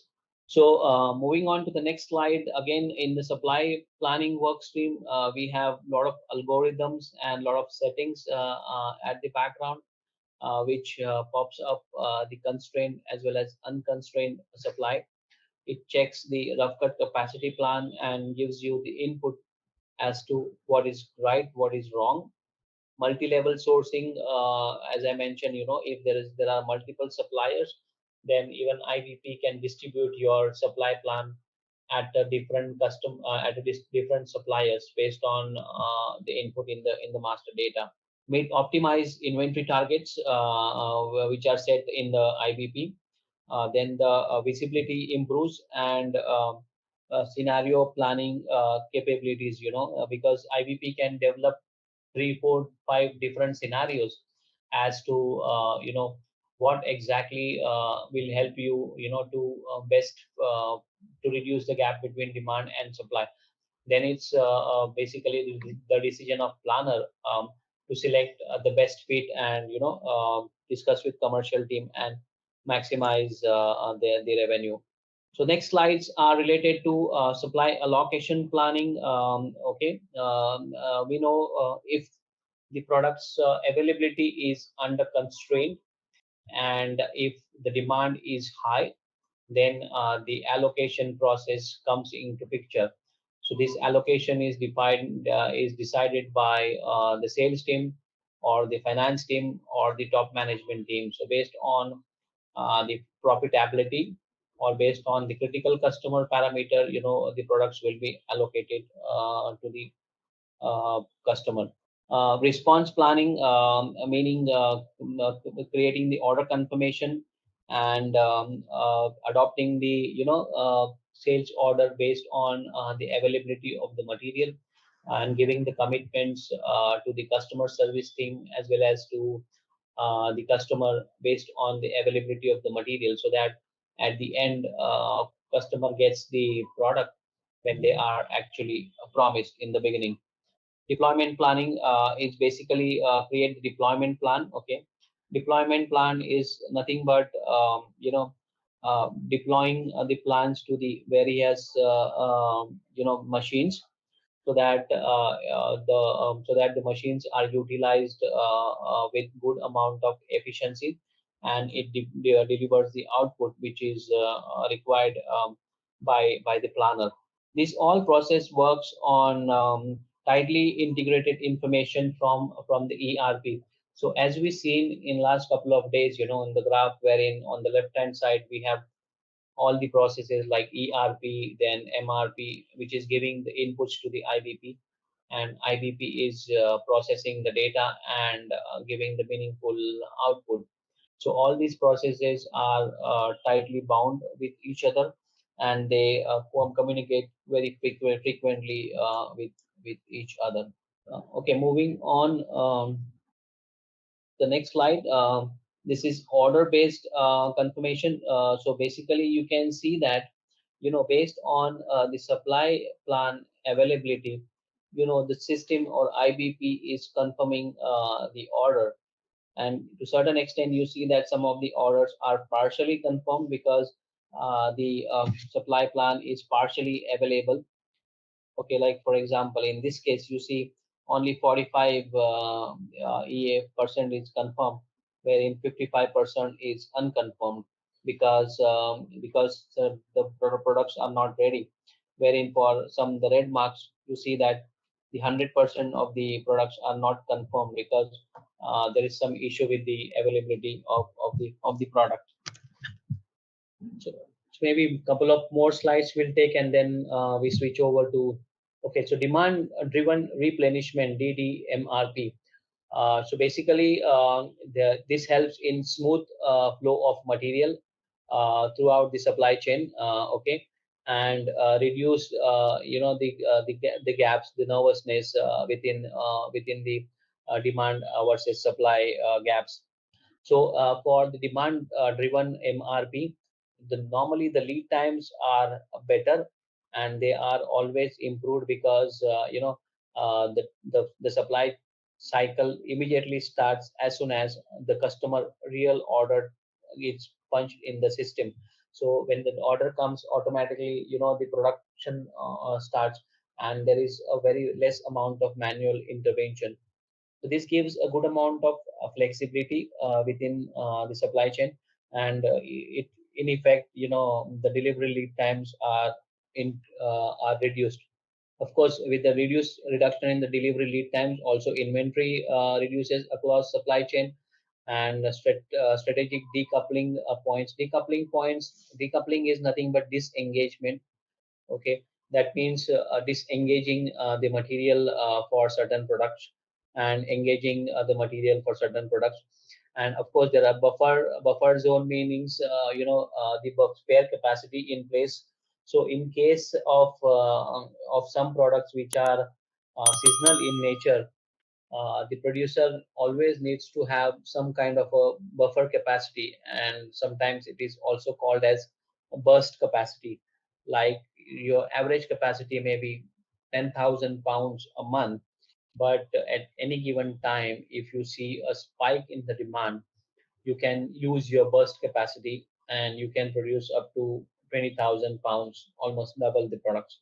So Vaibhav, shall we stop here? And would you like to take the charge and just show as to how you are currently using the IBP? so that once my IBP credentials are fixed and I'm able to log in, then we can start working on the IBP tool. Yeah, what I'm just proposing is maybe you can show the screen. Okay, I want to see feel the screen, how it looks. Okay, and maybe a couple of steps of what exactly you do, a very small level of overview. Okay, fair enough. So I think I'm now fully aligned with what exactly you do. Okay, so let's see. I'll try to get my access as soon as possible so that we can log into the system and do some hands-on. Okay, at this time I think we can understand what exactly challenge you are facing, and then how do we address those challenges. All right, let's test your knowledge. Here is a question for you. In the memory computing in SAP IBP allows planners to run simulations and what if analysis in option A, minutes, option B, hours, option C, days, option D, weeks. Take a moment to think, and when you're ready, choose the correct option. And remember, each choice holds a key to unlocking the answer. Good luck and type the correct answer in the comment section. Hey guys, just a quick info. ZaranTech offers trainings for SAP Integrated Business Planning, also known as SAP IBP. This course teaches professionals how to leverage the supply chain planning capabilities of the SAP IBP modules and integrate them into an end-to-end planning processes. Thousands have already used this program to advance their SAP careers, like those who have shared their success stories in ZaranTech testimonial platform. In just a few weeks, you can gain the knowledge needed to implement the key IBP functionalities like demand planning, supply planning, and sales and operation planning. This can be an open door to the new job opportunities and help you excel in your current role. Visit the link below to learn more about the SAP IBP course. Getting started now is a smart first step for anyone interested in SAP supply chain management and advancing their skills or career. I think this is where we had stopped yesterday, and we were talking about the 5 components of demand-driven MRP. The DDMRP. So DDMRP model works on the various factors. That is basically the 5 major component, which is position, protect, and pool. And within pool we have plan and execute. So what happens is because it's demand driven MRP, the demand is driving the MRP. Okay, and this is mostly applicable for the MTO products, because for MTO products the MRP runs as soon as the demand is entered in the system. When I say demand, it's the actual order, it's not the forecast. Forecasts are called, also sometimes called as demand, but if it is 100% sure that the forecast will get converted into the sales order, the actual sales order from the customer, then only it should be called as a demand. So it does is strategic decoupling. Okay, that means the demand actually segregates the set of information. Okay, and not only the single plant, but it will check the inventory at the various plants. Okay, and if it does not find the inventory, it will go to the buffer profiles. Buffer profiles means basically the safety stocks or the buffer stock that you keep to mitigate the uncertainty in the demand. So normally for the critical products or critical customers, you have a process of keeping the safety stocks or the buffer stocks. So DDMRP checks the buffer stocks and considers them for fulfilling the customer order, and at the same time it also creates the replenishment order of, so that the buffer stocks are again rebuilt in the system, and they are again stored wherever they are. This also does the dynamic adjustments. Okay, when I say dynamic adjustments means, for example, if there are an alternative materials available, or there are alternate vendors available who can supply the same material. So DDMRP has the possibility of checking whether we can get the material from these sources. So demand is driving the planning activity. That's why it is completely a full kind of a strategy, and it gives a complete visibility to the planner. So most of the companies, or most of the ERP systems or MRP systems have demand-driven MRP functionality, so that it gives you a more and more accurate results. So we'll move further.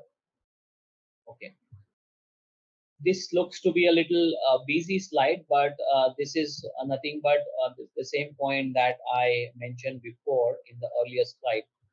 The 5 components of demand-driven MRP. Okay, so on the red line, like a sine wave, you see the demand. Okay, and the blue line is nothing but a supply. Okay, now this red line, okay, the reason you see much bigger spikes in the beginning is because of the bullwhip effect. Okay, if you remember, I explained what exactly is the bullwhip effect, wherein one person or one customer going to several retail shops to check the availability of the material, and because this material is in shortage, each and every retailer is recording this as a demand and a kind of a potential customer, and passing on this to the next level to the distributor and to the manufacturer. So the actual manufacturer gets multiple demand for not a single requirement. That is, for the requirement of 10,000 pounds of a product, or let's say a sugar, they will get the requirements from 3 different retailers for the same customer, and the demand is inflated as 30,000. Okay, but this red line is only till the time there is a demand uncertainty. So when you have less supply, you see that the bullwhip effect is higher, and when you start supplying them, it tends to come down. So it behaves in a cyclic way, and once the market gets the positive feedback that this material is not anymore under shortage, then the market actually does the correction to the demand, and you see that at the end of this cycle, the demand is coming down. So basically, DDMRP is dampening the variability and the amplification, that is bullwhip effect, in the volatile world. Okay, so the second functionality or the third functionality is system is checking various stock levels, okay, and trying to support this demand. See, it is checking whether this supplier has raw material in place, and whether this supplier has this raw material in place, so on and so forth. So this is how the MRP actually does the job at the background and trying to fulfill the demand. So over the period of time, it ensures that all the demand is fulfilled and customer is satisfied. But in the short term horizon, there are always gaps, and the customer service is extremely poor. So this also is the similar example like this, okay, wherein there are different independent stock buffers, and system is considering those buffers and putting it in the replenishment cycle. Okay, so these are the additional functionality of DDMRP. That is, it decouples decoupling points, calculates the buffer zone. Okay, calculate the net flow position to exactly what is required. It generates the replenishment order because it is pulling out or using the stocks from the buffer zones, from the safety stocks, and monitoring and prioritizing the production order, because these are the real customer orders. So system will automatically prioritize the order for DDMRP, because this DDMRP is for the real customer order versus any other production order which is running against the forecast. So if there is production going on against the forecast, and this forecast is not backed with the real customer order, then DDMRP would give priority to the actual customer order in the production line.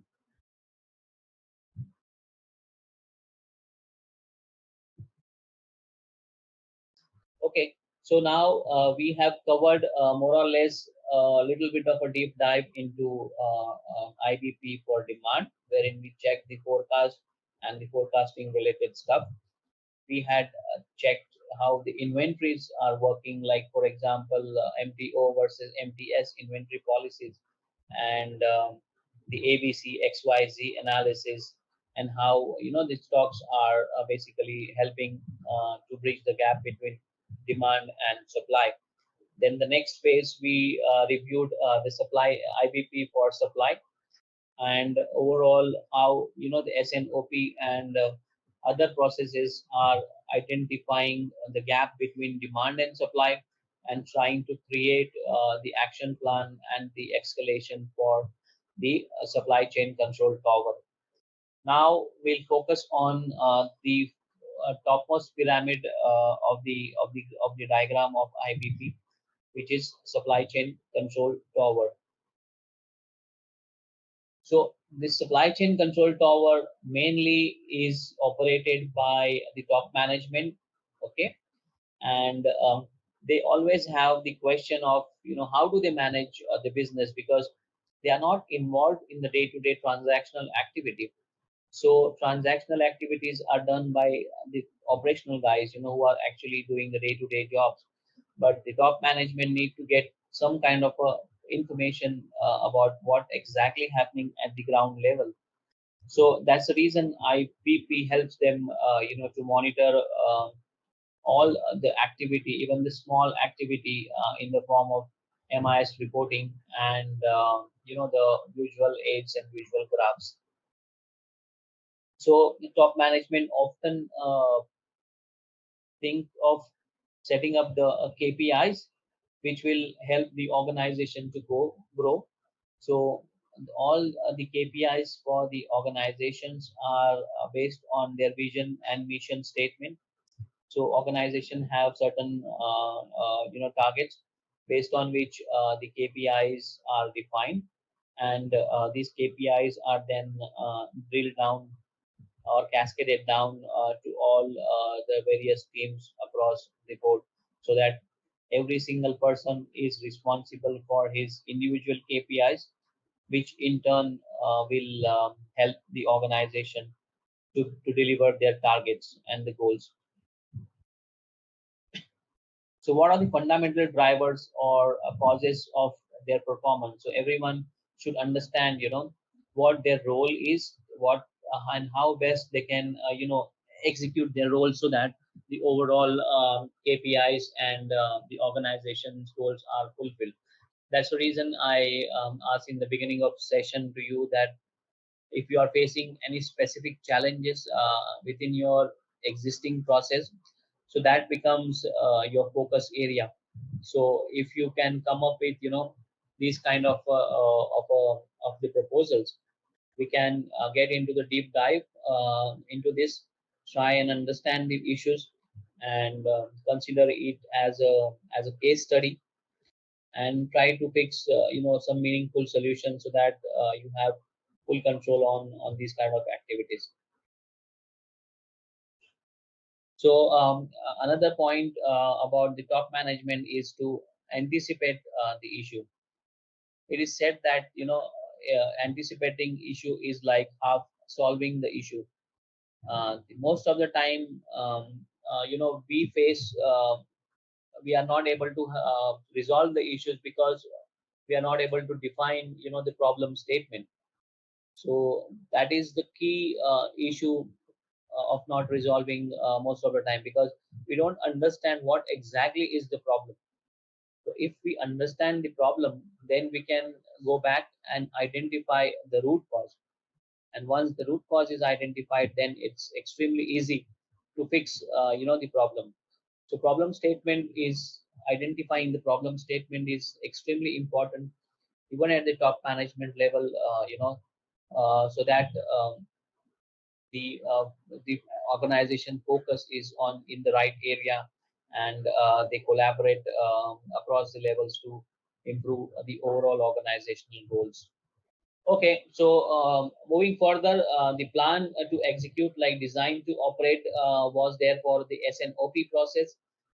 Similarly, we have a process called plan to execution for the supply chain control tower.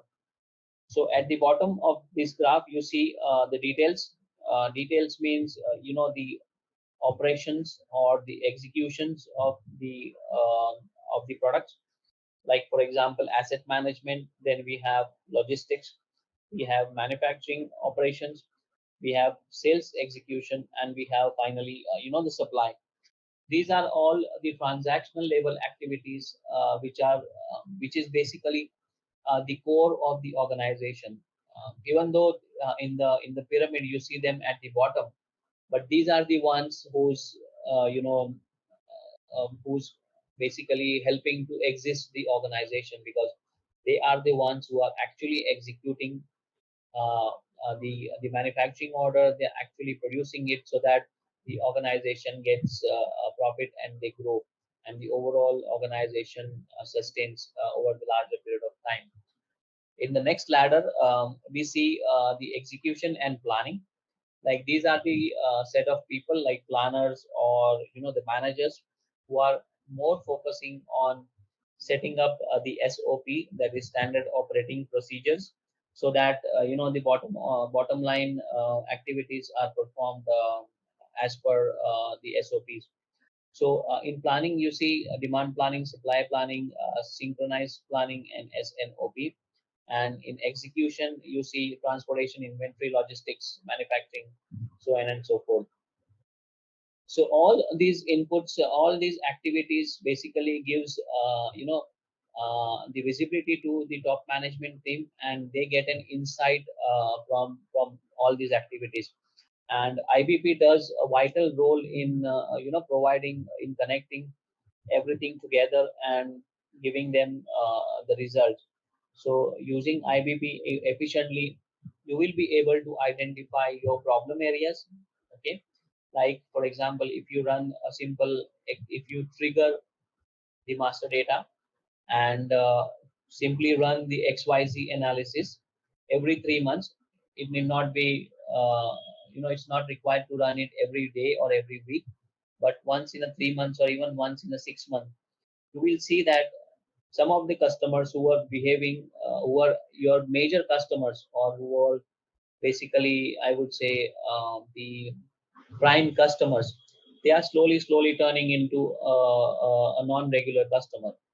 So you can, so this analysis will give you a heads up that something is going wrong with this customer. So you can always call this customer and try and understand, because they may be in the process of creating the alternate supplier, so you may lose the business. So that's the reason it's extremely important for management to have a full focus on the day-to-day activity and what's exactly happening down the line. So plan to execution, are you all in line with this slide, or there are any specific doubts? All right, let's test your knowledge. Here is a question for you. The Excel add-in is provided by SAP IBP allows planners to do which of the followings? Option A, upload and download data. Option B, analyze data visually. Option C, edit and adjust plans. Option D, all of the above. Take a moment to think, and when you're ready, choose the correct option. Remember, each choice holds a key to unlocking the answer. So good luck and type the correct answer in the comment section. So these are basically the navigation scenarios, how IBP actually navigates. Okay. If you remember the screen which I showed in the beginning of the session, the IBP, the blocks. So these blocks. Like ECC is basically, the order to cash flow. Okay, and ME22 is basically the purchase order creation or purchase order amendment transaction code. This is the SAP T code. Then we have ECC, the general transaction. ECC is basically the SAP platform wherein you do the material master, production planning, and other activities. Then we also have digital manufacturing insights. Okay, this is also a SAP module. So all these SAP modules are interacting with IBP modules, feeding them the information and executing the information from them into meaningful data. Similarly, on the left hand side, you see SAP S4 HANA order apps. Okay, these are the outputs. Then the general apps for a product fact sheet. Then management apps. Okay, these management apps will give them the inventory projection, the DIO, days inventory outstanding, the working capital details, and all the tabs which are extremely important for management to identify the pulse of the organization. Similarly, for S4 HANA apps, so all these apps are integrated with IBP, and they are basically sharing all the data from IBP into different platforms.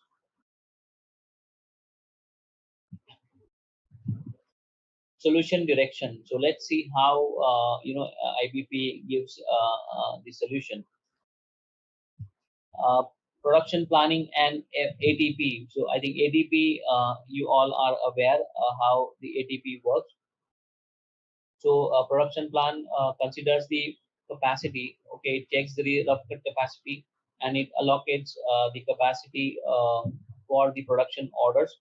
Okay, then it reduce the manufacturing cycle time. Like every time, it will help us to identify the gaps in the manufacturing cycle time, or the delays, or the time where the material is only sitting in the shelf and there are no activities going on.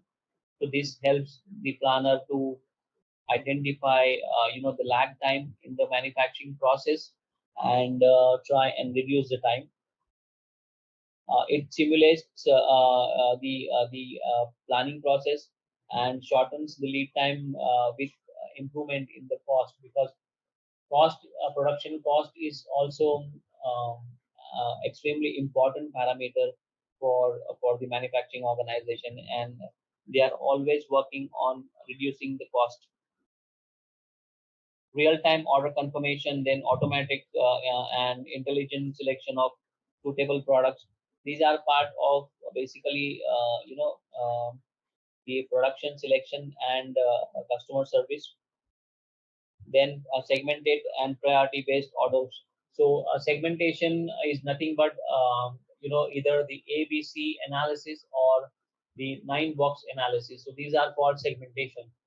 So segmentation is extremely important. Okay, so once the products and the customers are segmented, then the point of view of providing the service level to customer and providing the information and other facility to the customer may vary based on the segmentation. Hey guys, just a quick info. ZaranTech offers trainings for SAP Integrated Business Planning, also known as SAP IBP. This course teaches professionals how to leverage the supply chain planning capabilities of the SAP IBP modules and integrate them into an end-to-end planning processes. Thousands have already used this program to advance their SAP careers, like those who have shared their success stories in ZaranTech Tech's testimonial platform. In just a few weeks, you can gain the knowledge needed to implement the key IBP functionalities like demand planning, supply planning, and sales and operation planning. This can be an open door to the new job opportunities and help you excel in your current role. Visit the link below to learn more about the SAP IBP course. Getting started now is a smart first step for anyone interested in SAP supply chain management and advancing their skills or career.